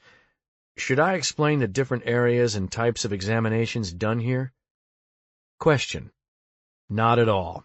On a root level, Spackman's memo broke the remediable 1040-related portions of the tax gap down into 3 broad areas, categories, type of thing: non-filing, underreporting, and underpayment. Non-filing, in most cases, is the purview of CID, criminal investigations. Underpayment is handled through the Collections Division, a very different outfit, both philosophically and operationally, from what we do here in exams, type of thing, although our 2 divisions, exams and collections, along of course with audits, form the brunt of the initiative, which is also, organizationally, the compliance branch. At root, as examiners, we here deal with underreporting, type of thing. Understated income, invalid deductions, overstated expenses, improperly claimed credits, discrepancies type of question. At the root level, the argument of the Spackman Initiative, as it's come to be called here, both philosophically and organizationally, was that these 3 elements of the tax gap could be ameliorated by increasing the efficiency of the IRS respecting compliance. It's not difficult to see why this notion caught the political administration's eye as a potential third option, a way to help address the increasingly untenable revenue shortfall without raising rates or cutting outlays, type of thing. Needless to say, this is all very simplified. I am attempting to explain the extraordinary developments that have taken place in the structure and operations of the service as we here at the regional level experience it. Them. It has been, to say the least, an unusually exciting year, and the root cause of the excitement, and also a certain amount of controversy, is the Spackman Initiative. This is what it came to be called: a sweeping, far-reaching reorientation in the service's institutional sense of itself and its role in policy. Type of thing. Listen, are you all right? Question. Pause. Interval of static. Of thing, which 666 also found advantageous, argued that, under certain technical conditions, each dollar added to the service's annual budget could be made to yield over $16 additional in additional revenue to Treasury. A good deal of this argument's body was devoted to considering the IRS's peculiar status and function as a federal agency. A federal agency is, by definition, an institution, a bureaucracy, but the service is also the only agency in the federal apparatus whose function was revenue, income, meaning whose mandate was to maximize the legal return on each dollar invested in its annual budget, type of thing. More than any other, then, according to the resurrected Spackman, there was a compelling reason to conceive, constitute, and operate the IRS as a business, a going, for-profit concern type of thing, rather than as an institutional bureaucracy. At root, the Spackman report was intensely anti-bureaucratic. Its model was more classically free market. The attractiveness of this to the free market conservatives of the current administration should be understandable. This, after all, is an era of business deregulation. How best and how much to, in a sense, deregulate the IRS, which, of course, as a federal agency, was set up and operates as a set of legal regulations and mechanisms for enforcement. This was a thorny and still evolving type of question, type of thing. Some saw Spackman as an ideologue. Not every proposal in the original paper was resurrected. Not everything became part of the initiative. But the time was right, politically speaking, type of thing, for at least the root essence of Spackman's proposal. It would be difficult to overemphasize the consequences of this shift in philosophy and mandate for those of us on the ground of the effort, the initiative.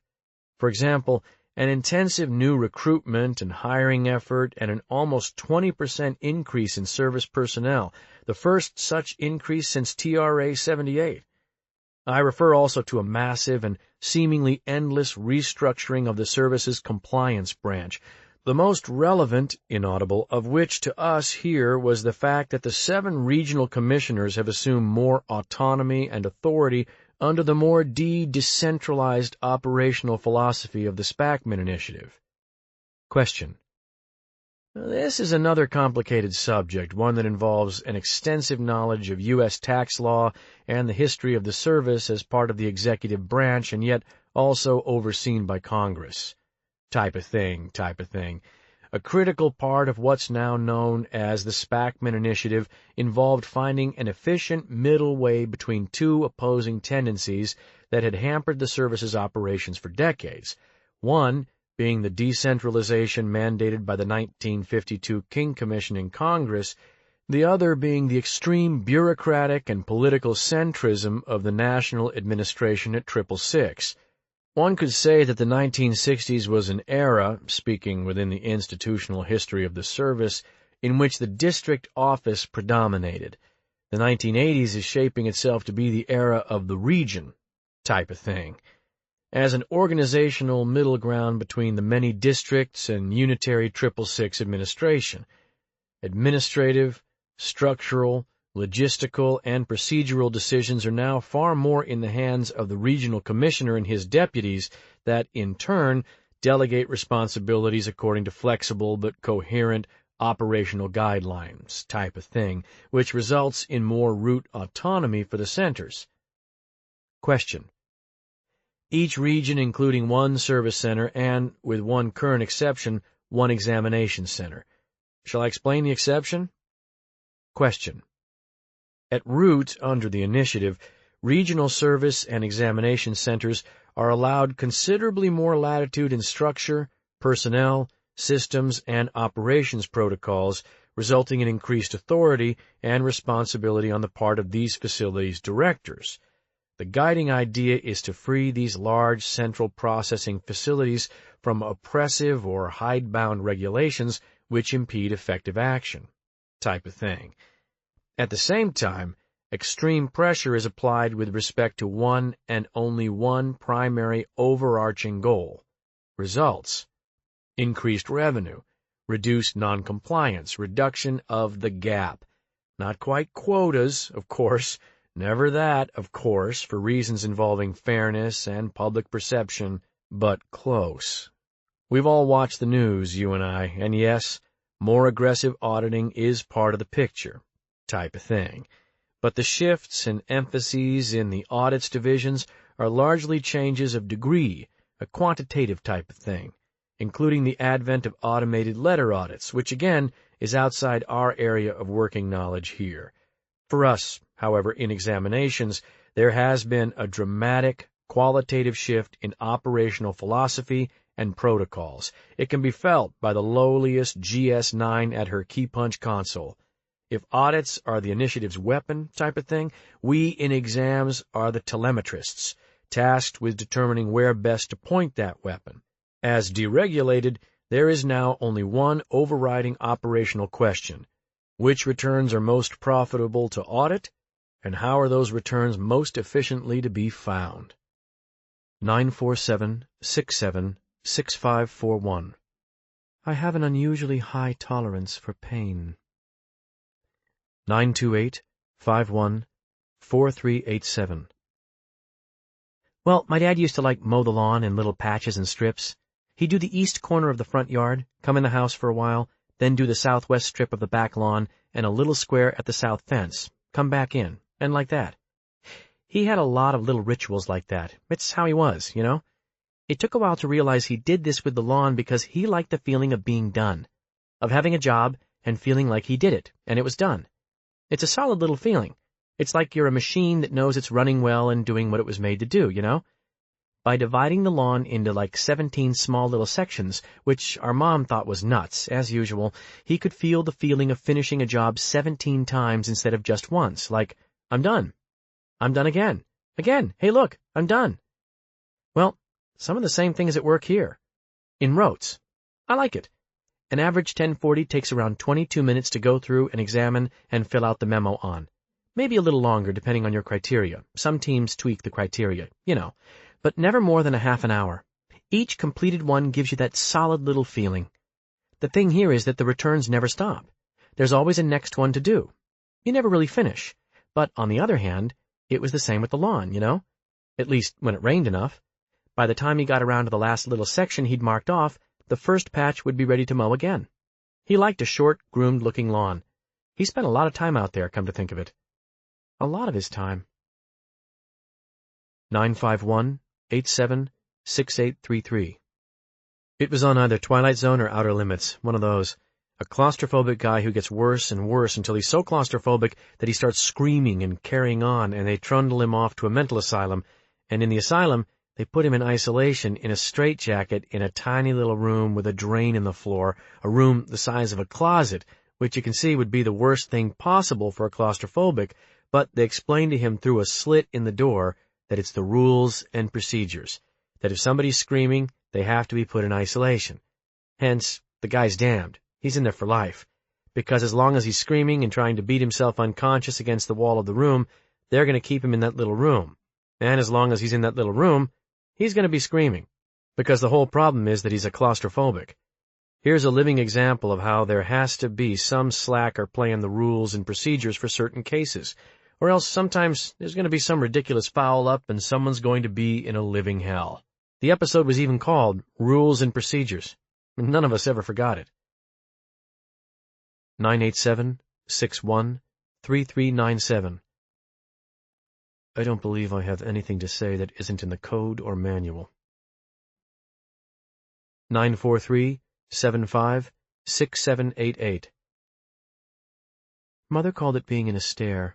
She referred to my father in this, a habit he had in the midst of almost whatever. He was a kindly individual, a bookkeeper for the school district. Being in a stare referred to staring fixedly and without expression at something for extensive periods of time. It can happen when you haven't had enough sleep, or too much sleep, or if you've overeaten, or are distracted, or merely daydreaming. It is not daydreaming, however, because it involves gazing at something, staring at it, usually something straight ahead, a shelf on a bookcase, or the centerpiece on the dining room table, or your daughter, or child. But in a stare, you are not really looking at this thing you are seeming to stare at. You are not even really noticing it. However, neither are you thinking of something else. You, in truth, are not doing anything mentally, but you are doing it fixedly with what appears to be intent concentration. It's as if one's concentration becomes stuck the way an auto's wheels can be stuck in the snow, turning rapidly without going forward, although it looks like intent concentration. And now I, too, do this. I find myself doing it. It's not unpleasant, but it is strange. Something goes out of you. You can feel your face merely hanging loose, with no muscles or expression. It frightens my children, I know, as if your face, like your attention, belongs to someone else. Sometimes now in the mirror, in the bathroom, I'll come to myself and catch myself in a stare without any recognition. The man has been dead for 12 years now. This is the new challenge of it here.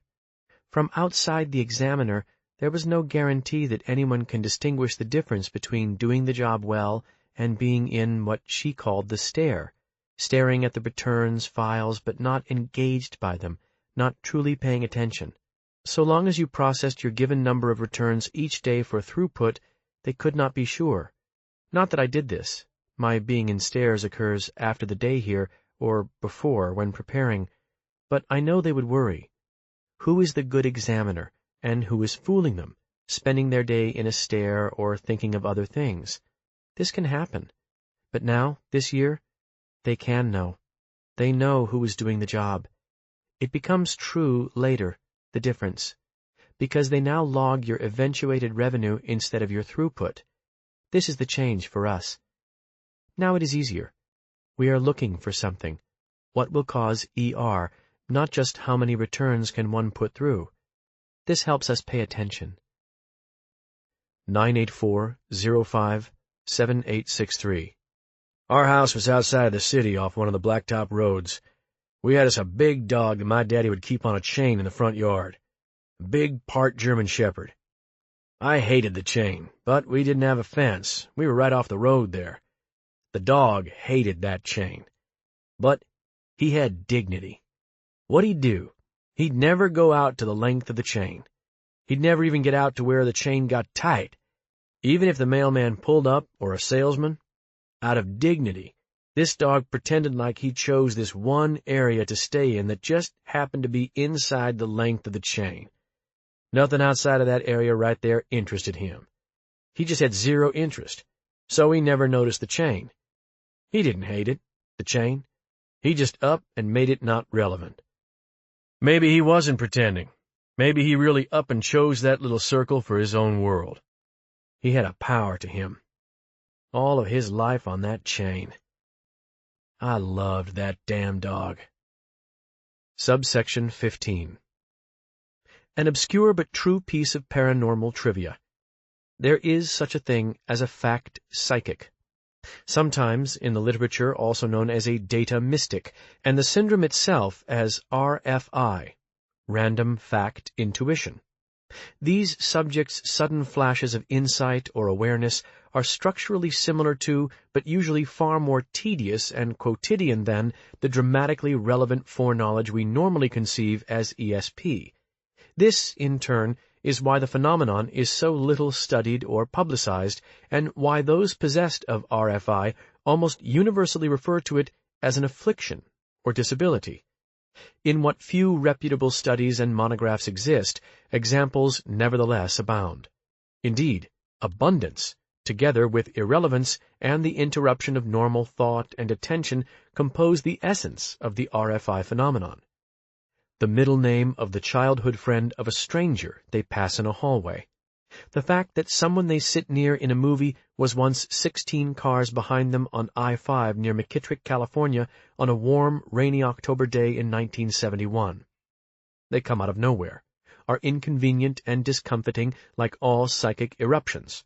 It's just that they're ephemeral, useless, undramatic, distracting.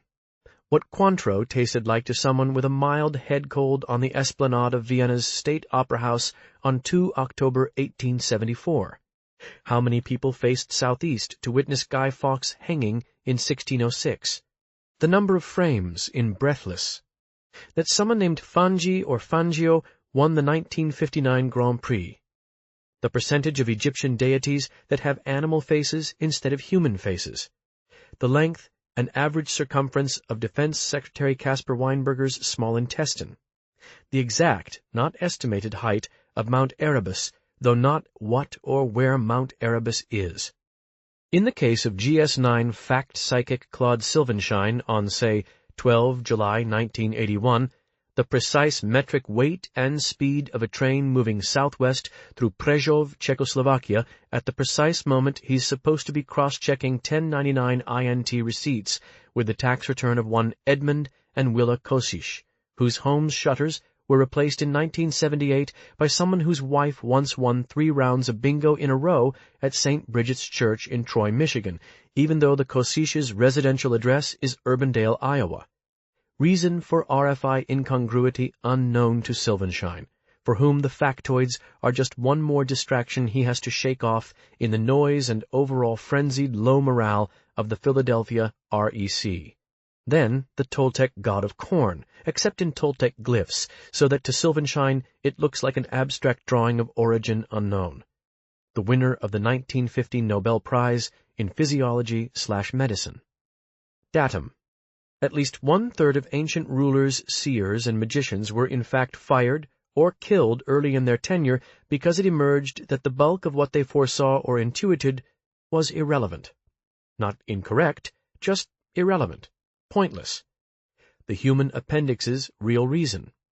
Norbert Wiener's name for the little leather ball that was his only friend as a sickly child. The number of blades of grass in the front lawn of one's mailman's home.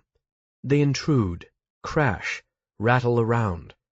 One reason Silvenschein's gaze is always so intent and discomfiting is that he's trying to filter out all sorts of psychically intuited and intrusive facts. The amount of parenchyma in a certain fern in the waiting room of an orthodontist in Athena, Georgia, though not, and never what parenchyma might be. That the 1938 featherweight WBA champ had mild scoliosis in the region T10 through 12. Nor does he look it up. You don't chase these facts down. They're like lures that lead you nowhere. He's learned this from hard experience. The rate in astronomical units with which system ML435 is moving away from the Milky Way. He tells no one of the intrusions. Some are connected, but rarely in any way that yields what someone with true ESP would call meaning. The metric weight of all the lint in all the pockets of everyone at the observatory in Fort Davis, Texas, on the 1974 day when a scheduled eclipse was obscured by clouds. Perhaps 1 in every 4,000 such facts is relevant or helpful. Most are like having someone sing the Star-Spangled Banner in your ear while you're trying to recite a poem for a prize. Claude Silvenschein can't help it. That someone he passes in the street's great-great-great-grandmother's baby sister who died of whooping cough in 1844's name was Hesper. The cost, in adjusted dollars, of that obscured eclipse, the FCC broadcasting license of the Christian station the observatory's director listened to as he drove home, where he'd find his wife frazzled and the milkman's hat on the kitchen counter. The shape of the clouds on the afternoon 2 people he's never met conceived their child, who was miscarried 6 weeks in.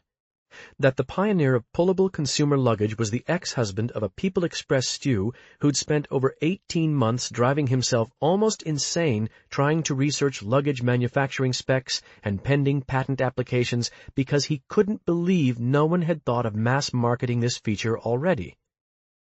The USPO registration number of the machine that attached the paper housing to the milkman's hat. The average molecular weight of peat. The affliction kept a secret from everyone everywhere since 4th grade, when Silvenschein knew the name of his homeroom teacher's husband's first love's childhood cat, who'd lost one side's whiskers in a mishap near the coal stove in Ashtabula, Ohio, verified only when he wrote a little illustrated booklet and the husband saw the name and whiskerless crayon drawing of Scrapper, turned ivory white, and dreamed intensely for 3 nights, unknown to anyone. The fact psychic lives part-time in the world of fractious, boiling minutiae that no one knows or could be bothered to know even if they had the chance to know. The population of Bernay. The difference between mucus and sputum. How long a piece of gum has resided on the underside of the 3rd row, 4th from left seat of the Virginia Theater, Cranston, Rhode Island, but not who put it there or why. Impossible to predict what facts will intrude. Constant headaches. The data sometimes visual and queerly backlit, as by an infinitely bright light an infinite distance away. The amount of undigested red meat in the colon of the average 43-year-old adult male resident of Ghent, Belgium, in grams. The relation between the Turkish lira and the Yugoslavian dinar. The year of death for undersea explorer William Beebe. Tastes a Hostess cupcake, knows where it was made, knows who ran the machine that sprayed a light coating of chocolate frosting on top, knows that person's weight, shoe size, bowling average, American Legion career batting average. He knew the dimensions of the room that person was in right now. Overwhelming. Subsection 16. Lane Dean Jr. and two older examiners from a different pod are outside one of the unalarmed door exits between pods, on a hexagram of cement surrounded by maintained grass, watching the sun on the fallow fields just south of the REC. None of them are smoking. They're just being outside for a bit. Lane Dean hasn't come outside with the other two. He just happened to step out for air on the break at the same time. He's still looking for a really desirable, diverting place to go during breaks. They're too important. The other two guys know each other or work on the same team. They've come out together. One senses it's a routine of long standing. One of the men gives a sort of artificial-looking gap and stretch. "Geez," he says. "Well, Midge and I went over to the Bodners on Saturday. You know Hank Bodner from over in K-Team at Capital Exams, with the glasses with the lenses that turn dark by themselves outside? What are they called?"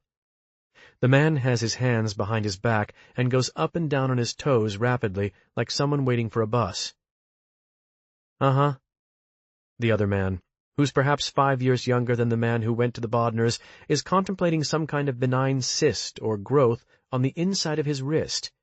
The heat is accumulating at mid-morning, and the electric sound of the locusts in the wild grasses rises and falls in the parts of the fields the sun is striking.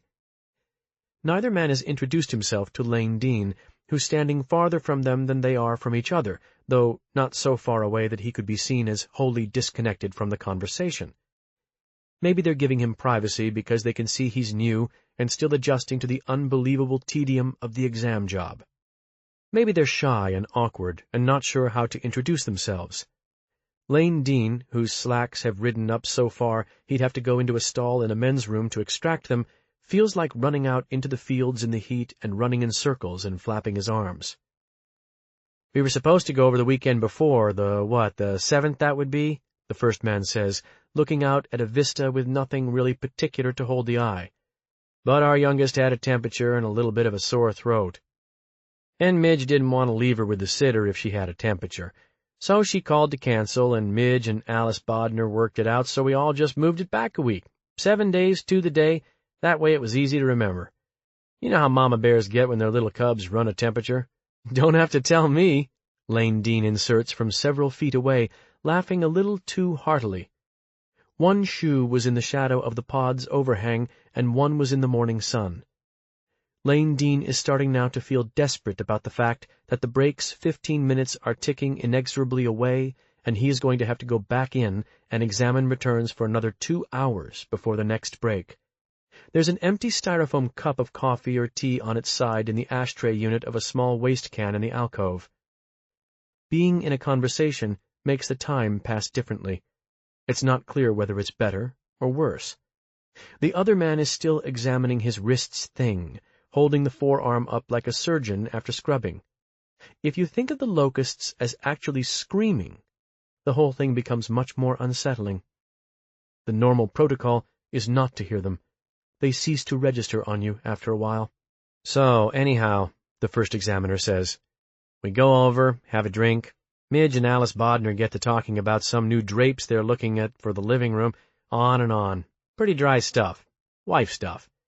So Hank and me end up in the den because Hank, he collects coins. Seriously, he's a serious coin collector from what I could see. Not just those cardboard albums with circular holes. He really knows his business. And he wanted to show me a picture of a coin he was thinking about acquiring for his collection." The other man had looked up for the first real time when the guy telling the story mentioned coin collecting, which was a hobby that, to Lane Dean, as a Christian, has always seemed debased and distorted in a number of ways. "A nickel, I think," the first fellow is saying. He keeps lapsing into what seems like almost talking to himself, while the second man starts and stops examining the growth thing. You get the idea that this is the sort of interchange the two men have had on breaks for many, many years. It's such a habit, it's not even conscious anymore. "Not a buffalo nickel, but some kind of 5-cent piece with an alternate backing that's well known. I don't know much about coins, but even I'd heard of it, which means it must be pretty well known. But I can't think of the correct term for it." He laughs in a way that sounds almost pained. "Right out of my head. I can't remember it now." "Alice Bodner's a pretty good little cook," the other fellow says. The plastic tabs of a light brown clip-on tie show slightly around his shirt's collar. The knot of the tie itself is tight as a knuckle. There'd be no way to loosen it. From where he stands, Lane Dean has a better, more circumspect view of this second examiner. The growth on the inside of his wrist is the size of a child's nose, and composed of what looks almost like horn or hard, outgrowthy material, and appears reddened and slightly inflamed, though this may be because the second fellow picks at it so much. How could one not? Lane Dean knows that he might well become sickeningly fixated on the man's wrist's thing if they worked at adjoining tingles in the same pod, trying to look at it without being observed, making resolutions not to look at it, etc. It slightly appalls him that he almost envies whoever is at that table, imagines the reddened cyst and its career as an object of distraction and attention, something to hoard the way a crow hoards shiny, useless things it happens to find, even strips of aluminum foil or little bits of a locket's broken chain. He feels an odd desire to ask the man about the growth. What is its deal? How long? Etc. It's happened just as the man said. Lane Dean no longer needs to look at his watch on breaks. There are now 6 minutes left. "Geez, well, there was a whole plan to poach some salmon fillets and eat out on the porch with the salmon with this special little sage glaze Midge and Alice wanted to make up, and scalloped potatoes, I think scalloped, maybe you call them au gratin, and a big salad, so big you couldn't pass the bowl around even. It had to be on a little separate table." The second man is now carefully rolling his shirt sleeve down and buttoning it back over the wrist with the thing, though when he sits over returns and the sleeve pulls back slightly, Dean bets that the rim of the cyst's red penumbra will still show slightly over the cuff, and that the cuff's movement back and forth over the growth throughout the examination day might be part of what makes it look red and sore.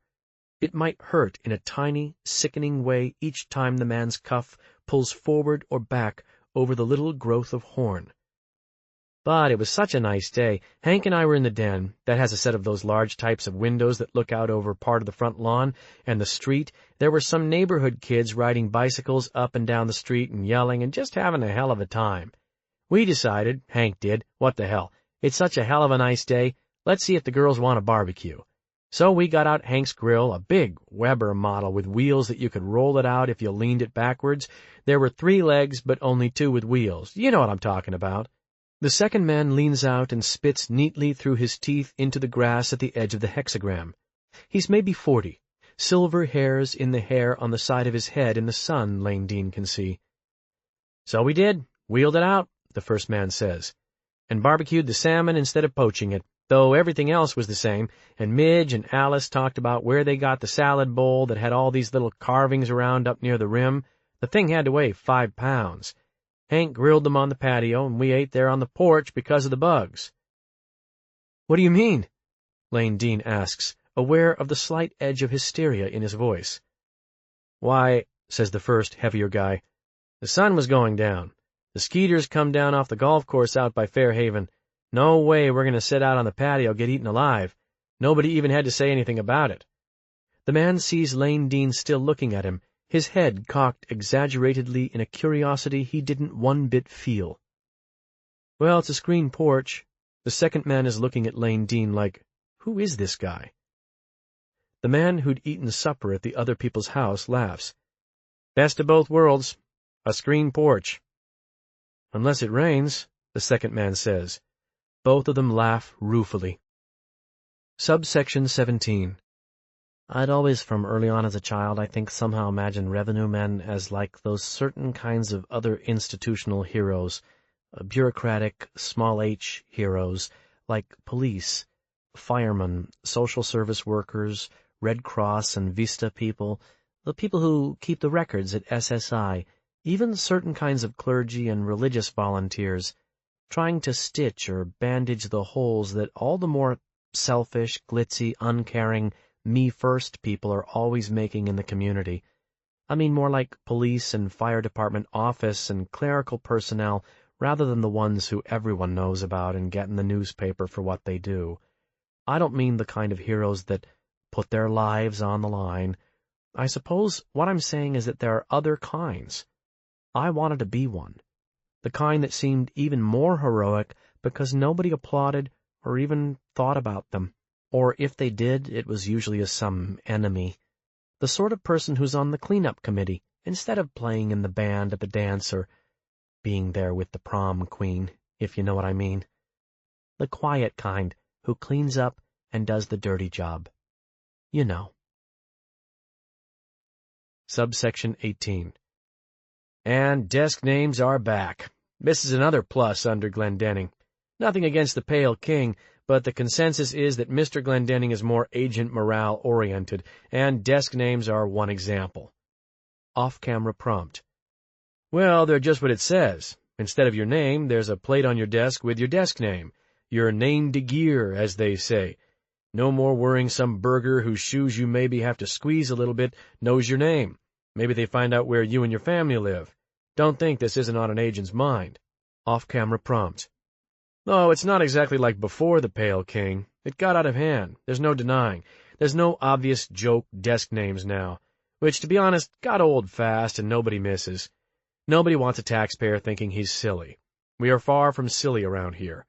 No more Fill My Pockets or Mike Hunt or Seymour Booty. Although nobody, least of all Mr. Glendenning, says you can't still use the desk name as a tool in the great battle for the hearts and minds. If you're smart, you'll use it as a tool. We rotate. Seniority chooses the plate. This quarter, my desk name is Eugene Fuse, F-U-S-Z. You can see it right on the nameplate here. They look pretty good now. One type of tool is you use a desk name where the subject isn't sure how to pronounce it. Is it like fuse? Is it like fuss? Is it like fuzz? The burger sure doesn't want to offend you. Other good ones are Fuchs, Trout, Wiener, Ozurkus, Booger, Tunovich, Schauder, Wenkopf. There's over 43 plates extant. Labial, Bowel. Umlauts are always good. Umlauts seem to drive them especially nuts. It's just one more little off-balance tactic. Plus, a small little smile on a gray day and so forth and so on.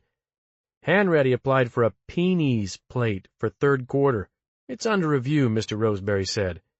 There's a line, after all, under Glendenning. This is about revenue. It ain't exactly the chuckle hut we're running here. Subsection 19. There's something very interesting about civics and selfishness, and we get to ride the crest of it. Here in the U.S., we expect government and law to be our conscience, our superego, you could say. It has something to do with liberal individualism and something to do with capitalism, but I don't understand much of the theoretical aspect. What I see is what I live in. Americans are, in a way, crazy. We infantilize ourselves. We don't think of ourselves as citizens, parts of something larger to which we have profound responsibilities. We think of ourselves as citizens when it comes to our rights and privileges, but not our responsibilities. We abdicate our civic responsibilities to the government and expect the government, in effect, to legislate morality. I'm talking mostly about economics and business, because that's my area. What do we do to stop the decline? I have no idea what we do. As citizens, we cede more and more of our autonomy, but if we, the government, take away the citizens' freedom to cede their autonomy, we're now taking away their autonomy. It's a paradox. Citizens are constitutionally empowered to choose to default and leave the decisions to corporations and to a government we expect to control them. Corporations are getting better and better at seducing us into thinking the way they think, of profits as the telos and responsibility as something to be enshrined in symbol and evaded in reality. Cleverness as opposed to wisdom. Wanting and having instead of thinking and making. We cannot stop it. I suspect what'll happen is that there will be some sort of disaster, depression, hyperinflation, and then it'll be showtime. We'll either wake up and retake our freedom, or we'll fall apart utterly, like Rome, conqueror of its own people. I can see taxpayers not wanting to part with money. It's a natural human thing. I didn't like getting audited either, but shit, you got basic facts to counterbalance that. We voted these guys in. We choose to live here. We want the good roads and a good army to protect us, so you ante up. That's a little simplistic. It seems like, suppose you're in a lifeboat with other people and there's only so much food, and you have to share it. You've only got so much, and it's got to go around, and everybody's really hungry. Of course, you want all the food. You're starving. But so is everybody else. If you ate all the food, you couldn't live with yourself afterward. The others would kill you, too. But the point is psychological. Of course you want it all. Of course you want to keep every dime you make. But you don't. You ante up, because it's how things have to be for the whole lifeboat. You sort of have a duty to the others in the boat. A duty to yourself not to be the sort of person who waits till everybody is asleep and then eats all the food. You're talking like a civics class. Which you never had, I'm betting. What are you, 28? Did your school have civics when you were a boy? Do you even know what civics is? It was a Cold War thing they started in the schools, the Bill of Rights, the Constitution, the Pledge of Allegiance, the importance of voting, yada yada. Civics is the branch of political science that, quote, concerns itself with citizenship and the rights and duties of U.S. citizens. Duty's kind of a harsh word. I'm not saying it's their duty to pay their taxes. I'm just saying it doesn't make any sense not to. Plus, we catch you. I don't think this will be the conversation you want to have, but if you really want my opinion, I'll tell you. Fire away. I think it's no accident that civics isn't taught anymore, or that a young man like yourself bridles at the word duty. We've gotten soft, you're saying? I'm saying that the 60s, which, God love them, did a lot for raising people's consciousness in a whole lot of areas, such as race and feminism, not to mention Vietnam. No, mention it, because here was a whole generation where most of them now, for the first time, questioned authority and said that their individual moral beliefs about the war outweighed their duty to go fight if their duly elected representatives told them to. In other words, that their highest actual duty was to themselves. Well, but to themselves as what? This all seems pretty simplistic, you guys. It's not like everybody that was protesting was doing it out of duty. It became fashionable to protest the war. Neither the ultimate duty is to self element, nor the fashionable element is irrelevant. You're saying that protesting Vietnam led to tax cheating? No, he's saying it led to the sort of selfishness that has us all trying to eat all the boat's food. No. But I think whatever led to it becoming actually fashionable to protest a war opened the door to what's going to bring us down as a country, the end of the democratic experiment. Then I tell you he was a conservative? But that's just a put-down. There are all kinds of conservatives depending on what it is they want to conserve. The 60s were America's starting to decline into decadence and selfish individualism, the me generation. There was more decadence in the 20s than there was in the 60s, though. You know what I think? I think the Constitution and Federalist Papers of this country was an incredible moral and imaginative achievement. For really, the first time in a modern nation, those in power set up a system where the citizens' power over their own government was to be a matter of substance and not mere symbolism. It was utterly priceless, and it will go down in history with Athens and the Magna Carta. The fact that it was a utopia which for 200 years actually worked makes it beyond priceless. It's literally a miracle. And now I'm speaking of Jefferson, Madison, Adams, Franklin, the real church fathers, what raised the American experiment beyond great imagination and made it very nearly work was not just these men's intelligence, but their profound moral enlightenment, their sense of civics. The fact is that they cared more about the nation and the citizens than about themselves. They could have just set America up as an oligarchy where powerful Eastern industrialists and Southern landowners controlled all the power and ruled with an iron hand in a glove of liberal rhetoric. Need I say Robespierre, or the Bolsheviks, or the Ayatollah? These founding fathers were geniuses of civic virtue. They were heroes. Most of their effort went into restraining the power of government. Checks and balances. Power to the people. They know the tendency of power to corrupt, Jefferson supposedly boinking his own slaves and having whole litters of mulatto children. They believed that centralizing power in its dispersal among a concerned, educated, civic-minded electorate would ensure against America devolving into one more instance of nobles and peasants, rulers and serfs.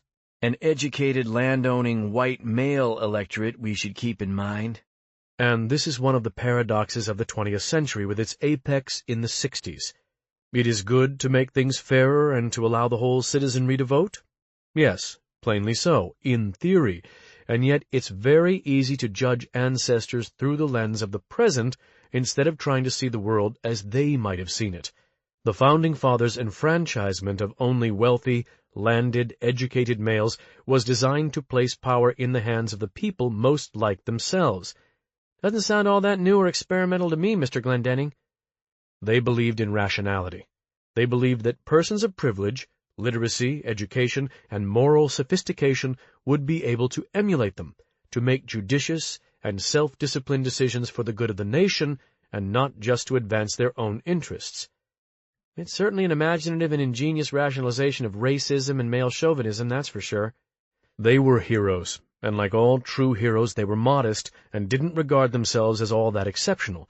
They assumed their descendants would be like them, rational, honorable, civic-minded, men with at least as much concern for the common good as for personal advantage. How did we get from the 60s to this? And instead, we get the dickless or crooked leaders we've got today. We elect what we deserve. But it's something very odd, that they could have been so prescient and far-sighted about erecting checks against the accumulation of power in any one branch of government, their healthy fear of government, and yet their naive belief in the civic virtue of the common people. Our leaders, our government is us, all of us, so if they're venal and weak, it's because we are. I hate it when you synopsize what I'm trying to say and get it wrong, but I don't quite know what to say, because it's stronger than that. I don't think the problem is our leaders. I voted for Ford, and I'll likely vote for Bush or maybe Reagan, and I'll feel solid about my vote. But we see it here with TPs. We're the government, its worst face, the rapacious creditor, the stern parent. They hate us. They hate the government. We're just the most convenient incarnation of what they hate. There's something very curious, though, about the hatred. The government is the people, leaving aside various complications, but we split it off and pretend it's not us. We pretend it's some threatening other bent on taking our freedoms, taking our money and redistributing it, legislating our morality in drugs, driving, abortion, the environment, Big Brother, the establishment, the man. With the curious thing being that we hate it for appearing to usurp the very civic functions we've ceded to it. Inverting the Founding Fathers' device of ceding political power to the people instead of the government. Consent of the governed. But it's gone farther than that, and the 60s idea of personal freedom and appetite and moral license has something to do with it, though I'm damned if I can quite figure it out. Only that something queer is going on in terms of civics and selfishness in this country, and we here in the service get to see it in some of its most extreme manifestations. We now, as citizens and businessmen and consumers and what all, we expect government and law to function as our conscience. Isn't that what laws are for? You mean our superego, in loco parentis? It has something to do with liberal individualism and something to do with the Constitution's overestimate of individual character, and it has something to do with consumer capitalism. That's pretty vague. It is vague. I'm not a political scientist, but it's not vague in its consequences. The concrete reality of its consequences is what our jobs are about. But the service has been around since long before the decadent 60s. Let him finish. I think Americans in 1980 are crazy, have gone crazy, regressed somehow. The, quote, lack of discipline and respect for authority of the decadent 70s? If you don't shut up, I'm going to put you up on the roof of the elevator and you can stay there. It may sound reactionary, I know, but we can all feel it. We've changed the way we think of ourselves as citizens. We don't think of ourselves as citizens in the old sense of being small parts of something larger and infinitely more important to which we had serious responsibilities. We do still think of ourselves as citizens in the sense of being beneficiaries. We're actually conscious of our rights as American citizens and the nation's responsibilities to us and ensuring we get our share of the American pie. We think of ourselves now as eaters of the pie instead of makers of the pie. So who makes the pie? Ask not what your country can do for you. Corporations make the pie. They make it, and we eat it. It's probably part of my naivete that I don't want to put the issue in political terms when it's probably irreducibly political. Something has happened where we've decided on a personal level that it's all right to abdicate our individual responsibility to the common good and let government worry about the common good while we all go about our individual self-interested business and struggle to gratify our various appetites. You can blame some of it on corporations and advertising, surely. I don't think of corporations as citizens, though. Corporations are machines for producing profit. That's what they're ingeniously designed to do. It's ridiculous to ascribe civic obligations or moral responsibilities on corporations. But the whole dark genius of corporations is that they allow for individual reward without individual obligation. The workers' obligations are to the executives, and the executives' obligations are to the CEO, and the CEO's obligation is to the board of directors, and the board's obligation is to the stockholders, who are also the same customers the corporation will screw over at the very earliest opportunity in the name of profit, which profits are distributed as dividends to the very stockholders/customers they've been fucking over in their own name. It's like a fugue of evaded responsibility. You're leaving out labor unions, advocating for labor and mutual funds and the SEC's effects on share price over basis. You're a complete genius of irrelevancy, X. This isn't a seminar. DeWitt's trying to get at the heart of something here. Corporations aren't citizens, or neighbors, or parents. They can't vote, or serve in combat. They don't learn the Pledge of Allegiance. They don't have souls. They're revenue machines. I don't have any problem with that. I think it's absurd to lay moral or civic obligations on them. Their only obligations are strategic, and while they can get very complex, at root, they're not civic entities. With corporations, I have no problem with government enforcement of statutes and regulatory policy serving a conscience function. What my problem is the way it seems that we as individual citizens have adopted a corporate attitude, that our ultimate obligation is to ourselves. That unless it's illegal or there are direct practical consequences for ourselves, any activity is okay. I'm regretting this conversation more and more. You like movies? You bet. Are you kidding? Nothing like cozying up on a rainy evening with a Betamax and a good film. Suppose it was determined that the increasing violence of U.S. films correlated with a rise in violent crime statistics. Suppose the statistics weren't merely suggestive, but actually demonstrated conclusively that the increasing number of graphically violent films like Clockwork Orange or The Godfather or The Exorcist had a causal correlation with the real-world rates of mayhem. Let's not forget The Wild Bunch, plus Clockwork Orange is British. Shut up. Define violent, though. Can it mean vastly different things to different people? I'll throw you off this elevator, X. I swear to God I will. What would we expect the Hollywood corporations that make the movies to do? Would we really expect them to care about their film's effect on violence in the culture? We might posture and send nasty letters, but the corporations, underneath all the PR bullshit, replied that they're in business to make money for their stockholders, and that they'd give one fart in a stiff wind about what some statistics say about their products only if the government forced them to regulate the violence. Which would run into some First Amendment trouble big time. I don't think Hollywood studios are owned by stockholders. I think the vast bulk of them are owned by parent companies. Or, if what? If ordinary movie-going people stopped going in droves to see ultra-violent movies, the movie people can say they're only doing what corporations were designed to do, meet a demand, and make as much money as is legally possible. This whole conversation is dull. Sometimes what's important is dull. Sometimes it's work. Sometimes the important things aren't works of art for your entertainment, X. My point is this, and I'm sorry, X, because if I knew more about what I was talking about, I could make the point faster. But I'm not used to talking about it and have never been much able to even put it into words in any sort of order. The whole thing is usually more a tornado in my head as I'm driving in the morning thinking about what's on the docket for the day. My only point on the movies is this. Would these statistics cause much of a decline in the crowds that go to see these ultra-violent movies in such droves? They wouldn't. And that's the craziness. That's what I mean. What would we do? We'd bitch at the water cooler about these damn soulless corporations who don't give a shit about the state of the nation but only care about making a buck. A few of them might write the Journal Star's op-ed page or even their congressman. There ought to be a law. Regulate it, we'd say. But come Saturday night, they'd still go see whatever damn violent movie they and the missus want to see.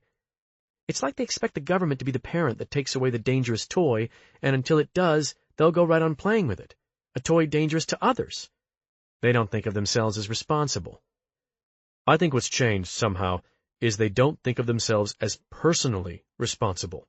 They don't think of it like that their personal, individual going and buying a ticket for The Exorcist is what adds to the demand that keeps the corporate machines coming out with more and more violent movies to satisfy the demand.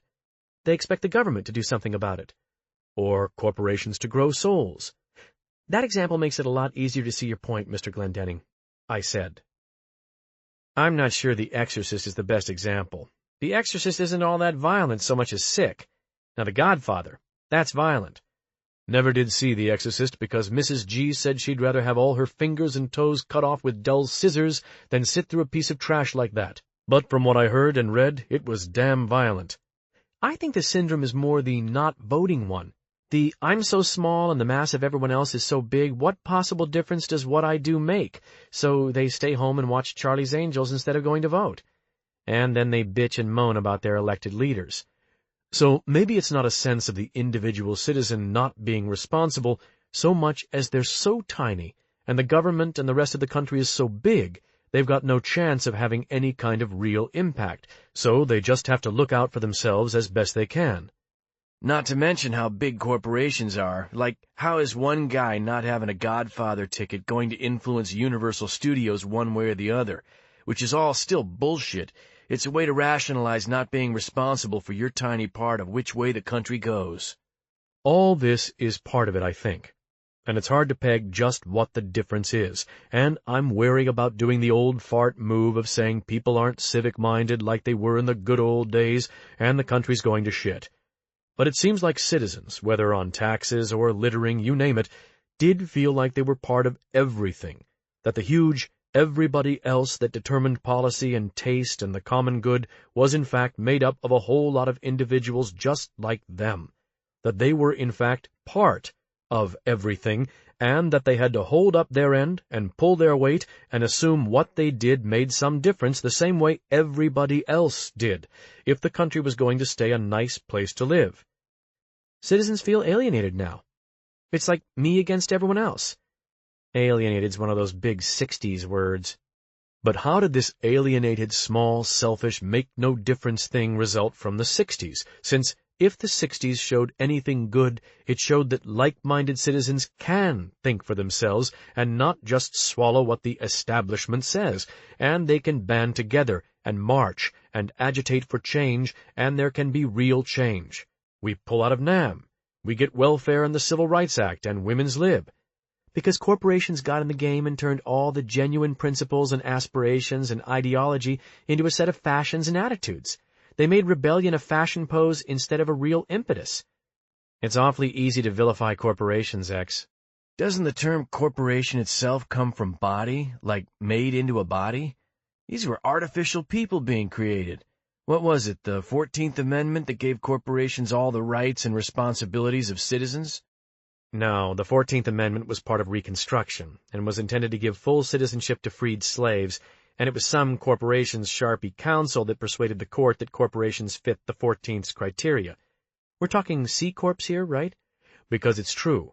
It's not even clear now when you say corporation, whether we're talking about C's or S's, LLCs, corporate associations, plus you've got closely held's and public, plus those sham corporations that are really just limited partnerships loaded up with non-recourse debt to generate paper losses which are basically just parasites on the tax system. Plus, C-corps contribute by double taxation, so it's hard to say they're nothing but a negative in the revenue sphere. I'm giving you a look of complete scorn and derision, X. What do you imagine it is we do here? Not to mention fiduciary instruments that function almost identically to corporations, plus franchise spreads, flow-through trusts, NFP foundations established as corporate instruments. None of this matters. And I'm not even really talking about what we do here, except in the sense that it puts us in a position to see civic attitudes close up. Since, after all, there's nothing more concrete than a tax payment, which, after all, is your money, whereas the obligations and projected returns on the payments are abstract. At the abstract level, the whole nation and its government and the commonweal. So, attitudes about paying taxes seem like one of the places where a man's civic sense gets revealed in the starkest sorts of terms. Wasn't it the 13th Amendment that blacks and corporations exploited? Let me throw him off, Mr. G. I'm pleading with you. Here's something worth throwing out there. It was in the 1830s and 40s that states started granting charters of incorporation to larger and regulated companies, and it was 1840 or 41 that de Tocqueville published his book about Americans. And he says somewhere that one thing about democracies and their individualism is that they, by their very nature, corrode the citizen's sense of true community, of having real, true fellow citizens whose interests and concerns were the same as his. This is a kind of ghastly irony, if you think about it, since a form of government engineered to produce equality makes its citizens so individualistic and self-absorbed they end up as solipsists, navel-gazers. De Tocqueville is also talking about capitalism and markets, which pretty much go hand in hand with democracy. I just don't think this is what I was trying to talk about. It's easy to blame corporations. DeWitt's saying if you think the corporations are evil and it's the government's job to make them moral, you're deflecting your own responsibility to civics. You're making the government your big brother and the corporation the evil bully your big brother's supposed to keep off you at recess. De Tocqueville's thrust is that it's in the democratic citizen's nature to be like a leaf that doesn't believe in the tree it's part of. What's interesting in a depressing way is that tacit hypocrisy. I, the citizen, will keep buying big gas guzzlers that kill trees and tickets for The Exorcist until the government passes a law. But then, when the government does pass a law, I'll bitch about Big Brother and getting the government off our back. See, for instance, the cheat rate and the appeals percentage after audit. It's more like I want a law to keep you from gas guzzling and seeing the wild bunch, but not me. Not in my backyard is the hue and cry. Lady gets stabbed over off the river, houses up and down the block hear her screaming. Nobody even sets a foot outside. Not get involved. Something's happened to people. People saying those damn tobacco companies while they smoke. Well, it's not fair to put down any critique of the corporate role in this kind of civic decline as just a simple knee-jerk demonization of corporations, though. The corporate agenda of maximizing profit by creating demand and trying to make demand inelastic can play a catalyst role in this syndrome Mr. Glendening's trying to limn without being the devil or bent on world domination or something. I believe Nichols has another 2 cents here. I think he's trying to say something, because I think it goes beyond politics, civics. I'm listening at least, Stuart. Not even on a tree, but more like leaves on the ground in the wind, blown this way and that way by the wind, and each time a gust blows it, the citizen says, "Now I choose to blow this way. This is my decision," with the wind being Nichols's corporate menace. It's almost more a matter of metaphysics. Yee-haw! Who dogging? Say what we're in now is some transition in the economy and society between the age of industrial democracy and the stage that comes after, where what industrial democracy was about was production, and the economy depended on constantly increasing production, and the democracy's big tension was between industry's needs for policies that abetted production and citizens' needs to both benefit from all the production and still have their basic rights and interests protected from industry's simple-minded emphasis on production and profits. I'm not sure where the metaphysics comes in here, Nichols. Oh, maybe it's not metaphysics. Maybe it's existential. I'm talking about the individual U.S. citizen's deep fear, the same basic fear that you and I have and that everybody has, except nobody ever talks about it except existentialists in convoluted French prose. Or Pascal. Our smallness, our insignificance and mortality, yours and mine. The thing that we all spend all our time not thinking about directly, that we are tiny and at the mercy of large forces, and that time is always passing, and that every day we've lost one more day that will never come back, and our childhoods are over, and our adolescence, and the vigor of youth, and soon our adulthood, that everything we see around us all the time is decaying and passing. It's all passing away, and so are we, so am I. And given how fast the first 42 years have shot by, it's not going to be long before I, too, pass away. Whoever imagined that there was a more truthful way to put it than die? Pass away. The very sound of it makes me feel the way I feel at dusk on a wintry Sunday. Anybody got the time? How long we been in here? 3 hours? And not only that, but everybody who knows me or even knows I exist will die. And then everybody who knows those people and might even conceivably have even heard of me will die, and so on. And the gravestones and monuments we spend money to have put in to make sure we're remembered, these'll last, what, 100 years? 200? And they'll crumble. And the grass and insects my decomposition will go to feed will die, and their offspring, or, if I'm cremated, the trees that are nourished by my wind-blown ash will die, or get cut down and decay, and my urn will decay, and before maybe 3 or 4 generations it will be like I never existed. Not only will I have passed away, but it will be like I was never here, and people in 2104 or whatever will no more think of Stuart A. Nichols, Jr. than you or I think of John T. Smith, 1790 to 1864, of Livingston, Virginia, or some such.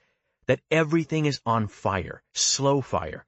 And we're all less than 1,000,000 breaths away from an oblivion more total than we can even bring ourselves to even try to imagine, in fact.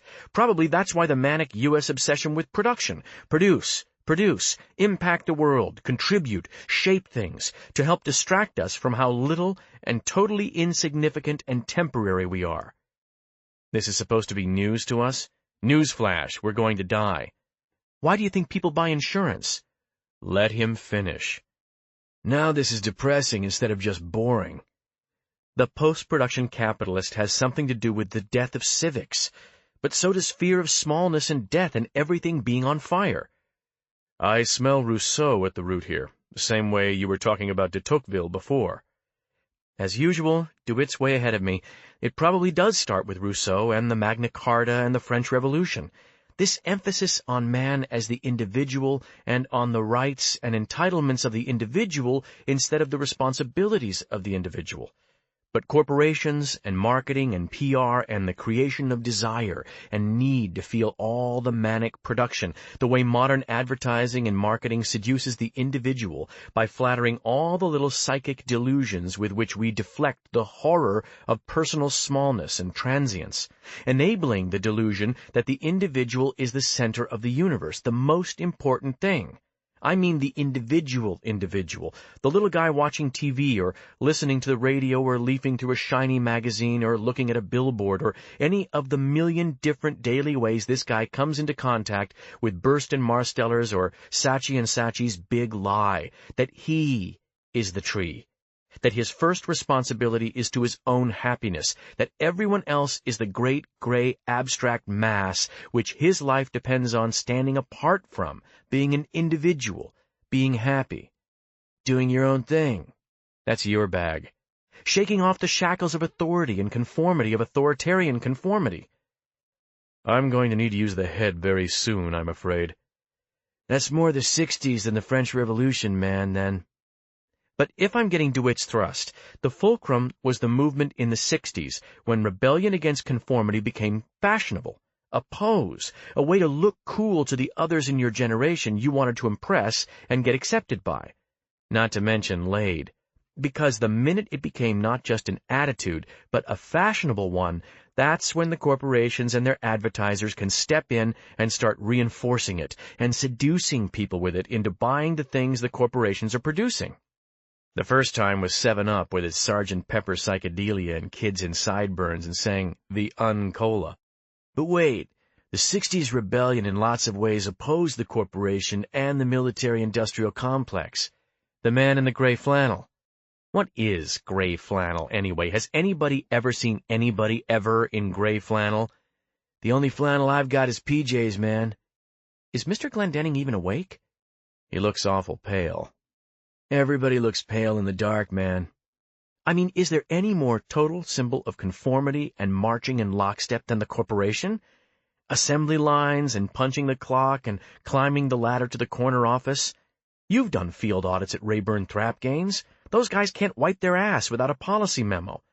But we're not talking about the interior reality of the corporation. We're talking about the face and voice the corporate advertisers start using in the late 60s to talk the customer into thinking he needs all this stuff. It starts talking about the customer's psyche being in bondage to conformity, and the way to break out of the conformity is not to do certain things, but to buy certain things. You make buying a certain brand of clothes or pop or car or necktie into a gesture of the same level of ideological significance as wearing a beard or protesting the war. Virginia Slim and women's livers. Alka-Seltzer. I think the I'm going to die connection slipped by me at some point here. I think Stewart's tracing the move from the production model of American democracy to something more like a consumption model, where corporate production depends on a team approach, whereas being a customer is a solo venture, that we're turning into consuming citizens instead of producing citizens. Just wait 16 quarters till 84. Just wait for the tidal wave of ads and PR that promote this or that corporate product as the way to escape the gray 1984 totalitarianisms of the Orwellian present. How does buying one kind of typewriter instead of another help subvert government control? It won't be government in a couple years, don't you see? There won't be typewriters either. Everyone will have keyboards cabled into some sort of central VAX, and things won't even have to be on paper anymore. The paperless office. Rendering Stu here obsolete. No, you're missing the genius of it. It'll all be played out in the world of images. There'll be this incredible political consensus that we need to escape the confinement and rigidity of conforming, of the dead fluorescent world of the office and the balance sheet, of having to wear a tie and listen to Muzak, but the corporations will be able to represent consumption patterns as the way to break out. Use this type of calculator, listen to this type of music, wear this type of shoe because everyone else is wearing conformist shoes. It'll be this era of incredible prosperity and conformity and mass demographics in which all the symbols and rhetoric will involve revolution and crisis and bold, forward-looking individuals who dare to march to their own drummer by allying themselves with brands that invest heavily in the image of rebellion. This mass PR campaign extolling the individual will solidify enormous markets of people whose innate conviction that they are solitary, peerless, non-communal will be massaged at every turn. But what role will government play in this 1984 scenario?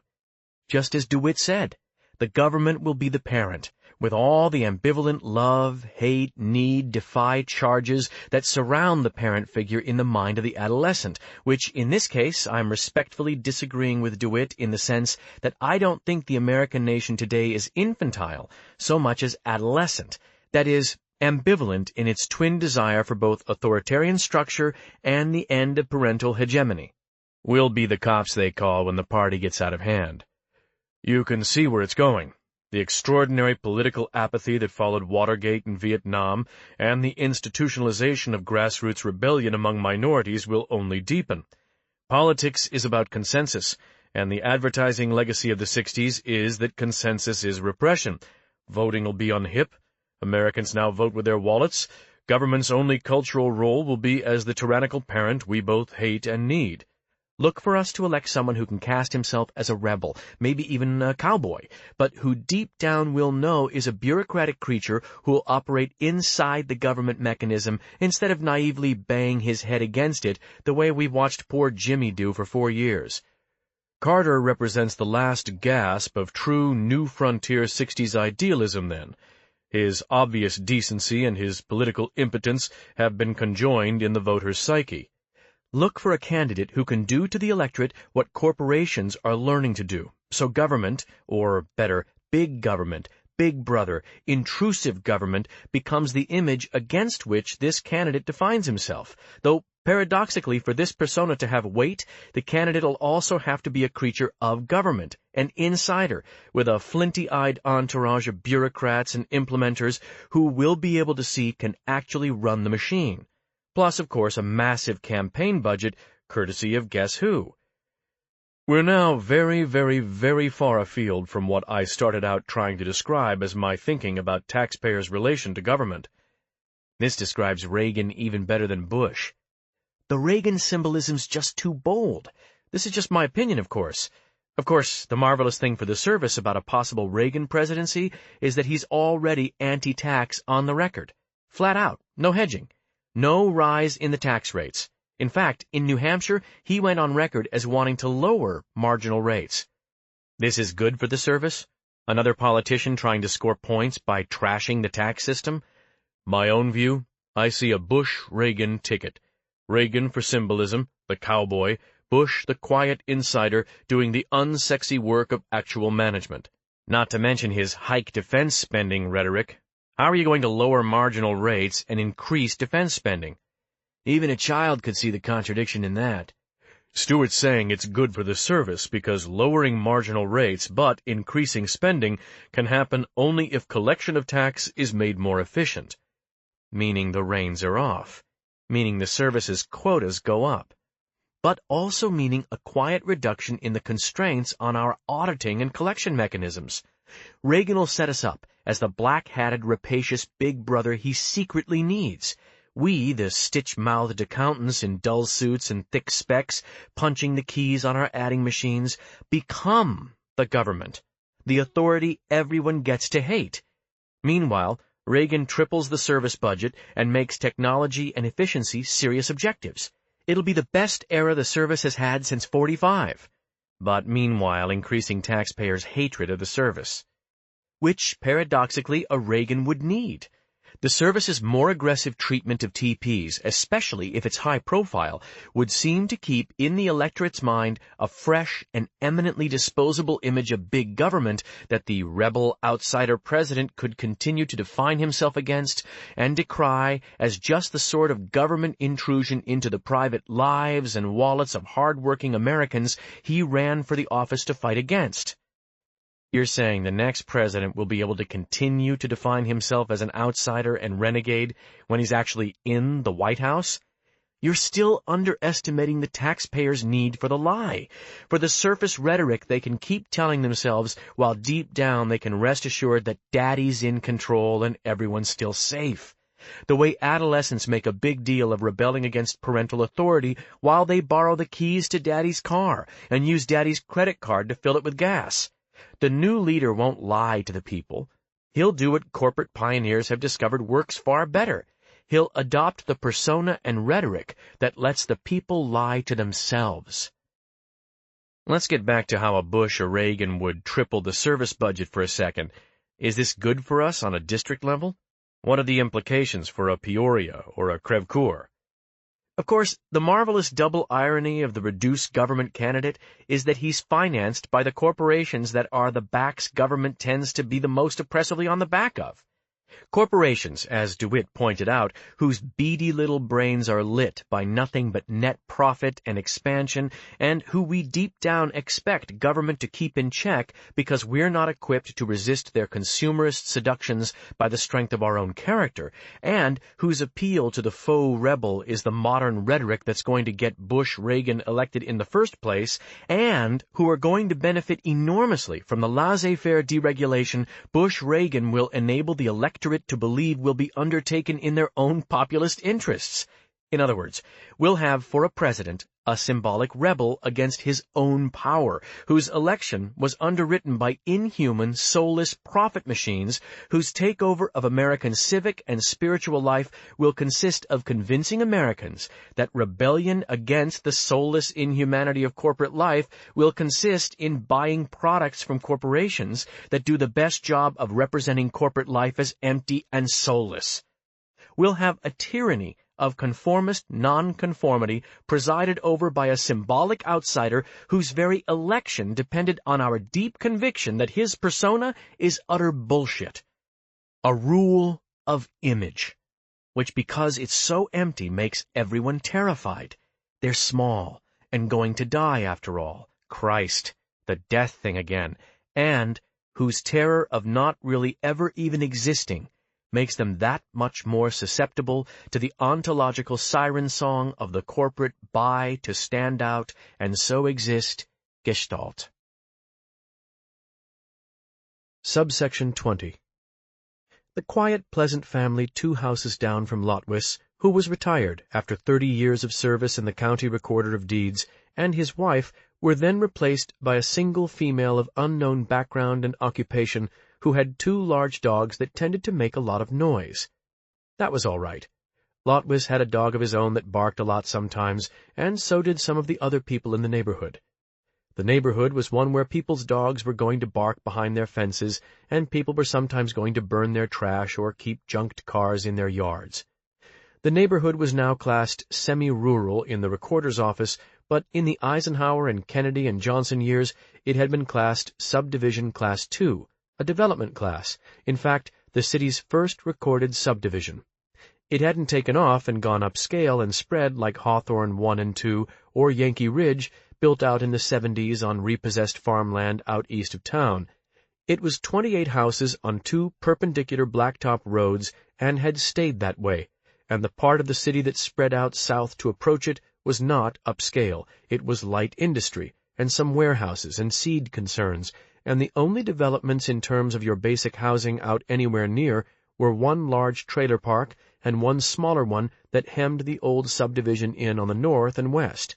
To the south was the interstate, and serious farmland all the way to the pleasant little grain town of Funk's Grove, 13 miles south on 51. But so. Within sight, if Lotwis was up on his roof tending to gutters or the screen on his chimney, was an auto wrecker's yard, and Southtown Wholesale and Custom Meats, which was, when you cut through all the fancy language, a butcher's. But so the folks that lived out here that the Lotwises had watched slowly move in and settle the neighborhood were folks with an independent streak that were willing to live out near trailer parks and a slaughterhouse and have a rural mailman who brought the mail in his own private car and leaned way over to get it in the boxes out by the street, all in return for the benefits of living in a Class 2 zone without hemmed-in houses and subheaded ordinances on burning your trash, or having your washer's outflow pipe empty into the gully by the road, or dogs with some spirit that were protective and barked up a storm at night. I'm glad you said this. Now I'll know. If anything happens to these dogs, if they run off, or limp, or anything, I'll kill you, your family, burn your house down, and sow salt. I have nothing to live for but these dogs. If they want to run, they're going to run. If you don't like it, you can take it up with me, but if anything gets done to these dogs, I'll decide it was you, and I'll sacrifice my life and freedom to destroy you and everyone you love. So Lotwis just let her alone. Subsection 21. Rubbing his eyes wearily. So let me get this straight. On $218,000 of gross billing on your Schedule C, you realize $37,000 net. It's all documented. I've supplied all receipts and W-2s. Yes, the W-2s. We've got $175,471 in W-2s on 16 employees, investigators, support personnel, research aides. It's all right there. You've got copies of their returns. Except what I found striking is they're all in terribly low marginal brackets, terribly low paid. Why not 4 or 5 employees, highly paid? The logistics of my business are complex. Much of the work is low paid, but time-consuming. Except I dropped in on one of your researchers, a Mrs. Thelma Perler. Oh. At the Oak Haven Assisted Living Center where she resides. Oh. In a wheelchair, with one of those old-fashioned ear horns, even to hear your questions, and to which she replied, let me see, checking his notes, Roodle, Roodle, Roodle, Roodle.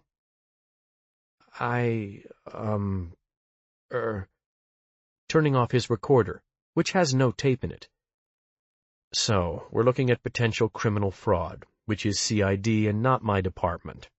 We could go talk to or dig up these other employees. You'll go to jail. So here's what we can do. You have a 1-hour opportunity to fill out an amended 1040 for last year, on which you omit the employee salary deductions. You pay real tax due, plus penalties for underpayment and late filing. You proceed with an employee of this department to your bank, where you cut a cashier's check for the total, at which time I destroy your original return and the CID receives no referral. Subsection 22. 975-56-3458. I'm not even sure I know what to say. To be honest, a good bit of it I don't remember. I don't think my memory works in quite the way it used to. It may be that this kind of work changes you, even just rote exams. It might actually change your brain. For the most part, it's now almost as if I'm trapped in the present.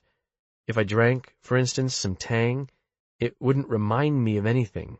I'd just taste the Tang. From what I understand, I'm supposed to explain how I arrived at this career, where I came from, so to speak, and what the service means to me. I think the truth is that I was the worst kind of nihilist, the kind who isn't even aware he's a nihilist. I was like a piece of paper on the street in the wind, thinking, now I think I'll blow this way, now I think I'll blow that way. My essential response to everything was, whatever. This was especially after high school, when I drifted for several years in and out of 3 different colleges, one of them 2 different times, and 4 or 5 different majors. One of these might have been a minor. I was pretty much of a wasteoid. Essentially, I had no motivation, which my father referred to as initiative. Also, I remember that everything at that time was very fuzzy and abstract. I took a lot of psychology and political science, literature, classes where everything was fuzzy and abstract and open to interpretation, and then those interpretations were open to still more interpretations.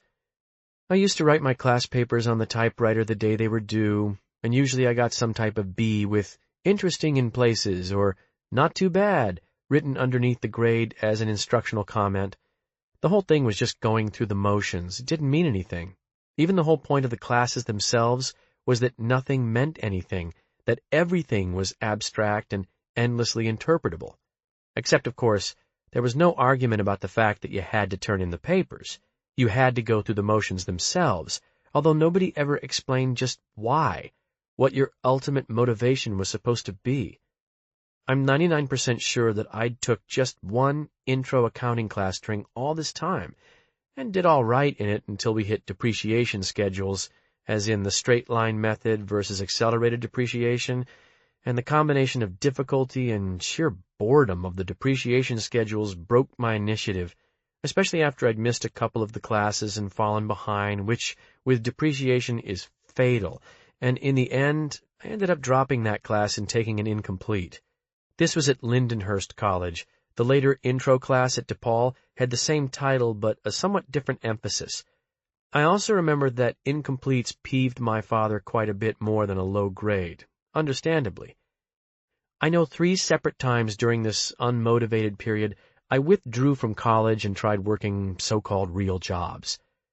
One was that I was a security guard for a parking garage on North Michigan, or taking tickets for events at the Liberty Arena, or briefly on the production line at a cheese nabs plant working the cheese product injector, or working for a company which made and installed gymnasium floors. Then, after a while, I couldn't handle the boredom of the jobs, which were all unbelievably boring and meaningless, and I'd quit and enroll someplace else and essentially try to start college over again. My transcript looked like collage art. Understandably, this routine wore thin with my father, who was a cost systems supervisor for the city of Chicago, although during this time he still lived in Libertyville, which is describable as an upper bourgeois northern suburb. He used to say, dryly, and with a perfectly straight face, that I was shaping up to be an outstanding 20-yard dash man. This was his way of squeezing my shoes. He read a great deal and was into dry, sardonic expressions, although on one other occasion, after taking an incomplete or withdrawing somewhere and coming back home, I remember I was in the kitchen getting something to eat and heard him arguing with my mother and Joyce, telling them I couldn't find my ass with both hands. That was the angriest I think I ever saw him get during this unfocused period. I don't remember the exact context, but knowing how dignified and essentially reserved my father usually was, I'm sure I must have just done something especially feckless or pathetic to provoke him. I don't remember my mother's response or exactly how I came to overhear the remark, as eavesdropping on your parents seems like something that only a much smaller child would do. My mother was more sympathetic, and whenever my father started squeezing my shoes about the lack of direction thing, my mother would stick up for me to some extent and say I was trying to find my path in life, and that not every path is outlined in neon lights like an airport runway, and that I owed it to myself to find my path and let things unfold in their own way. From what I understand of basic psychology, this is a fairly typical dynamic. Son is feckless and lacks direction. Mother is sympathetic and believes in son's potential and sticks up for him. Father is peeved and endlessly criticizes and squeezes son's shoes, but still, when push comes to shove, always ponies up the check for the next college. I can remember my father referring to money as that universal solvent of ambivalence in connection with these tuition checks. I should mention that my mother and father were amicably divorced by this time, which was also somewhat typical of that era. So there were all those typical divorce dynamics in play as well, psychologically. The same sort of dynamics were probably being played out in homes all over America. The child trying to sort of passively rebel while still financially tied to the parent, and all the typical psychological business that goes along with that. Anyhow, all this was in the Chicagoland area in the 1970s, a period that now seems as abstract and unfocused as I was myself. Maybe the service and I have this in common, that the past decade seems much longer ago than it really was, because of what's happened in the intervening time. As for myself, I had trouble just paying attention, and the things I can remember now seem mostly pointless. I mean, really remember, not just having a general impression of. I remember having fairly long hair, meaning long on all four sides, but nevertheless it was also always parted on the left side and held in place with spray from a dark red can. I remember the color of this can. I can't think of this period's hair without almost wincing. I can remember things I wore. A lot of burnt orange and brown, red intensive paisley, bell-bottom cords, acetate and nylon, flared collars, dungaree vests. I had a metal peace sign pendant that weighed half a pound, docksiders and yellow Timberlands, and a pair of shiny low brown leather dress boots which zipped up the sides and only the sharp toes showed under bell-bottoms.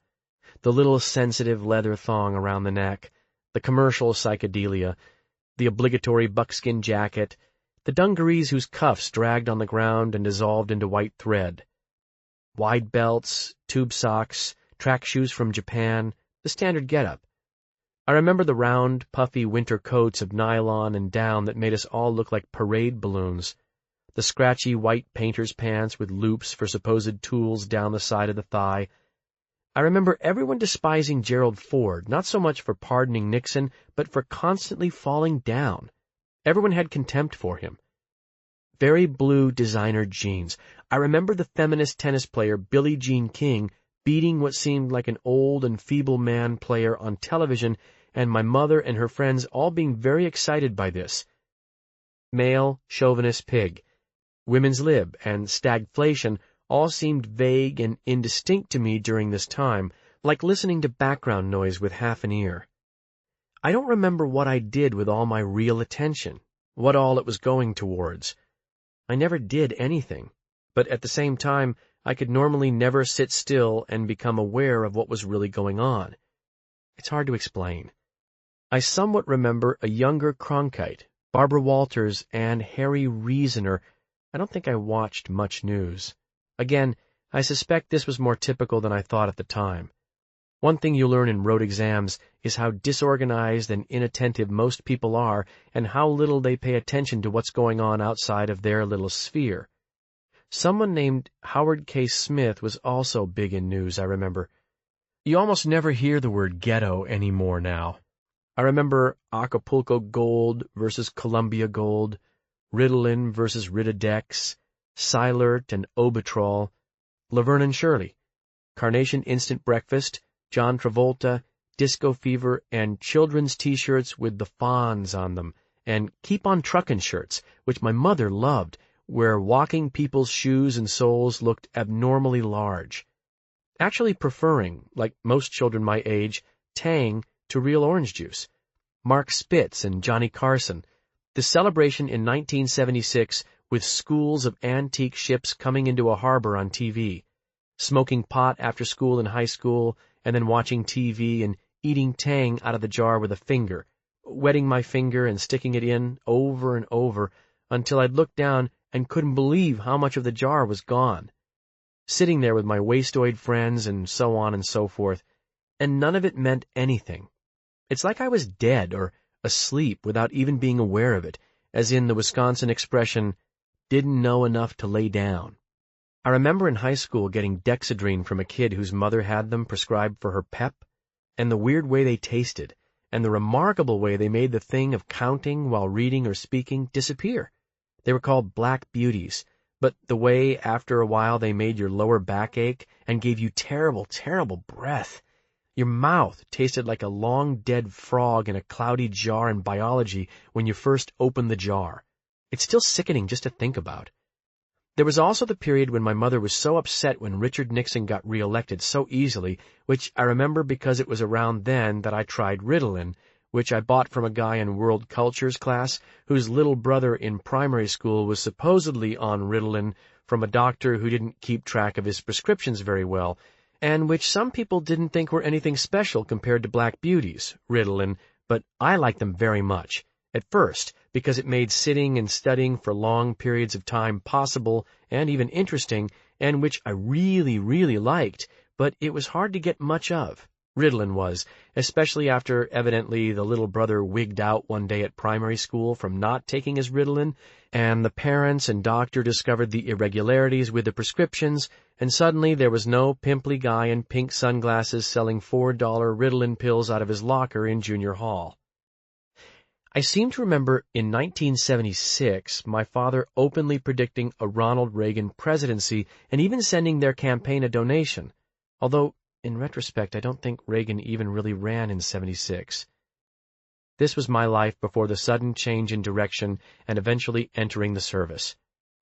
Girls wore caps or dungaree hats, but most guys were essentially uncool if they wore a hat. Hats were things to make fun of. Baseball caps were for the rednecks downstate. Older men of any seriousness still sometimes wore business-type hats outside, though. I can remember my father's hat now almost better than his face under it. I used to spend time imagining what my father's face looked like when he was alone. I mean his facial expression and eyes when he was by himself in his office at work at the City Hall Annex downtown, and there was no one to shape a certain expression for.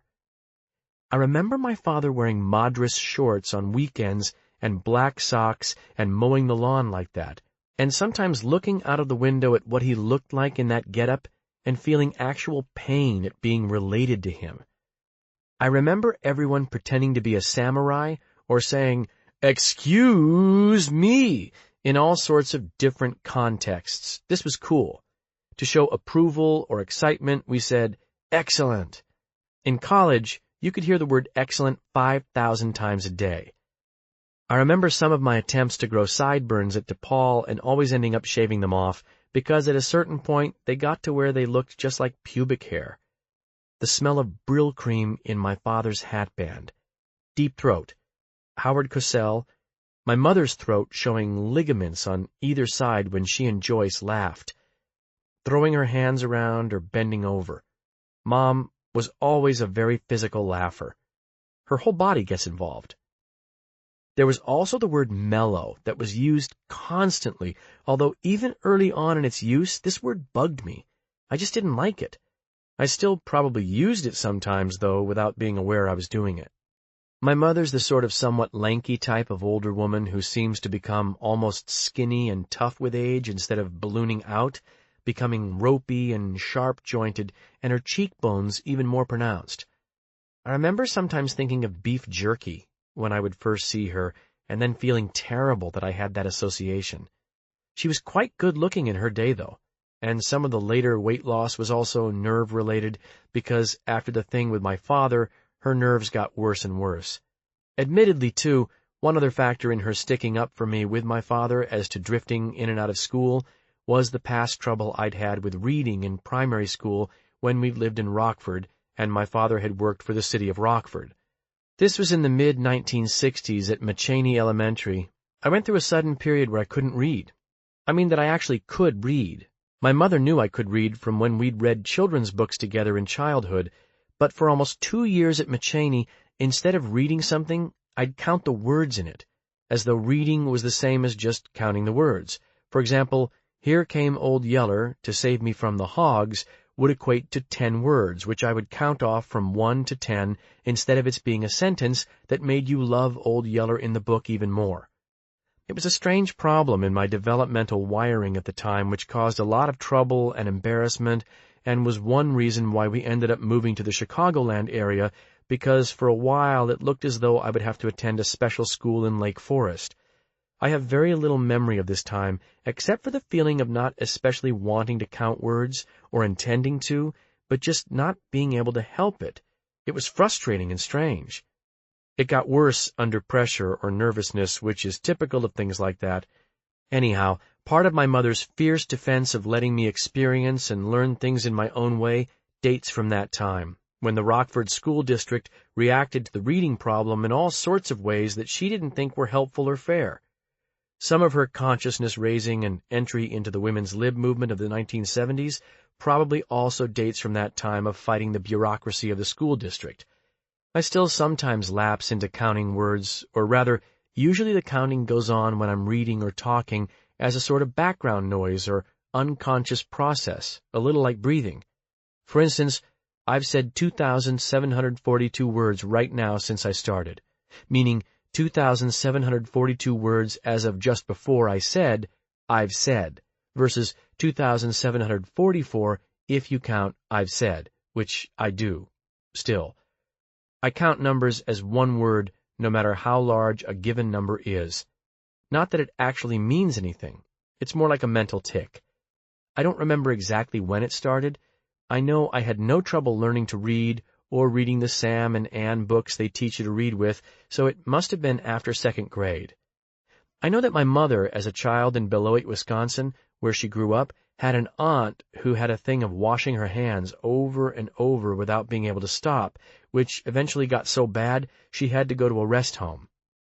I seem to remember thinking of my mother as in some way associating the counting thing more with that aunt at the sink and not seeing it as a form of retardation or inability to just sit there and read as instructed, which is how Rockford's school authorities seem to see it.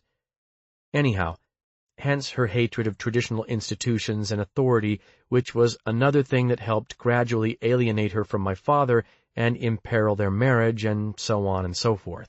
I remember once, in I think 1975 or 76, shaving off just one sideburn and going around like that for a period of time, believing the one sideburn made me a nonconformist. I'm not kidding. And getting into long, serious conversations with girls at parties who would ask me what the lone sideburn meant. A lot of the things I remember saying and believing during this period make me literally wince now to think of it.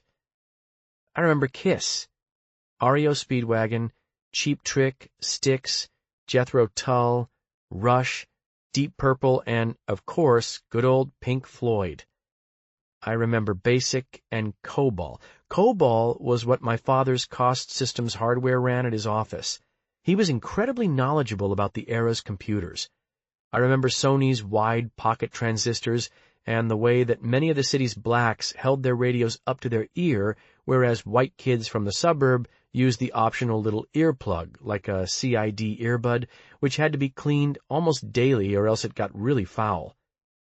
There was the energy crisis and recession and stagflation, though I cannot remember the order in which these occurred, although I do know the main energy crisis must have happened when I was living back at home after the Lindenhurst College thing, because I got my mother's tank siphoned out while out partying late at night with old high school friends, which my father was not thrilled about, understandably.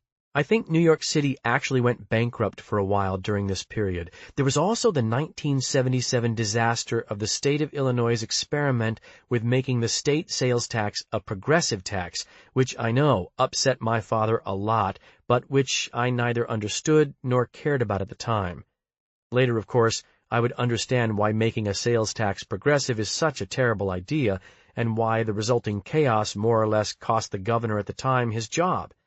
At the time, though, I don't remember noticing anything except the unusually terrible crowds and hassle of shopping for the holidays in late '77. I don't know if that's relevant. I doubt anyone outside the state cares very much about this, though there are still some jokes about it among the older wigglers at the REC. I remember feeling the actual physical feeling of hatred of most commercial rock, such as for disco, which if you were cool you pretty much had to hate, and all rock groups with one-word place names, Boston, Kansas, Chicago, America.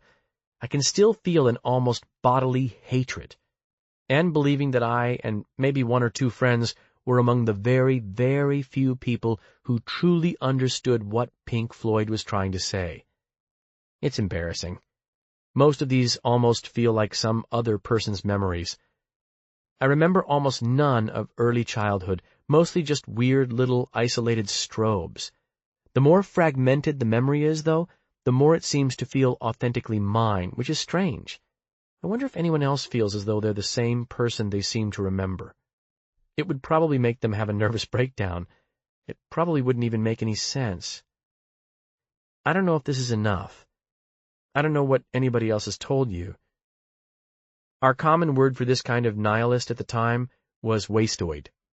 I remember in 1976 rooming in a high-rise UIC dorm with a very mod, with-it sophomore from Naperville who also wore sideburns and a leather thong and had more than one guitar.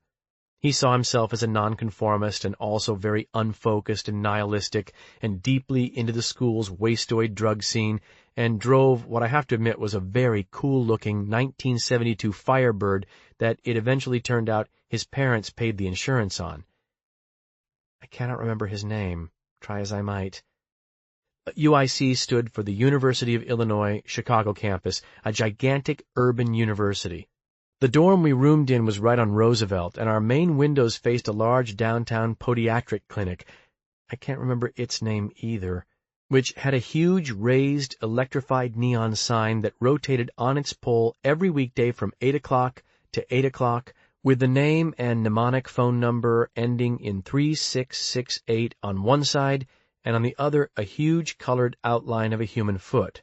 Our best guess was a female foot from the proportions, and I remembered that this roommate and I formulated a kind of ritual in which we'd make sure to try to be at the right spot at our windows at 8 o'clock each night to watch the foot sign go dark and stop rotating when the clinic closed. It always went dark at the same time the clinic's windows did, and we theorized that everything was on one main breaker. The sign's rotation didn't stop all at once. It more like slowly wound down, with almost a Wheel of Fortune quality about where it would finally stop. The ritual was that if the sign stopped with the foot facing away, we would go to the UIC library and study, but that if it stopped with the foot or any significant part of it facing our windows, we would take it as a sign, with the incredibly obvious double entendre, and immediately blow off any homework or supposed responsibility we had and go instead to the Hat, which at that time was the currently hip UIC pub and place to hear bands, and would drink beers and play quarters and tell all the other kids whose parents were paying their tuition about the ritual of the rotating foot in a way that we all appeared nihilistically wastoid and hip. I'm seriously embarrassed to remember things like this. I can remember the podiatrist's sign and the hat and what the hat looked and even smelled like, but I cannot remember this roommate's name, even though we probably hung out together 3 or 4 nights a week that year. The Hat had no relation to My Buyers, which is the main sort of pub for road examiners here at the REC, and also has a hat motif and an elaborate display rack of hats, but these are meant to be historical IRS and CPA hats, the hats of serious adults, meaning the similarity is just a coincidence. There were actually 2 hats, as in a franchise. There was the UIC one on Cermak and Western, and another one down in Hyde Park for the more motivated, focused kids at U of Chicago. Everybody at our hat called the Hyde Park hat the yarmulke.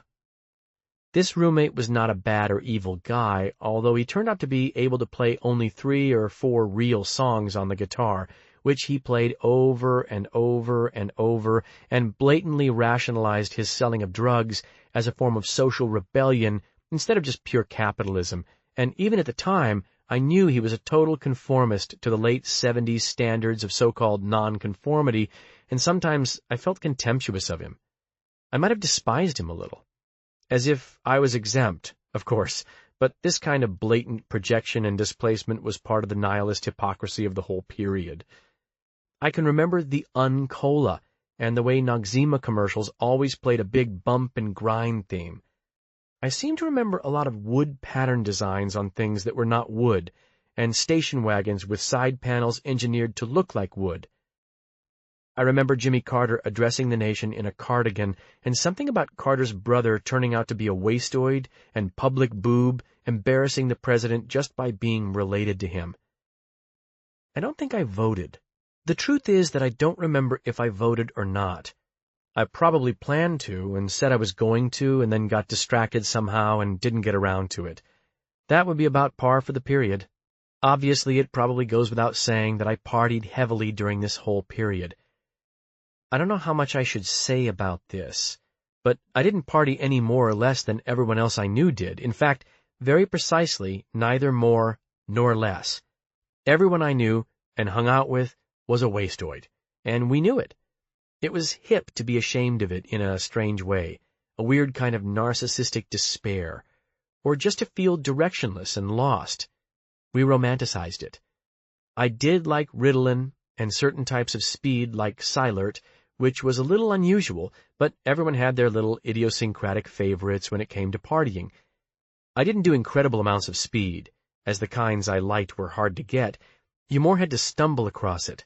The roommate with the blue Spitfire was obsessed with hashish, which he always described as mellow, another big buzzword at that time. Looking back, I doubt if it ever occurred to me the way I felt towards this roommate was probably the way my father felt about me, that I was just as much a conformist as he was, plus a hypocrite, a rebel who really just sponged off society in the form of his parents. I wish I could say I was aware enough for this contradiction to sink in at the time, although I probably would have just turned it into some kind of hip, nihilistic joke. At the same time, sometimes I know I worried about my directionlessness and lack of initiative, how abstract and open to different interpretations everything seemed at the time, even about how fuzzy and pointless my memories were starting to seem. My father, on the other hand, I know, remembered everything, in particular physical details, the precise day and time of appointments, and past statements which were now inconsistent with present statements. But then I would learn that this sort of close attention and total recall was part of his job. What I really was naive. For instance, I knew I lied, but I hardly ever assumed that anybody else around me might be lying. I realize now how conceited that is, and how unfocused that lets actual reality be. I was a child, really. The truth is that most of what I really know about myself I learned in the service. That may sound too much like sucking up, but it's the truth. I've been here 4 years, and I've learned an incredible amount. Anyhow, I can also recall smoking pot with my mother and her partner Joyce. They grew their own, and it wasn't exactly potent, but that wasn't really the point, because with them it was more of a sort of liberated political statement than a matter of getting high, and my mother almost seemed to make it a point to smoke pot whenever I was over there visiting them, and while it made me a little uncomfortable, I don't ever remember refusing to fire up with them, even though it embarrassed me somewhat when they used college terms like this. At that time, my mother and Joyce co-owned a small feminist bookstore, which I knew my father resented, having helped finance through the divorce settlement, and I can remember once sitting around on their Wrigleyville apartment's beanbag chairs, passing around one of their large, amateurishly rolled Dubersteins, which was the hip, wastoid term for a joint at that time, at least around the Chicagoland area, and listening to my mother and Joyce recount very vivid, detailed memories from their early childhoods, and both of them laughing and crying and stroking one another's hair in emotional support, which didn't really bother me, their touching or even kissing one another in front of me, or at least by then I'd had plenty of time to get used to it. But I can remember becoming more and more paranoid and nervous at the time, because when I tried hard to think of some of my own childhood memories, the only really vivid memory I could remember involved me pounding Glavolium into my Rawlings catcher's mitt, which my father had gotten me, and that day of getting the Johnny Bench autograph mitt I remembered very well. Although Mom and Joyce's was not the place to wax all sentimental about my father getting me something, obviously, the worst part was then starting to hear my mother recount all these memories and anecdotes of my own childhood and realizing that she actually remembered much more of my early childhood than I did, as though somehow she'd seized or confiscated memories and experiences that were technically mine. Obviously, I didn't think of the term seize at the time. That's more a service term. But smoking pot with my mother and Joyce was usually just not a pleasant experience at all, and often totally weirded me out, now that I think about it, and yet I did it with them almost every time. I doubt my mother enjoyed it much either. The whole thing had an air of pretense of fun and liberation about it. In retrospect, I get the feeling that my mom was trying to get me to see her as changing and growing up right there with me, both on my side of the generation gap, as though we were still as close as we were when I was a child. As both being nonconformists and giving my father the finger, symbolically. Anyhow, smoking pot with her and Joyce always felt a bit hypocritical. My parents split up in February 1972, in the same week that Edward Muskie cried in public on the campaign trail, and the TV had clips of him crying over and over. I can't remember what he was crying about, but it definitely sunk his chances in the campaign. It was the 6th week of theater class in high school where I first learned the term nihilist. I know I didn't feel any real hostility towards Joyce, by the way, although I do remember always feeling sort of edgy when it was just her and me, and being relieved when my mother got home and I could sort of relate to both of them as a couple instead of trying to make conversation with Joyce, which was always complicated because there always felt like a great deal more subjects and things to remember not to bring up than there were to actually talk about, so that trying to make chit-chat with her was like trying to slalom at Devil's Head if the slalom's gates were only inches apart. In hindsight, I realized later that my father was actually kind of witty and sophisticated. At the time, I think I thought of him as barely alive, as like a robot or slave to conformity. It's true that he was uptight, anal, and quick with the put-downs. He was 100% conventional establishment and totally on the other side of the generation gap.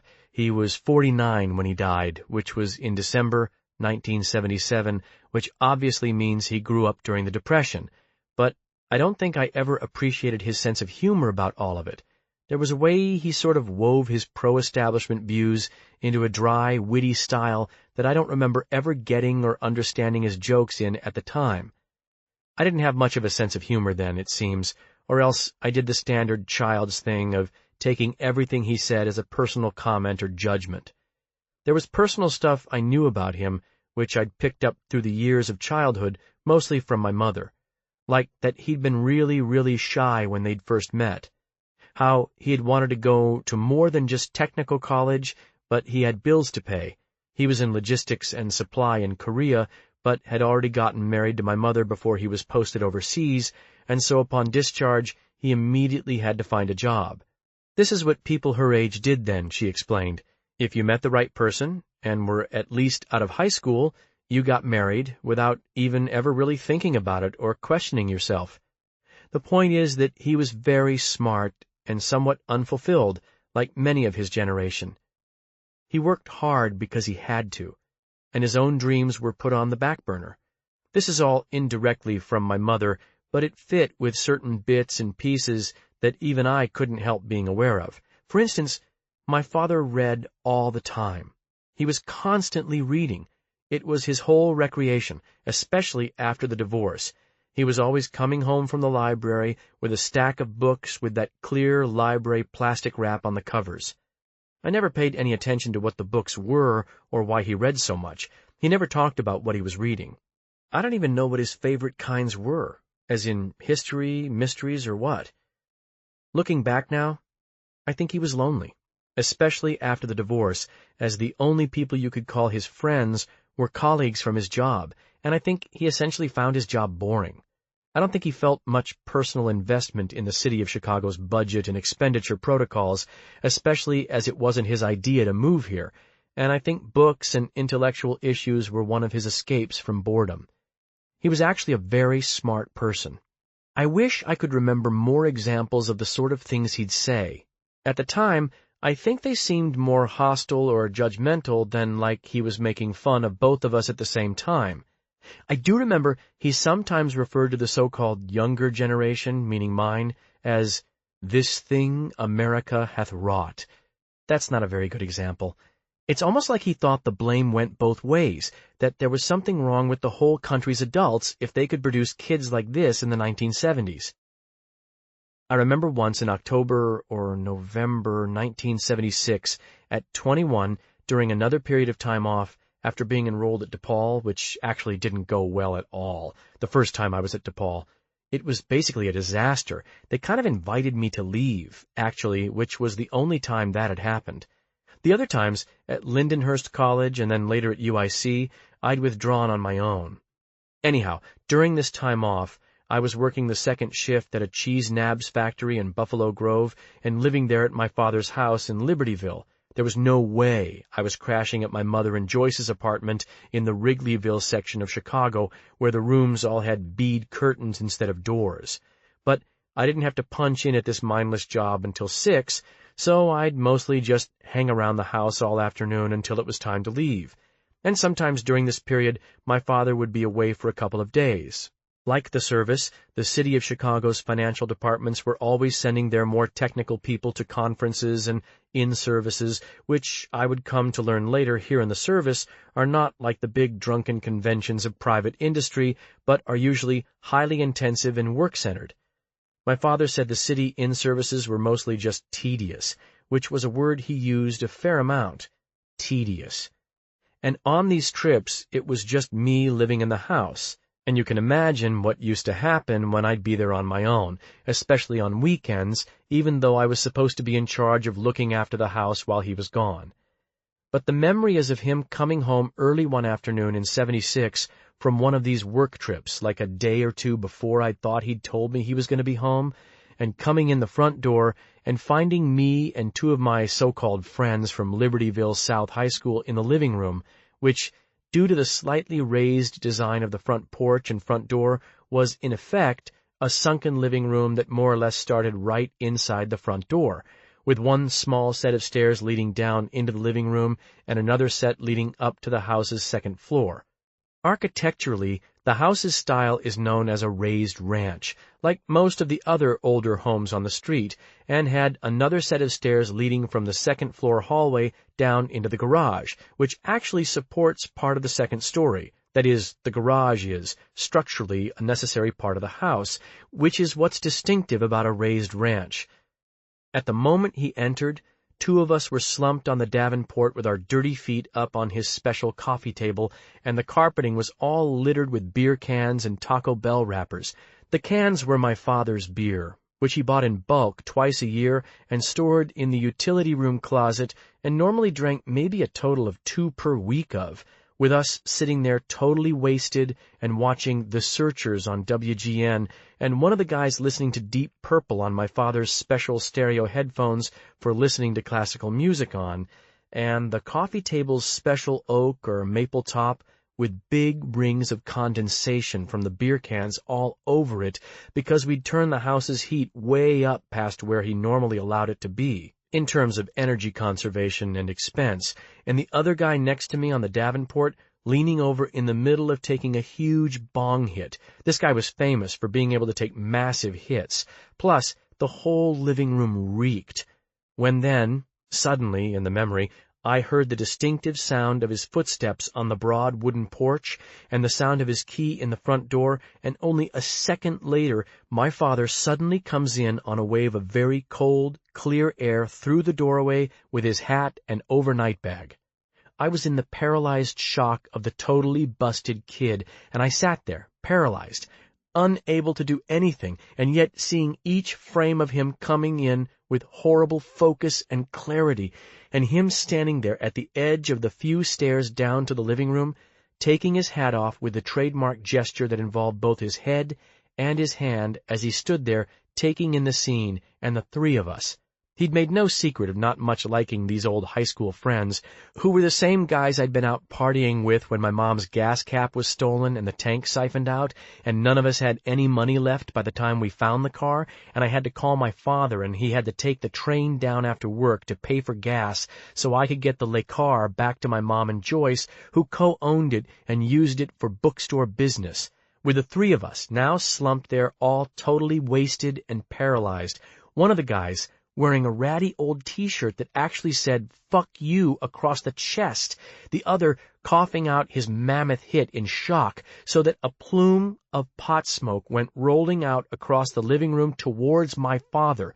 In short, my memory is of the scene being the worst confirmation of the worst kind of generation gap stereotype and parental disgust for their decadent wastoid kids, and of my father slowly putting down his bag and case and just standing there, with no expression and not saying anything for what felt like such a long time. And then he slowly made a gesture of putting one arm up in the air a little and looking up and said, "Look upon my works, ye mighty, and despair," and then picked up his overnight bag again and without a word walked up the upstairs stairs and went into their old bedroom and closed the door. He didn't slam it, but you could hear the door close quite firmly. The memory, strangely, which is horribly sharp and detailed up to there, then totally stops, like a tape that's just run out, and I don't know what happened after that, like getting the guys out of there and hurriedly trying to clean everything up and turn the thermostat back down to 68, though I do remember feeling like complete shit. Not so much like I'd been busted or was in trouble as just childish, like a spoiled little selfish child, and imagining what I must have looked like to him, sitting there in litter in his house, wasted, with my dirty feet up on the marked-up coffee table he and my mother had saved up for and gotten at an antique store in Rockford when they were still young and didn't have much money, and which he prized and rubbed lemon oil in all the time and said all he asked was that I should please keep my feet off of it and use a coaster, like for a second or two seeing what I actually must have looked like to him as he stood there looking at us, treating his living room like that. It wasn't a pretty picture, and it felt even worse as he hadn't yelled or squeezed my shoes about it. He just looked weary and sort of embarrassed for both of us.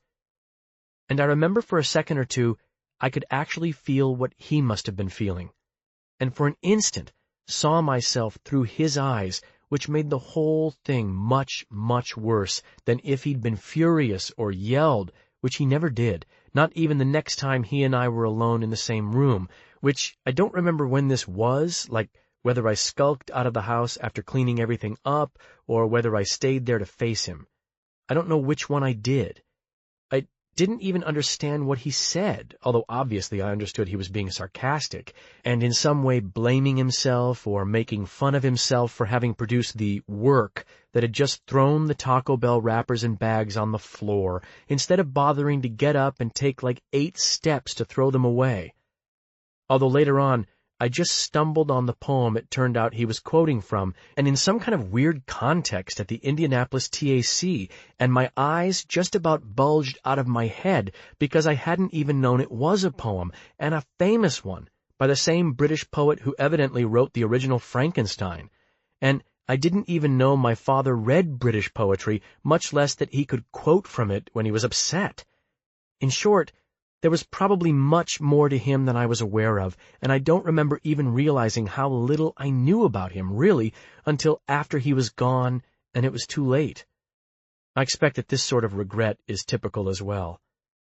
Anyhow, this one terrible memory of looking up from the Davenport and seeing myself through his eyes, and of his sad, sophisticated way of expressing how sad and disgusted he was, this kind of sums up the whole period for me now when I think of it.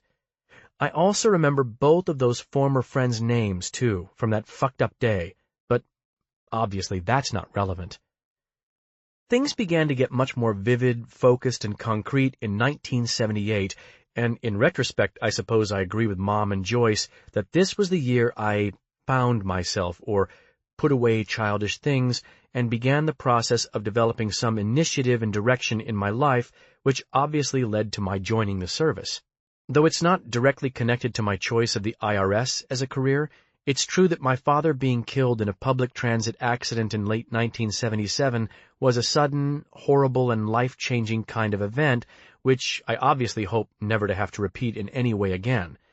My mother took it especially hard and had to go on tranquilizers, and she ended up being psychologically unable to sell my father's house and left Joyce and the bookstore and moved back into the house in Libertyville, where she still lives today, with certain pictures of my father and of them as a young couple still in the house.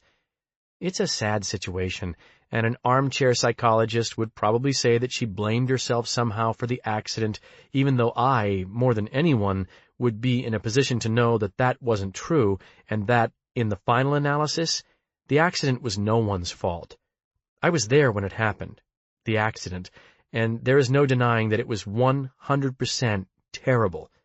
Even today, I can remember the whole thing in such vivid, concrete detail that it almost seems more like a recording than a memory, which I'm told is not unusual for traumatic events, and yet there was also no way to recount for my mother exactly what happened from start to finish without almost destroying her, as she was already so grief-stricken, although just about anyone could have seen that a lot of her grief was unresolved conflicts and hang-ups over their marriage and the identity crisis she'd had in 1972 at age 40 or 41 and the divorce, none of which she got to really deal with at the time because she'd thrown herself so deeply into the women's lib movement and consciousness-raising and her new circle of strange, mostly overweight women who were all in their 40s, plus her new sexual identity with Joyce almost right away, which I know must have just about killed my father, given how straight-laced and conventional he tended to be, although he and I never talked about it directly, and he and my mother somehow managed to stay reasonably good friends, and I never heard him say anything about the matter except some occasional bitching about how much of his agreed-upon support payments to her were going into the bookstore, which he sometimes referred to as that financial vortex, or just the vortex, all of which is a whole long story in itself. So we never really talked about it, which I doubt is all that unusual in these sorts of cases. If I had to describe my father, I would first say that my mother and father's marriage was one of the only ones I've seen in which the wife was noticeably taller than the man. My father was 5'6" or 5'6½", and not fat, but stocky, the way many shorter men in their late 40s are stocky. He might have weighed 170. He looked good in a suit. Like so many men of his generation, his body almost seemed designed to fill out and support a suit, and he owned some nice ones, most single-button and single-vent, understated and conservative, in mainly 3-season worsteds and 1 or 2 seersucker for hot weather, in which he also eschewed his usual business hat.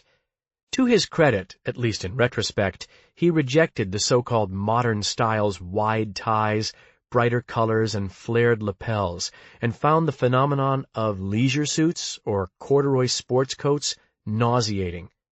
His suits were not tailored, but they were nearly all from Jack Fagman, a very old and respected men's store in Winnetka, which he patronized ever since our family relocated to the Chicagoland area in 1964, and some of them were really nice. At home, in what he called his mufti, he wore more casual slacks and double-knit dress shirts, sometimes under a sweater vest. His favorite of these was argyle.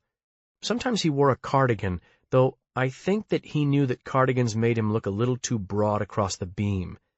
In the summer, there was sometimes the terrible thing of the Bermuda shorts with black dress socks, which it turned out were the only kind of socks my father even owned.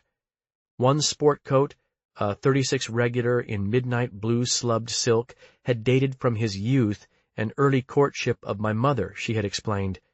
It was hard for her to even hear about this jacket after the accident, much less help tell me what to do with it. The clothes closet contained his best and third-best topcoats, also from Jack Fagman, with the empty wooden hanger still between them. He used shoe trees for his dress and office footwear. Some of these were inherited from his own father. These, obviously referring to the shoe trees, not the shoes. There was also a pair of leather sandals which he'd received as a Christmas gift and not only had never worn, but hadn't even removed the catalog tag from when it fell to me to go through his clothes closet and empty out the contents. The idea of lifts in his shoes would just never have occurred to my father. At that time, I had never, to my knowledge, seen a shoe tree and didn't know what they were for, since I never took care of any of my shoes or valued them. My father's hair, which had evidently been almost light brown or blonde when he was younger, had first darkened and then become suffused with gray, its texture stiffer than my own and tending to curl in the back during humid weather. The back of his neck was always red. His overall complexion was florid in the way that certain stocky older men's faces are florid or ruddy. Some of the redness was congenital, probably, and some psychological. Like most men of his generation, he was both high-strung and tightly controlled, a type A personality, but with a dominant superego, his inhibitions so extreme that it came out mainly as extreme dignity and precision in his movements. He almost never permitted himself any kind of open or extreme facial expression. But he was not a calm person. He did not speak or act in a nervous way, but there was a vibe of intense tension about him. I can remember him seeming to give off a slight hum when at rest. In hindsight, I suspect he was probably only a year or two from needing blood pressure medication when the accident occurred. I remember being aware that my father's overall posture or bearing seemed unusual for a shorter man. Many short men tend to stand ramrod straight for understandable reasons. In terms of his seeming not slumped, but more like slightly bent forward at the waist, at a slight angle, which added to the sense of tension or always walking into some kind of wind. I know that I wouldn't understand this prior to entering the service and seeing the bearing of some of the older examiners who spend all day for years at a desk or tingle table, leaning forward to examine tax returns, primarily to identify those that should be audited. In other words, it's the posture of someone whose daily work means sitting very still at a desk and working on something in a concentrated way for years on end. I really know very little about the reality of my father's job and what all it entailed, though I certainly now know what cost systems are. On the face of it, my entering a career in the IRS might appear connected to my father's accident, in more humanistic terms, connected to my loss of a father who was himself an accountant. My father's technical area was accounting systems and processes, which is actually closer to data processing than real accountancy, as I would later understand. For myself, however, I am convinced that I would now be in the service regardless, given the dramatic event that I remember totally changing my focus and attitude, which occurred the following fall, during the third semester of my returning to DePaul and retaking intro accounting along with American political theory, which was another class I'd gotten an incomplete in at Lindenhurst through basically not knuckling down and putting in the work.